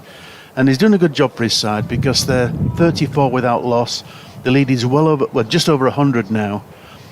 As Code comes into bowl from the Kirkstone Lane end to Weatherly, and just got a bit tied up there, and the ball just comes out onto the middle of the track. Just angled in a bit, wasn't it? Yeah, I think so. Now, we've got to this point in the day, Graham, and we had a chat before the start of play, and we worked, well, you know, but I worked out that you're a big collector of Wisden annuals, aren't you? Yes, I am. I've got a fair old collection. We'll just see this delivery from Code to Weatherly coming in. Right arm over. That's a nice looking shot. Straight drive. Fielded it to mid-on. There's no run. Yeah, I've got every Wisden from... Well, Wisden started in 1864. I've got everyone from 1879 to the present day. I've got one or two Wisdens prior to 1879. I've got an 1867 one, which is quite good. Is it in good nick? Oh, it's in good nick, yeah. Anyway, Code comes into bowl from the Kirkstone Lane end and bowls to Weatherly. Again, defensive shot. Just goes on to the onside, and there's no run. The problem now, of course, is if I want to, and they're all originals. There are no facsimiles. You can buy facsimile Wisdens, but mine are not facsimiles. So that means if I want to complete my collection, it's going to cost a lot of money. I mean, I noticed that there was a 1864 Wisden going the other day for about £15,000. Anyway, Code comes into bowl from the Kirkstone Lane end to Weatherly, and that's a 4 defensive back to the bowler. Slightly misfields, doesn't matter because there's no run, and that's the end of the over. The 34 without loss, Hampshire in their second innings, and we've got Weatherly on 5 and Gubbins on 29. And how many are you short from a complete set? It's about 12. About 12. So you've got how many? A lot. Go on. Well, I mean, You must have counted them. Well, not really. I mean, it's 1879 to the present day, and they didn't miss any years. They didn't miss any... Even during the wars? Even during the wars. Yeah. I mean, there's a couple of years in the Second World War where the Wisdens came out a little bit late, and I know that their offices were bombed, but it still came out. Okay. So it's every year from, as I say, from my collection, 1879 to the present day. So that's about 100, you must have about 160 of them or something. That's very quick. Jack White is bowling, and that is played by Gubbins out to deepish point, and he moves on to 40. 30 it will be, because it's only 36 without loss. So about 150, 160. Yeah, and I mean, I've got them on in a special bookcase, but the thing about it is that they're not just supposed to look nice in a bookcase. I get them out and I read them. They're meant to be read, the books, so, and it's fascinating to know about the 1921 England-Australia series, for example, or the Bodyline, as it happened, the reporting as it happened. Yeah, interesting. White up the hill to Weatherly. Weatherly gets wrapped on the pad, goes down the leg side. Harry Duke runs after it from behind the stumps. It'll be a leg by, and it will take Hampshire on to 36 without loss in their second innings. I was going to ask you something then. So would you say, I know. So when you say you love Wisden, would you go home tonight and pick out a Wisden just to have a little look? Yeah, I would, yeah. Would you? Absolutely, yeah. And I've been doing some research for a certain website in terms of the teams Yorkshire are playing. So I've done a bit about Hampshire, and I've got all my Wisdens out regarding Hampshire and their championship winning years, etc. Well, yeah. White around the wickets, the left-handed Gubbins pushes it back to the bowler. So have you already decided what sort of subject you might go home and have a quick read up of? Not really. I mean, I like to read about, the so-called golden era. I mean, the golden era is supposed to be like from 1900 to the First World War, but Wisden didn't see it like that. They were moaning about slow over rates, and nothing changes, Kevin. Nothing changes. It's incredible, isn't it? Yeah, it is incredible. Yeah. What were they bowling in those days? About 120 overs a day or something? and they're still saying it's not enough. That's a good lead from Gubbins. Yeah, and they're also criticising the batters, slow play and all this sort of stuff. So, although we revere that era as the golden era of cricket, Wisden didn't really see it like that. It's interesting. Yeah, it is, isn't it? So when you look back over a long period and you think, that looks good, because you see pictures and it sort of dramatises it, doesn't it? It's a bit of mystique. Yeah, it's like the 1882 Test match at the Oval. We'll just see this delivery. Whiten again past umpire David Milnes, who's changed ends, of course, for the second innings. That's cut away by Gubbins. Again, down to Code at deep backward point, 37 without loss. And that was the first time that England had lost to Australia in a Test match. So therefore, the Ashes were born, as it were, came into being. And, if you read reports of that in newspapers or whatever at the time, it was, people were having sort of heart attacks because it was such a close Test match. And but you don't get that sense from Wisden. You really don't. Someone bit through their umbrella handle and this sort of thing. No. Good grief. Whiten again, this time to Weatherly. Just get turned round there a little bit. The ball goes off an outside edge along the ground to backward and point. End of the over. And the score is 37 without loss. Hampshire lead by 1-1-1. Yeah, and the county championship in its present form came into being in 1890. So prior to that, it was they just decided which county was the best one, and they played an irregular number of games. So it was like a win percentage that it was based on that. So, but in 1890, then it was the proper county championship. But just saying that the strong link between Yorkshire and Hampshire is the fact that both clubs were founded in 1863. It's quite interesting, really, isn't it? And that's before the first Wisden came out. Okay. What's the most expensive Wisden you bought? I'll answer in a minute. Look at the look you've just given me. Oh, that's me, isn't it? It is you, yeah, because you're thinking about how much you paid for it. That was code bowling, and there's a run there to Gubbins. Before you tell us, I get the feeling that just that delay there means I know, even to this day, I shouldn't have paid that much for it. Well, something like that. I mean, I mentioned 1867 Wisden. Well, I paid around just over £3,000 for it. And it's a small book. You can read it in about half an hour. It's but it's something I've always done.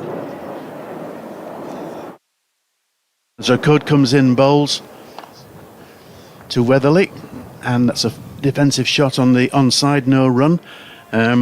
It's I started off in the I don't know 1960s. I was 11-year-old. I had a paper round, and my paper round paid for my first Wisden. 1967 was my first Wisden, and that paper, and it's gone on ever since. It's like an obsession, really. And the last one you bought? 1872. Not actually the date you bought it, but yeah, I know what you mean. but that leads on nicely to the fact that the 2026 Wisden comes out this coming Thursday. And that retails at around about £50. And what would they have cost, say, 50 years ago? 1 shilling. Wow. Yeah, and it was 1 shilling for many, many years. There's no inflation in those days. Anyway, Code is coming into bowl from the Kirksall Lane end. He's bowling to the right-handed Joe Weatherly. He plays that defensively onto the onside to mid-wicket. No run. Well, and so you say there's only 12 that you haven't got. Is there one that you're keeping an eye on? Like when you go on certain websites, you favourite something just to keep track of it. Have you got one? Well, I suppose now it's come down to the very first one, 1864, which is the golden grail, isn't it? The very first one. And anyway, Code comes into bowl again to Weatherly. 4 defensive, out on the offside. There's no run there.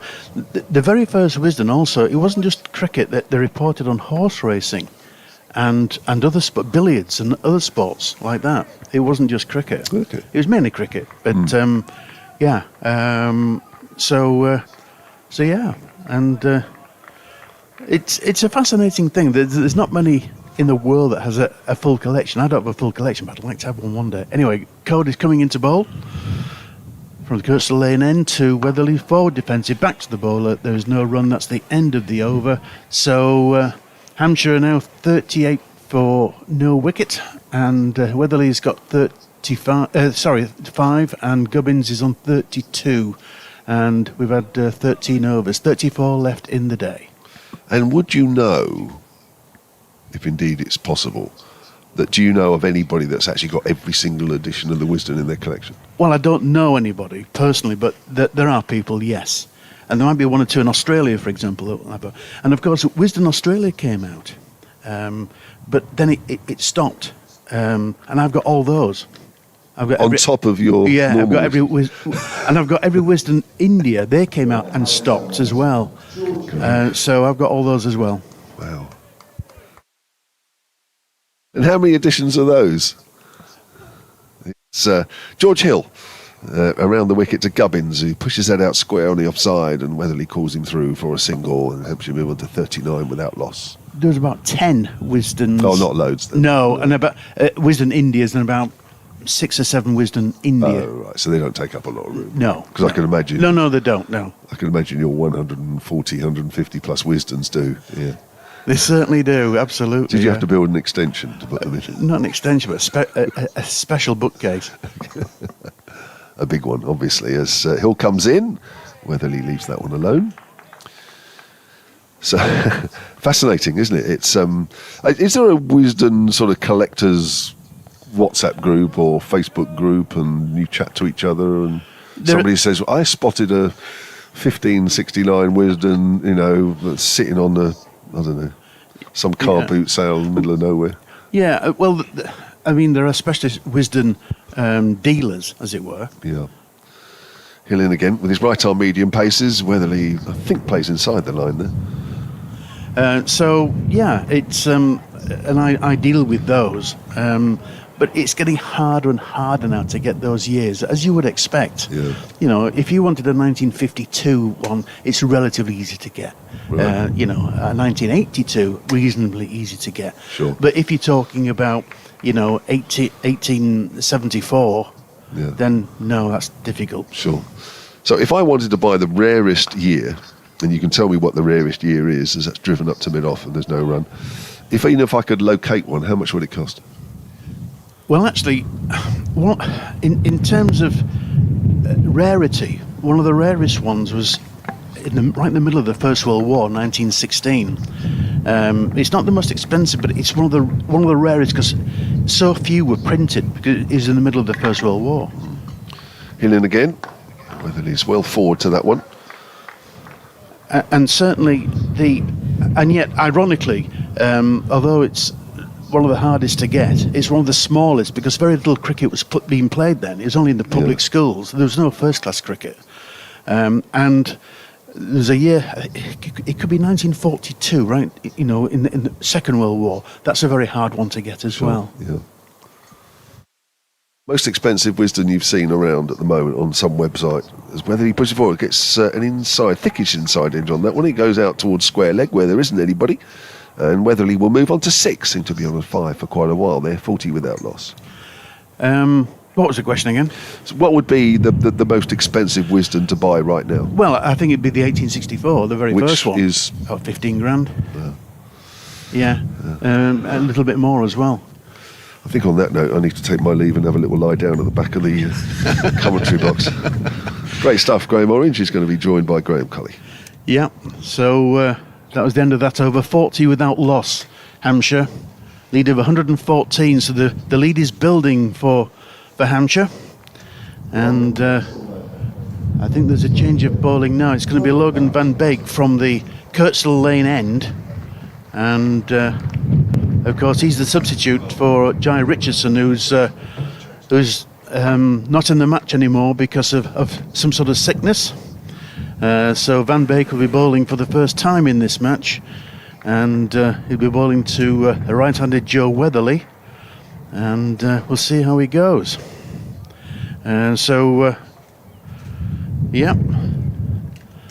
So welcome back to Graham Collins, just putting his headphones on, switching on the mic, and how are you again?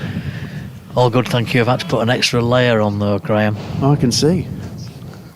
This feels a bit cooler. So Van Beek will run away from us then. A little bit short in length, punched back up the pitch by Weatherly. And this game is just getting ever so slightly away from Yorkshire now, isn't it? Oh, I was just going to say it's getting away from Yorkshire, yeah. It's not totally away from them yet, of course. But you know, they wouldn't want to chase a big total in the last innings. I know that's an obvious thing to say, but they really wouldn't on this pitch now. And certainly the way they batted, apart from a couple of them in their first innings. Here's Van Beek again as Weatherly waits for him. Pushed out onto the offside. Weatherly, although he's been at the crease for some time and only got 6 against his name, has battled and grafted and worked really hard. He hasn't found runs easy to come by, but credit to him, he's still there. He's still there, doing a good job. And when you bear in mind he was out for naught in the first innings, obviously he's very mindful of that. So he wants to do as well as he can for his county, and he's doing a really good job with his opening partner Gubbins. Here comes Van Beek. A little bit short again. Weatherly pushes out into the offside. I guess when Van Beek woke this morning and came to the ground, he maybe wouldn't have been expecting to be coming into bowl this afternoon, would he? Such is the game now and how it's changed. No, I suppose not. But there again, there's the other side of the coin. You're a professional cricketer. If you're turning up, something like that could possibly happen, couldn't it? Very much so. Very much so. 40 without loss. Lead of 114. Van Beek in, 2 slips and a gully outside off stump, and that one carried. That one flew through a little bit. Harry Duke taking that almost in front of his face there, I think. There's still the odd delivery that goes through pretty quickly to the keeper. There's plenty there for the bowlers, really. They put it in the right spot and they put the effort in. It's as I've seen so far in this match, it's been basically a struggle for the batters. Yeah, batsmen have had to work really hard. 32 overs remaining in the game today, not in the game, in today's play. And there's still a lot of cricket to be played today. We're only on day 2. Van Beek's in, and that's a nice shot played through the offside by Weatherly. Yorkshire have got a man back just behind cover point. It's like Matthew Revis, I think, out there doing the fielding to restrict Hampshire to just another single. Yeah, I mean, you look at last week's results and Hampshire getting a fair hammering by Essex inside 3 days. Yeah. And they've come here and they put on a decent performance so far. I mean, they did struggle a little bit for their batting at one stage, but you've got to give Hampshire a lot of credit. They've come back fairly strongly, haven't they? They really have. I mean, the thing in Yorkshire's favour that gives them more hope is that wickets have fallen in clumps and groups, haven't they, in this game? Here's Van Beek again, played by Gubbins out onto the onside. So, remember yesterday, first day, I think Hampshire lost 6 wickets in the afternoon session. Yorkshire lost their last 6 wickets for 40 runs today. So we've seen how 1 wicket produces more, which will give Yorkshire hope. One of the issues for Yorkshire is Nick Gubbins, I think, because he seems to have got himself nicely played in now. We saw in the first innings how what a capable player he is. Yeah, he looks a good player, and he's got 33 so far. I mean, ironically, although Yorkshire are so far behind, they've had the highest partnership of 100 in their first innings, ironically. Anyway, it's George Hill that's coming in bowling from the Howard stand end to Weatherly. He's played that out onto the offside.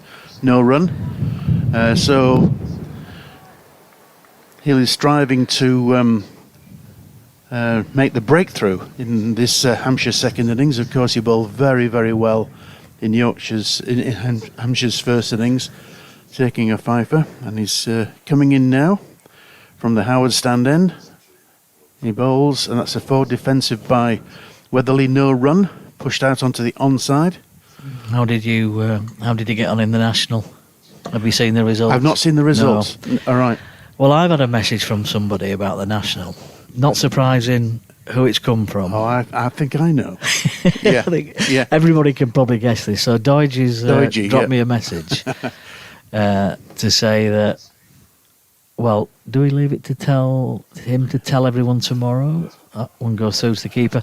He'll tell everybody tomorrow. Doidge is back in the comms box tomorrow for day 3 and then day 4. He's been at Aintree for the last couple of days. But he messaged me to say he's back the winner in the National. Let's put it that way. Yeah, well, I go racing with Doidge throughout the year, and he backs a lot of losers as well. I can assure you of that. But anyway, well done to him. Yep, everybody has their day. Yep. Anyway, George Hill comes into bowl. Weatherly plays the ball back down the pitch. There's no run.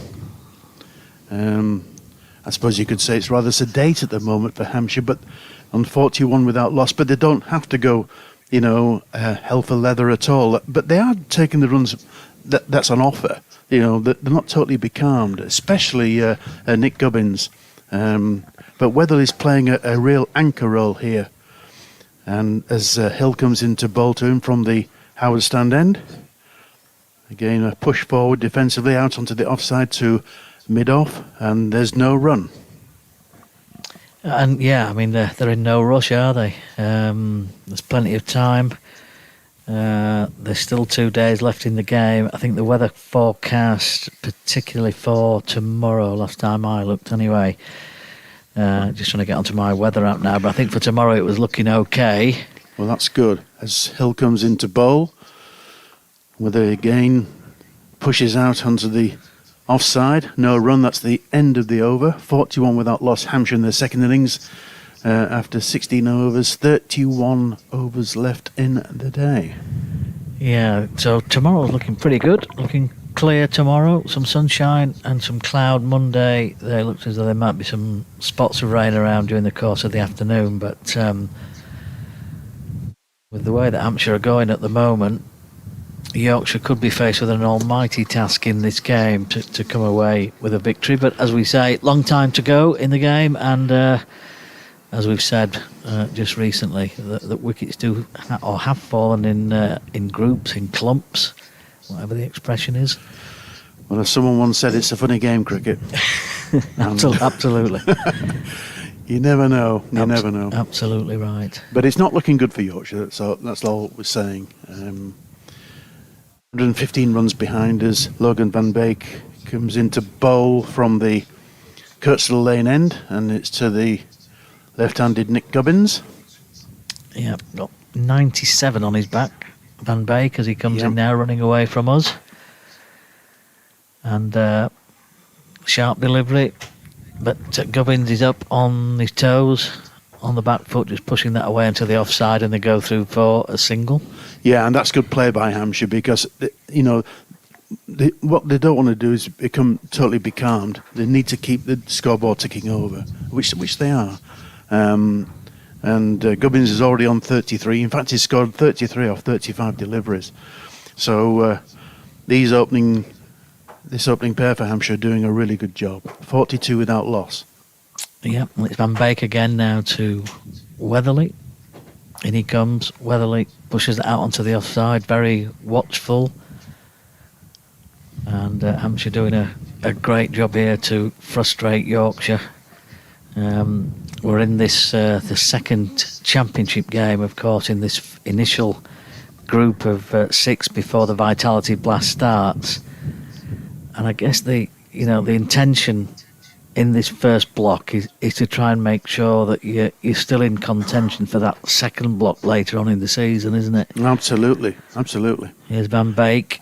That's just pulled away down the leg side, all along the floor, actually. Really well played, just using the pace of the ball to run it down there to fine leg. Just looking at some spectators in the crowd here. So hoods are up, caps are on, winter coats are on. Yeah, it's not been the best day to watch cricket, is it?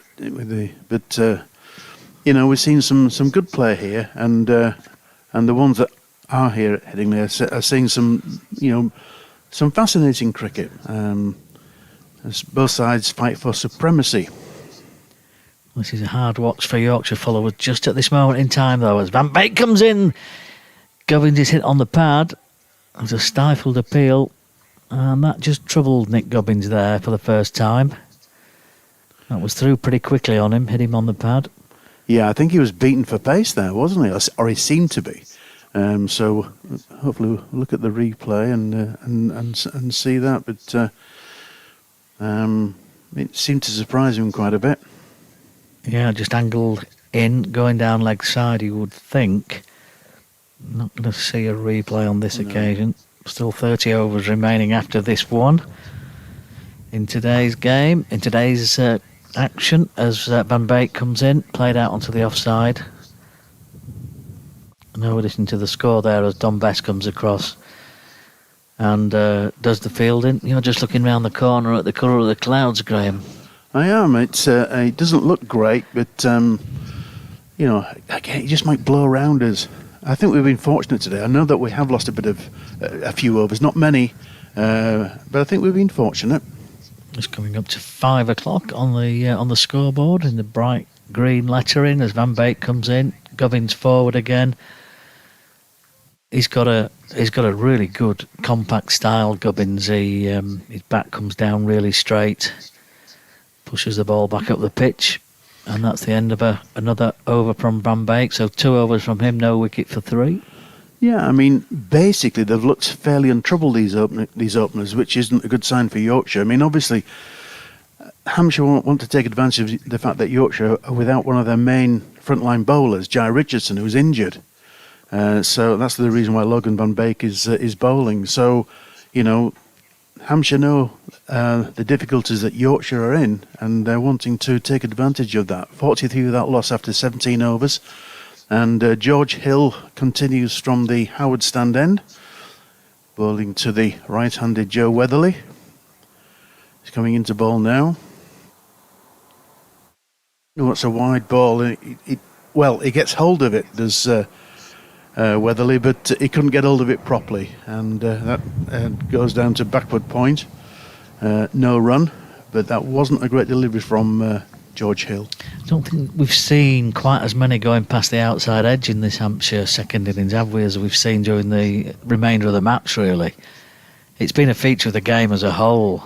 Yeah, George Hill comes into bowl. Weatherly just shoulders arms there, and it goes through to the keeper, Harry Duke. No run. Yeah, they're not beating the bat as much as, well, for example, Kyle Abbott, when in that spell, just after lunch, he really tested the Yorkshire batters, and they were asked some serious questions. One or two couldn't really answer him. Well, it was a class spell, wasn't it, from Abbott? We're just seeing on the live stream the colour of the clouds at the moment, which are coming into bowl now. Yeah, that's no run. They look menacing, don't they? But fingers crossed. You never know; they just might go around us. We can't quite see those dark clouds coming because they're coming from behind us. We get a sense that they're on the way, but looking at what we saw on the screen there, on the picture, it's not looking great at all. Anyway, George Hill turns round, comes into bowl from the Howard stand end. Joe Weatherly, forward defensive, pushes out onto the offside, and there's no run there. Yeah, it's been a strange day weather-wise, but we've had a lot of cricket today, and let's hope we can just continue for quite a few overs yet. There's still just over 29 overs to be bowled if we get them all in, as it were. Anyway, George Hill comes into bowl from the Howard stand end, and Weatherly guides that down, pushes forward, guides it down to third man, and he's going to pick up 3 runs. Because there was no third man, the ball wasn't quick enough to get to the boundary, and it was retrieved there. And so 3 runs. That brings the left-handed Nick Gubbins on strike. Yeah, Whiteman down at fine leg for the left-hander. But again, that vacant third man area, Graham, that you've talked about a couple of times today. Yeah, well, I think I've got my message across. In fact, well, the left-hander's on strike now, and Yeah. there's a wide third man. Anyway, George Hill is coming into bowl, and that one's left outside the off stump, taken by Harry Duke. That's the end of the over, and Hampshire are 46 without loss in their second innings after 18 overs, and they lead by 120 runs. Yeah, and it's a great opening stand. It's not been easy batting either. The lights have been on for the majority of the innings. Notoriously difficult time to bat, isn't it, with the floodlights on? And there's been relatively few alarms, I have to say. So Yorkshire need to find something from somewhere. I think they're coming off. Yes, the umpires Yeah. had a chat there, and they're taking the stumps out the ground, and they're coming off it. So it's, well, I say, obviously the light. I think there is a little bit of rain around. Yeah. I can see it on the windows. The covers are coming on. That's disappointing. But the lights are full on. And yes, it's raining now, definitely. So that's it. And Hampshire 46 without loss after 18 overs. And it's a good partnership between these two. Weatherly's on 11, Govin's on 34. Hampshire lead by 120 runs. That's the crucial figure. They lead by 120 runs. And Yorkshire are getting behind the 8 ball now. They really are. I think the players and the umpires and the ground staff had seen this shower coming from behind us, so the covers are quickly on.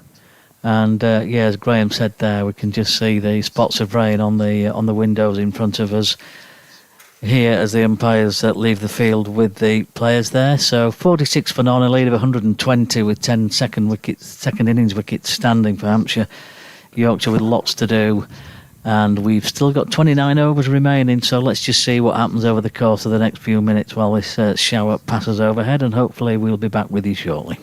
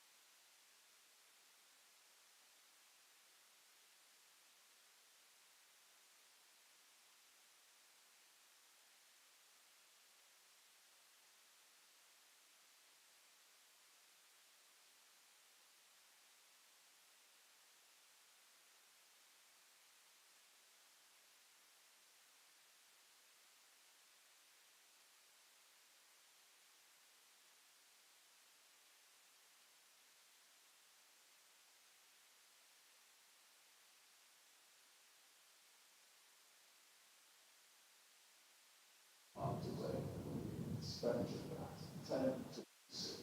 I'm not expecting at 10 to 6.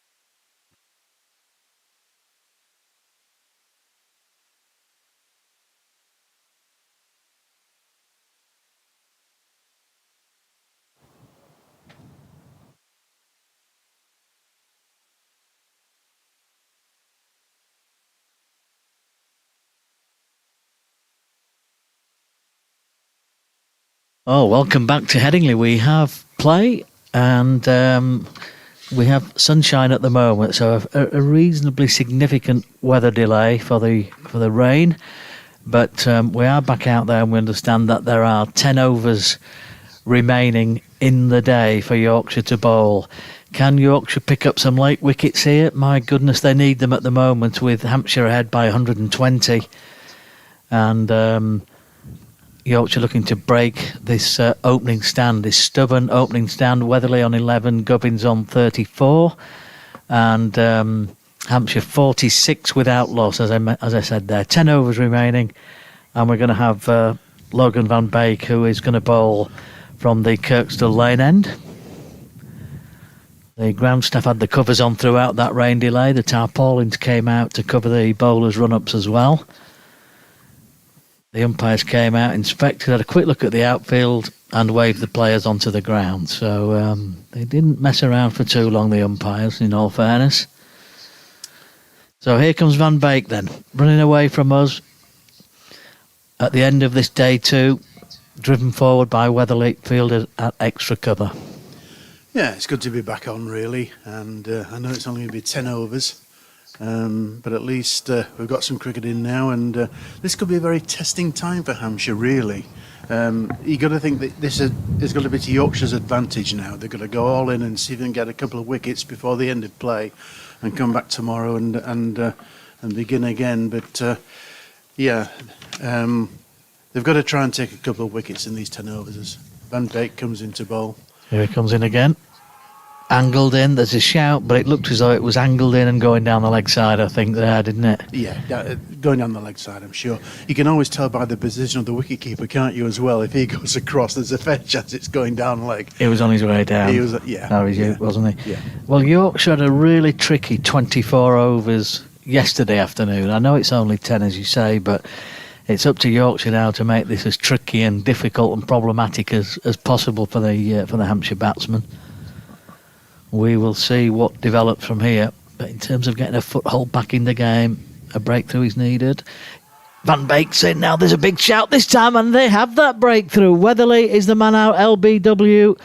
He looked as though he'd got a decent stride in, but the umpire says that is out. LBW, and would you believe it, after the rain delay, Yorkshire get the breakthrough. Hampshire 46 for 1. Yes, is it a break in concentration by the batters having been off for quite a while? You get that in cricket, don't you, where you come back after a break for the weather and a wicket falls and in the very first over. And of course, Van Beek really shouldn't be on the field, really, should he? Because he's a substitute player.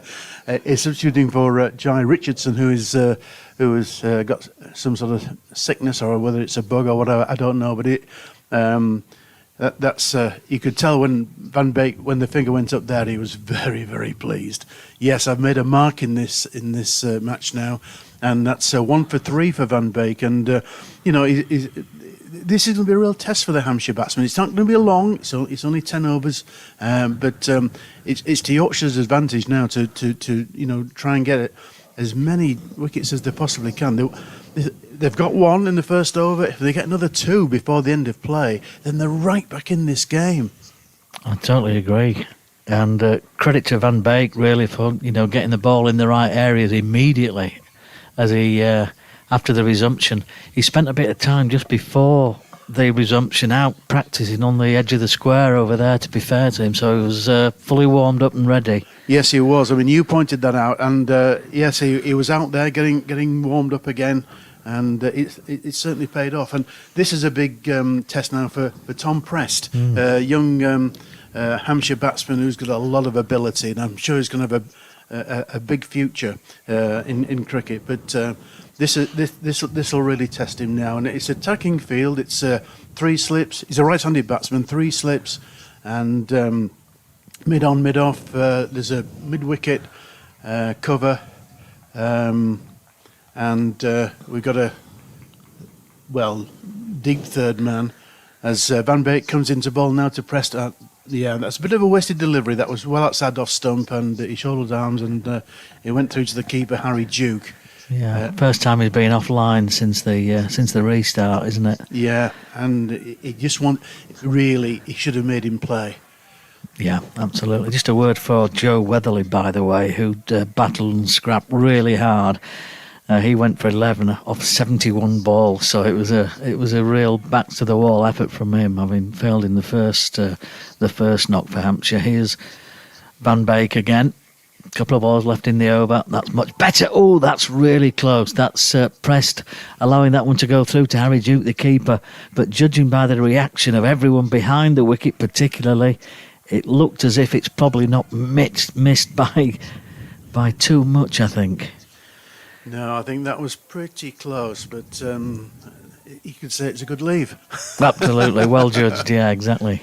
Looking at it from the batter's point of view, certainly. Just one delivery left in this first over back after the rain delay. And Van Beek turns at the end of his mark, and he comes to press now. Oh, and he just pulls out of that one at the last minute, and has the bail blown off at the far end? Yes, I think it has, hasn't it? Yes, it has, yeah. I think the umpire at square leg called dead ball, which of course he should do. Yeah. The bill comes off. Yeah, it's breezy. It has been all day. I think it's probably helped to keep some of the rain away today, but we have had a rain affected day. Nonetheless, here comes Van Beek again, past the umpire, to complete the over, and that is a terrific shot to cover and a brilliant piece of fielding out there from, is it James Wharton? I think it's it Wharton, is, isn't it? It is, it's Wharton. That was a great stop. We know he's a very good fielder. So Yorkshire come out here with good purpose. There's a bit of spring in their steps now, I can see.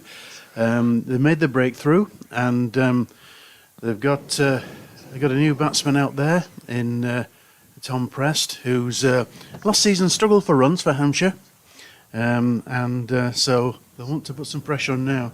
And it's going to be George Hill from the Howard stand end. He'll be bowling to the left-handed Nick Gubbins. Yeah, Yorkshire keen to get on with it now and make sure they get these overs in, aren't they? They are, absolutely. And, you know, if I know it's an if, but if they can get Gubbins out, that'll be pretty good for Yorkshire. Anyway, in comes Hill now, bowling to left-handed Gubbins, that's a lovely cover drive, and that's 4 runs. It was a half volley, but they've still got to be put away, and he certainly did that, Nick Gubbins. That was a shot full of authority. Well, it looked like a man who'd not been off for a rain delay. Gubbins there, didn't he? That Absolutely. was absolutely terrific shot. 50 up for Hampshire, 50 for 1. Yeah. And Gubbins moving on to 38, so he's got the lion's share of them. Yeah, that was a good shot. One of the shots of the day. Really well timed, slightly over pitch from George on this occasion.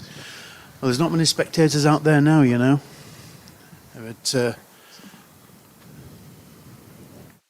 just a quick word, Graham, just to welcome 5 Sports Extra listeners who are joining us at the moment here at Headingley, with Hampshire on 50 for 1 at the moment. And Hill comes into bowl to left-handed Gubbins, and they scamper through for a single as the ball squirts out on behind square on the onside. And so Prest is about to face Hill for the first time, and he's yet to get off the mark, having just come in, of course, the fall of Weatherly. LBW to Logan Van Beek for 11.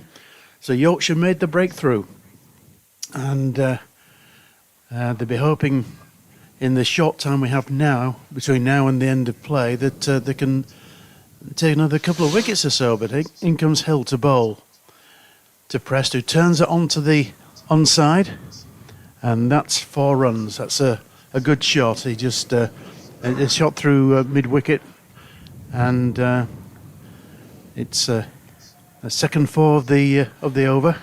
Anyone just joining us, just to bring you up to date, Yorkshire were bowled all out for 177 earlier on today. They lost their last 6 wickets for just 40 runs. There was a deficit on first innings of 74 in Hampshire's favour. Adam Lyth 76, Matthew Revis 40. We saw a brilliant bowling spell by Kyle Abbott for Hampshire. As Hill comes into bowl, and that's played down the track for no run by Tom Prest, who of course has gone to 4 after that boundary. And so they'll have to fight pretty hard, these Hampshire batters now, with just over 8 overs left in the day's play. And so Yorkshire will be pressing hard for another wicket or two as Hill comes into bowl to the right-handed pressed. That's on the leg side, that's turned away, and that's another 4. Exactly the same as his previous 4 as well. So it's been an expensive over for Yorkshire. Yeah, that was steered away really nicely, wasn't it? It was. George Hill just straying in his line there, and there's a big gap on that mid-wicket area of the square there, and the ball racing away for 4. Just mentioned Abbott's bowling earlier today, 4 for 49 from 20 overs, and he ripped the heart out of the Yorkshire middle and late order earlier on this afternoon. Yes, Hill comes into bowl, and that's played defensively down to mid-on, and there's no run. A slip was taken out there and put into the cover, or rather mid-wicket, and so Hampshire 59 for 1, and Prest is on 8, Gubbins on 39. They lead by 133. So it's a crucial part of the game now, because if Hampshire get away too much from Yorkshire, then Yorkshire are going to face a huge 4th innings target. And there's a way to go before then, though. True, just coming towards the end of day 2 here. 8 overs remain. Yeah, the lead on first innings was 74, so as Graham was saying there, that lead has moved on to 133. Now, building nicely, just the 1 wicket to fall so far. Here comes Van Beek again, Gubbins waits, and just allows that one to pass through to Harry Duke. Gubbins looked really confident throughout his innings so far today. Yorkshire have bowled 20 overs at Hampshire, and Gubbins has looked almost flawless. It's been a bitterly cold day here at Headingley for the most part. There's been a strong breeze blowing across the ground for much of it as well. But 2 or 3 interventions from rain. But generally speaking, I think we've not actually done all that bad to see as much cricket as we have done. As Van Beek comes in, Gubbins allows that one to pass through to Duke as well. Yeah, Van Beek has got to make these batters play now in these few overs remaining in the day. Put as much pressure as he possibly can on the batters. We saw, towards the end of play yesterday when Yorkshire lost a stack of wickets, and, the onus is on Yorkshire now to just put as much pressure as they can on the Hampshire batters. Make them play as Van Beek turns away. Yep, past the umpire he comes now around the wicket to the left-hander. Wide of that off stump again. He's not making Gubbins play often enough at the moment. Picked up the only wicket to fall of Joe Weatherly, LBW to Van Beek for 11. Ben Weatherly batting for a long time, 71 balls for his 11. Such has been the challenge of batting in these difficult conditions towards the back end of this second day at Headingley. Both these teams looking for their first win of the campaign, of course. Here comes Van Beek in. Gubbins is forward, middle of the bat, pushes it out towards the cover area. Don Bess just mops things up out there, and there is no run. 2 balls remaining of this Van Beek over. He wasn't expecting to bowl today, as we've been saying. Jai Richardson was in the team, but Van Beek's a player replacement for Jai Richardson, who left the field with sickness issues earlier on this afternoon. So Van Beek will come into to bowl again in the sunshine at Headingley. That's zipped through. It really has rocketed through from Van Beek. Harry Duke, the keeper, taking it high above his head. There's no contact with it, but my goodness, that ripped through, didn't it? It did. In fact, Van Beek has produced 1 or 2 deliveries like that have really gone through quickly. And that caught the batter by surprise. It's beaten by pace, and so far I've been impressed with Van Beek in this spell, especially after the break. Didn't get much assistance out of the track down at Glamorgan, I didn't feel last week, but we're seeing the best of him here at the moment. That's down the leg side though. Duke gets one hand to that. Did well to get something on it, I think. Palms it down towards fine leg. I think it's going to be a bye. And they go through for a bye. Again, it zipped through off the pitch, that one. And Duke stuck out a right hand, got the fingertips on it, but it goes through for a bye, and that's the end of the over then. So we have 7 overs now remaining, and Hampshire are 60 for 1 in their second innings, 134 ahead, and building a really good position. Will it be a winning position? We'll have to wait and see. There's still a long way to go in the game as well. Yeah, but when you consider that Yorkshire won the toss and they're in this position, you don't have a lot of sympathy for them in some ways. Anyway, Hill is in, and that's 4 runs. A very good shot by Nick Gubbins. It was too short. He rocked back and pulled it to the boundary, to the mid-wicket boundary. Terrific shot, wasn't it? Quickly got onto the back foot there. The bat speed was tremendous as it came through, and he absolutely smashed it towards the Western Terrace here at Headingley. Yeah, and Gubbins is now on 39. Oh no, he's 43 now. 43. And he's the man that Yorkshire need to get out. He's leading the charge for Hampshire as Hill comes in again. On the back foot again, and that's through the offside this time. Another 4 runs for Nick Gubbins. Again, it was too short. He rocked back, and this time he hit it through the offside, through extra cover for 4. He's a really well organised player, isn't he? There was some width there, in fairness. It was a bit short and a bit wide from George Hill, but nonetheless, he's quickly into position. And again, he finds the middle of the bat across the square to the eastern side of the ground, and another boundary. So he's been ruthless on anything that's provided him with a little bit of width or maybe a little bit short. Yeah. And he just needs 3 for a half century. Hill comes in again, bowls to him. Pushes forward there. That goes onto the offside, square on the offside. And that's a run for Gubbins.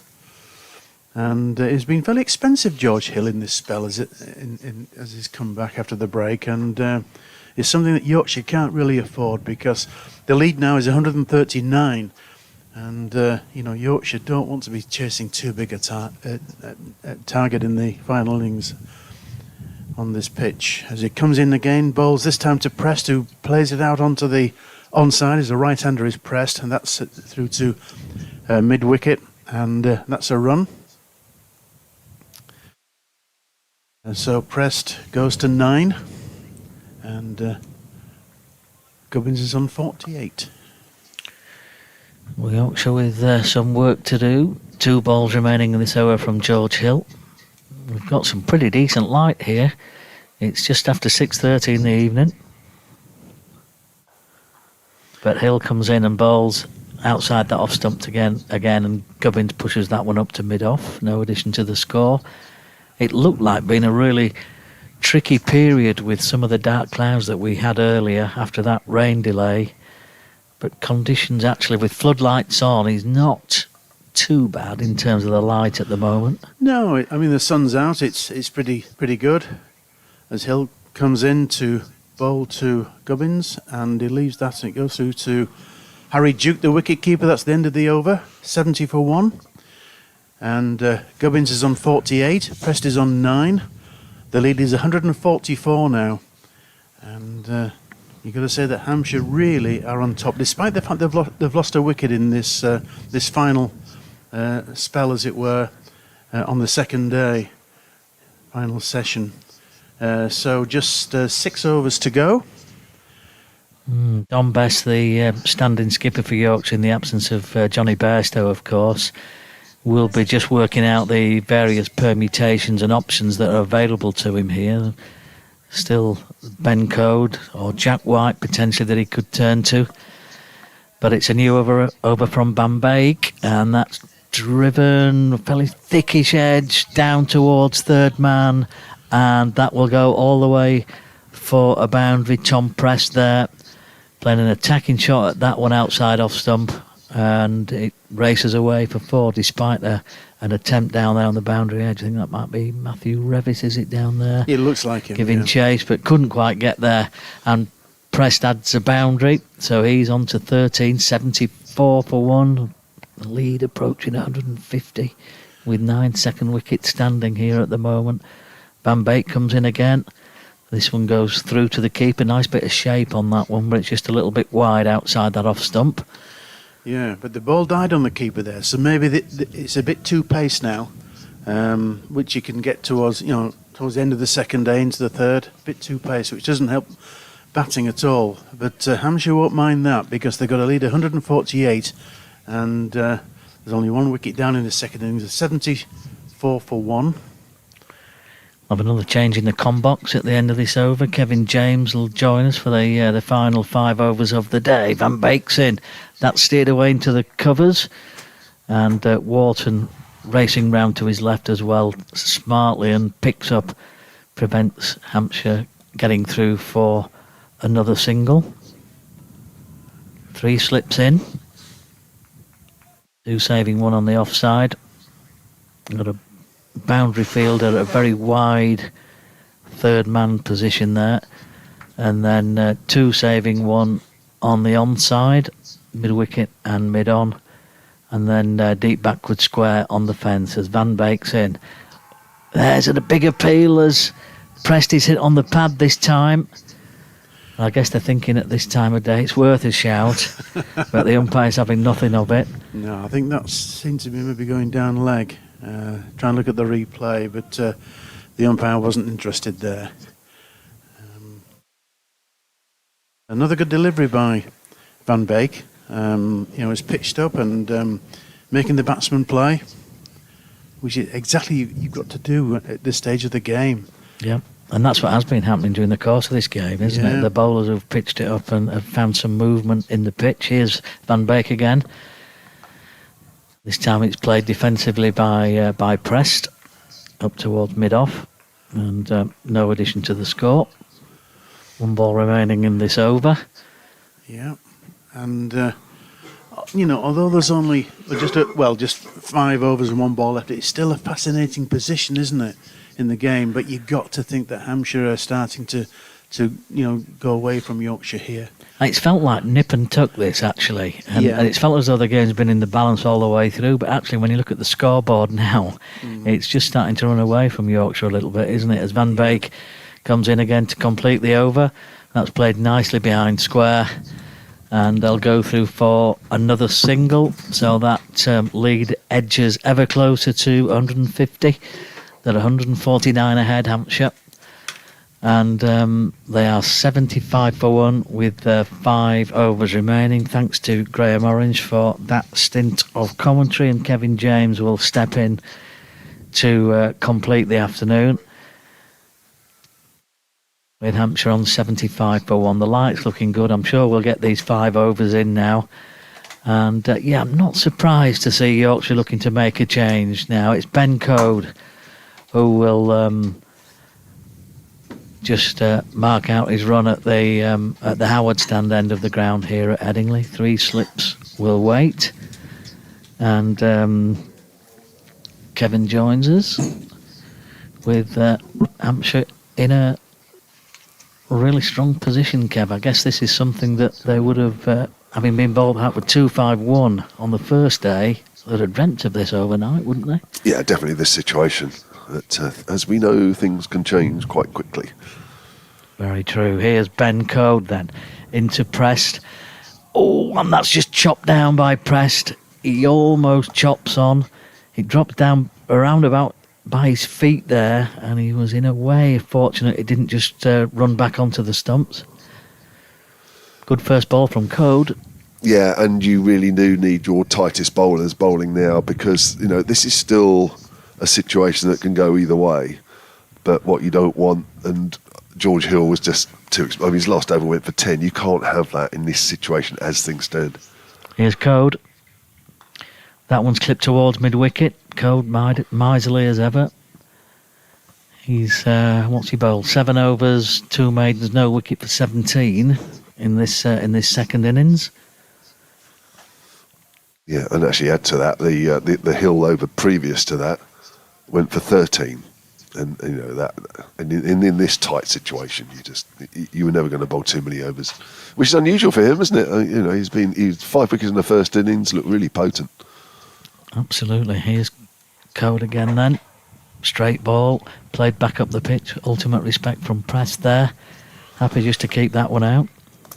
I think you know, if conditions stay pretty much the same for the rest of this game, and we don't know really. I mean, if the sun comes out a little bit more, then things become a little bit more benign. But I would say if we get pretty similar overheads and similar conditions that we've had over these 2 days, you know, once you start getting north of 200, it starts getting tough.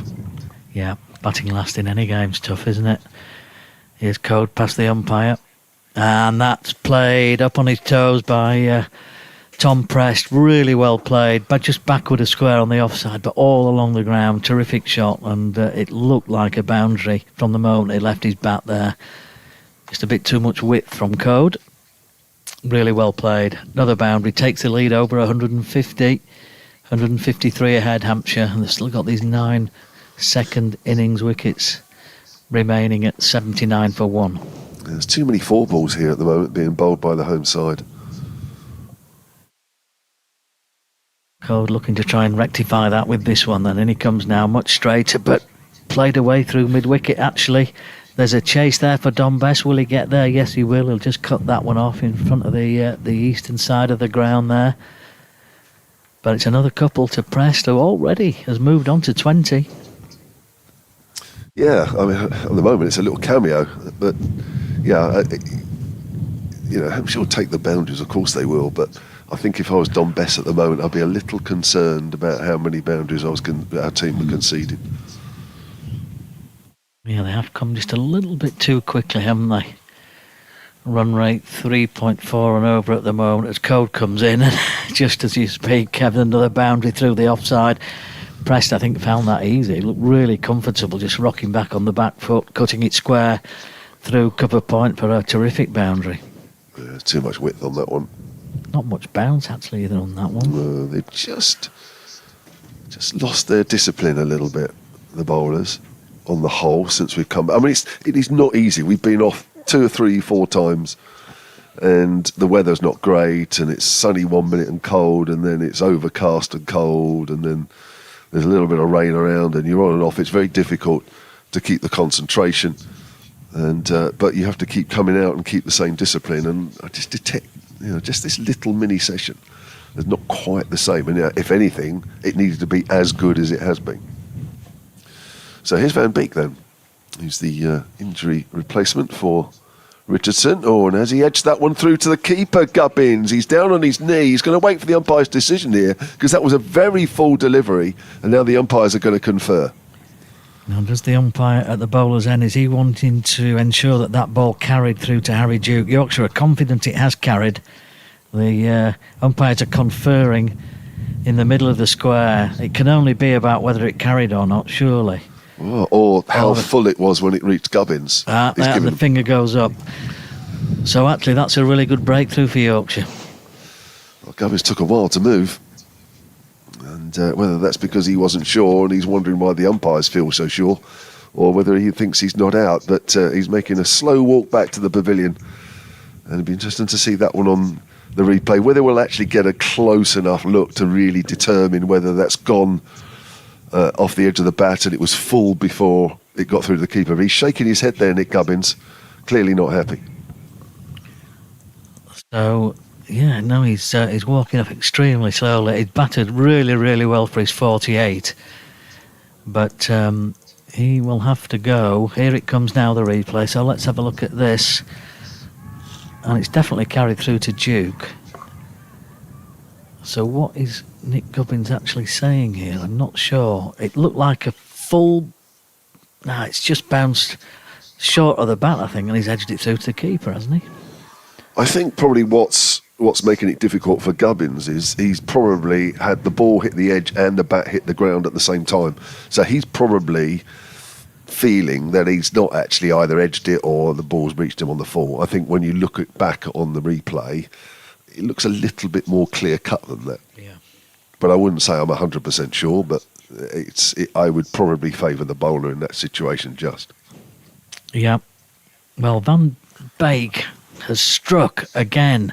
So actually, his spell from this end since the resumption in play has been very profitable indeed. And we talked just after the resumption about if Yorkshire could get 2 or 3 quick wickets in the 10-over period before the end of the day, then it might just bring them back into contention again. Well, they've got 2 wickets, and can they just grab another before the close of play? 85 for 2.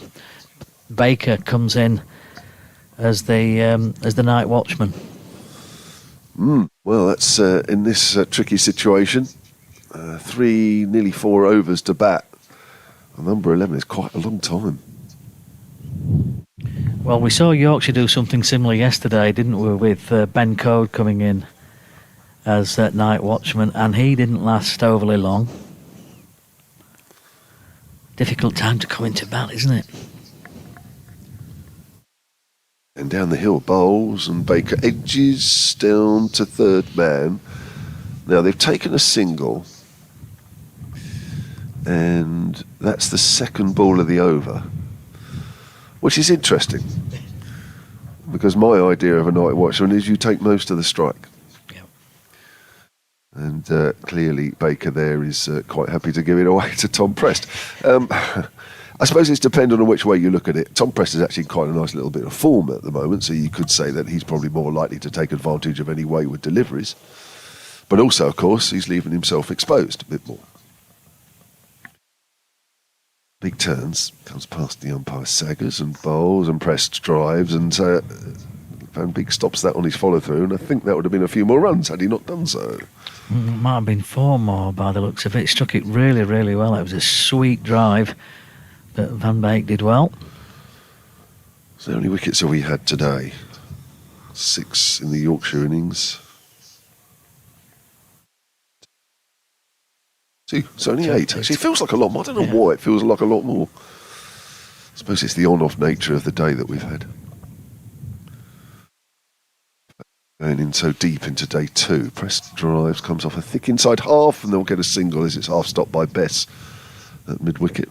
Prest will move on to 26, and Hampshire at 88 for 2 lead by 162. Well, it's been a big session for Yorkshire, this one, hasn't it, really?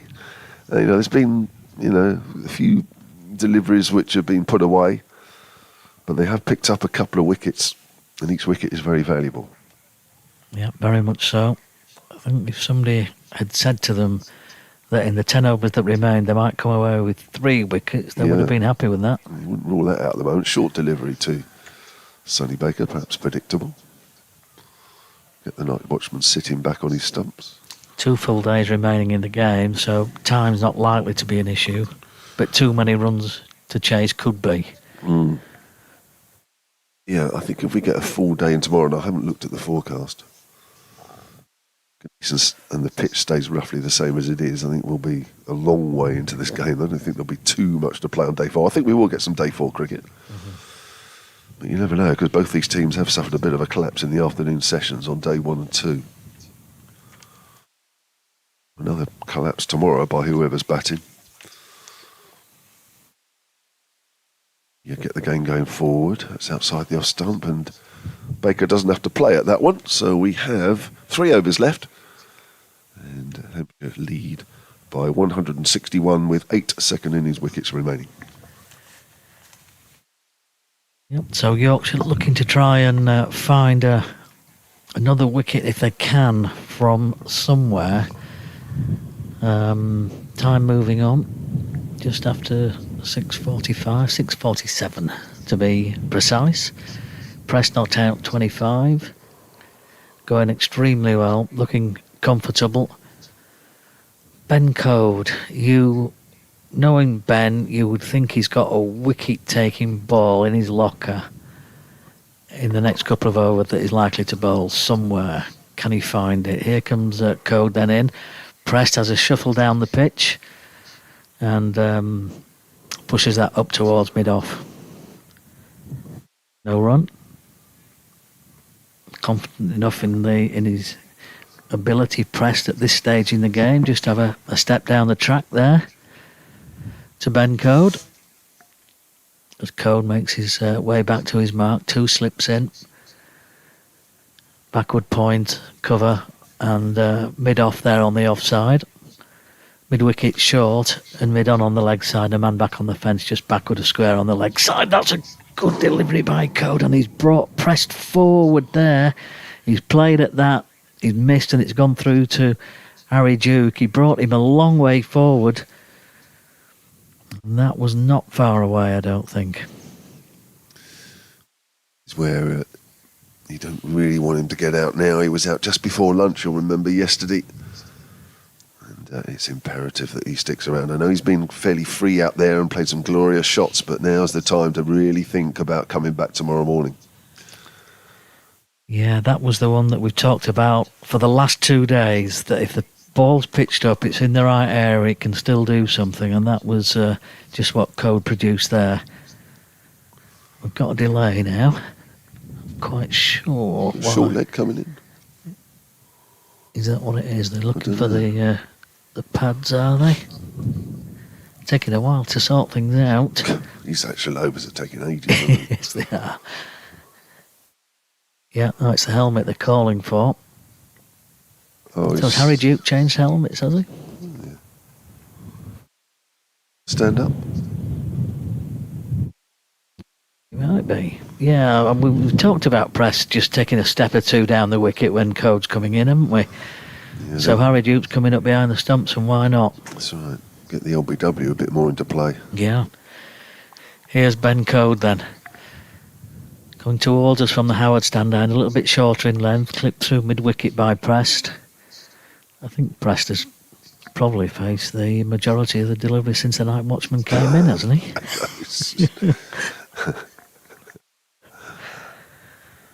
But now Code has got the night watchman on strike. Sonny Baker. Got good overheads at the moment, haven't we? We have. Lots of blue sky around. Yeah, Best part of the day. floodlights on, as they have been pretty much all day.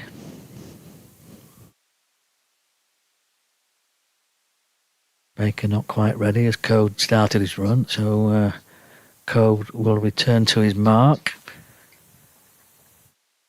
Halfway through the 26th over of this Hampshire second innings as Code comes in, short ball. And it's probably a good yard above his head, I think, isn't it? Well, I think that's payback for the bouncer that T-bowled Code, if you remember last night before he was castled. Good point. But I'll be totally honest there. I know who I'd rather face a bouncer from out of the two, Yeah. and it didn't Ben Code. No, and that was quick yesterday as well, wasn't it? So as Code turns and comes in again then. Yorkshire looking for this extra wicket. There's another bouncer. These bowlers don't forget, do they? They've got great memories. Well, I think it's good in a way because it shows that Ben Code was clearly, I wouldn't say affected by the bouncer yesterday, but clearly saw it in the front. Mm-hmm. But that's what you do tonight. And to be fair to Code, I'd do the same. I Yeah. think most people would do the same with the night watchman out there. You wouldn't just let them get on the front foot and just play. So he's doing the right thing, to be fair, but I think there's also a little bit of last night in that. Now then, can he pin him in front of his stumps here? Having bowled a couple of short deliveries, the answer is no. Baker's played it nicely out towards mid-wicket, comfortably. And that is the end of Ben Code's over then, at 88 for 2 then, Hampshire. With Prest on 26, Baker on 1. And we've got 2 overs of a rain-interrupted and a rain-affected day here. Strong breeze during the course of the day, all day, and we have some really die-hard supporters who are still sat out there in these really, really windy conditions. There's not many of them left. I think there's probably more stewards now than crowd. Probably many having a quick flit around all the way to our left. Van Beek bowls.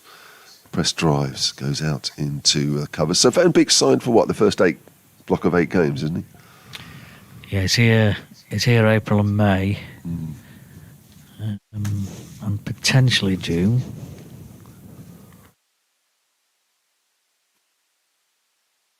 It's his fourth county, Van Beek. Yeah. Previously at Derbyshire, Worcestershire. Last year at Leicester, had a good season for Leicester last year. 34 wickets in their Division 2 promotion campaign. As Press pushes that out down to wideish third man, and Press will move on to 27. 89 for 2. Hampshire lead by 163. Yeah, he claimed 34 scalps at 35 apiece. Yep. Born in Christchurch, New Zealand, with a Dutch passport. Was at the World Cup as well, wasn't he? With Yeah. the Netherlands, was their top wicket taker Was he? in Yeah. the T20 World Cup. Yeah. Good bowler. I always thought he was a good bowler. I've never seen a lot of him. I think he played, if I'm right in saying, a couple of seasons ago, he played for Derbyshire against Hampshire in the 50 over competition. I think it was one of the few times I'd ever seen him. I think he's got a nice, easy action. It's very easy, very rhythmical, and he clearly gets a bit of kick off the deck from time to time. Yeah, recall him saying in an interview that he's played all year round now for a number of years and just likes to keep playing. And again, down the hill, short. Well, Sonny Baker's had about 3 bounces in the last 4 deliveries. I wouldn't say they've troubled him, if I'm honest. It's been more like, we can bowl a bouncer at you, so we will. Hasn't actually been anything that's tested him. Not yet. So 9 balls left of the day. And those in the Hampshire dressing room will be hoping, praying that no more wickets fall tonight. Here's Van Beek. Runs away from us and bowls wide of off stump. That one alone quite easily. Bit of shape as well, but a little too wide. Yeah, not overly threatening, was it? Long shadows across the pitch at the moment. Very much so. Right to left. Short legs in, shadow right across the pitch. The umpire's shadow, well, they're all quite long, aren't they? Yeah, they Shows are. you how low the sun is now. Yeah. And Beek again bowls. And again, it's outside the off stump. Baker's sort of playing at that one, but I think realised at the last minute he doesn't need to push out too much. Just looks as though in the effort to bowl a couple of bouncers, they've kind of just lost a little bit of shape in terms of making the batter play and bowling a little straight. Last 7 or 8 balls have been the most intense. And Beek again bowls. That's down the leg side this time. Good take from Harry Duke. Saved 4 byes, but it's the end of an over in which didn't really trouble anybody, that one, which will be much to the relief of the Hampshire camp. Yeah, not too many problems encountered there for these 2 Hampshire batsmen. Press going on nicely on 27. I think they'll be pretty much in survival mode now for this one final over of this day. It's going to be Ben Code who will continue, and I suspect he's probably got the barrage of bouncers out of his system. And we've got Harry Duke standing up. He's going to be bowling to Tom Prest anyway. 2 slips in. As Code starts the final over of the day then. From the Howard stand end, as Prest confidently pushes forward back up the pitch, and no further addition to the score. The lead 163 for Hampshire at the moment, with 8 second wickets, innings wickets standing. And it's been a cold day for the majority throughout today, and sure, we'll remember it as a day that they've put themselves in a really good position. His Code comes in. Ooh, we might have just played that onto his pad potentially, with Harry Duke still up to the stumps there. 4 balls to see through. I think Yorkshire will be just about happy with this little 10 over session. You're right, Graham, that 2 wickets would have been a minimum. And it hasn't come at too much cost. A couple of loose overs. Code running in towards us then. Oh, and that one very nearly is chopped on, so he has caused Tom Prest one or two little problems with that ball that just pitched a little bit shorter, maybe just nips back a touch, and close to chopping on again.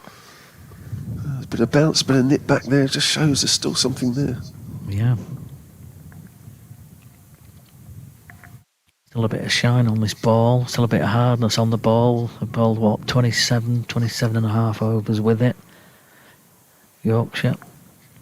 Code comes in again. And that is played away by Prest delightfully through the offside. He guides it away in front of cover point there, and it races away across the practice wickets towards the western terrace. And that was, that was elegant, wasn't it? That's the way Prest plays. He is very elegant with a lot of his shots. He has a lot of James Vince in him. The way he executes a lot of shots, especially on the offside. Which is why a lot of people were disappointed last year that he had not a great year, because he's been talked about a lot down on the south coast. Just hope this year he does actually fulfil some potential. 2 balls remaining. Prest waits for Code. Right in behind it. Good technique. Back up towards mid-on it goes. And just got to steer his team through this last ball then, Prest here. Baker came in as night watchman. He's faced 10 balls. And Prest is 31 off 32 balls. So a run of ball innings this. It's been a good knock from Tom Prest. 93 for 2, Hampshire, bang on 7 o'clock. Last ball of the day. Here comes Ben Cody now, outside off stump, played towards Sam Whiteman at backward point, who does the fielding. And that is the end of the second day's play here at Headingley. Bang on 7 o'clock. Hampshire 93 for 2 in their second innings, have a lead of 167. And Tom Prest will remain overnight on 31 not out. Sonny Baker not out with 1. And will probably go down as fairly comfortably Hampshire's day. I think that spell during the course of the afternoon where Yorkshire lost their last 6 wickets for 40 runs, very much the difference between the two teams. And Hampshire will start the day with a good lead with 8 wickets remaining, 167 ahead as the two sides leave the field now. But Hampshire will be the happier of the two. I think they will, just about, Graham, yes. And it all started with that spell from Kyle Abbott after lunch, 3 for 4. Getting rid of Lythe and Revis in quick succession, and from there it was a bit of a downhill road there for Yorkshire, and they looked to be in a really good position in terms of getting close to Hampshire on the first innings, and the fact that deficit of 74, I think at the moment looks quite crucial, and it yet again boils down to what happens tomorrow morning, because if either of these sides has a good morning, then the game turns their way.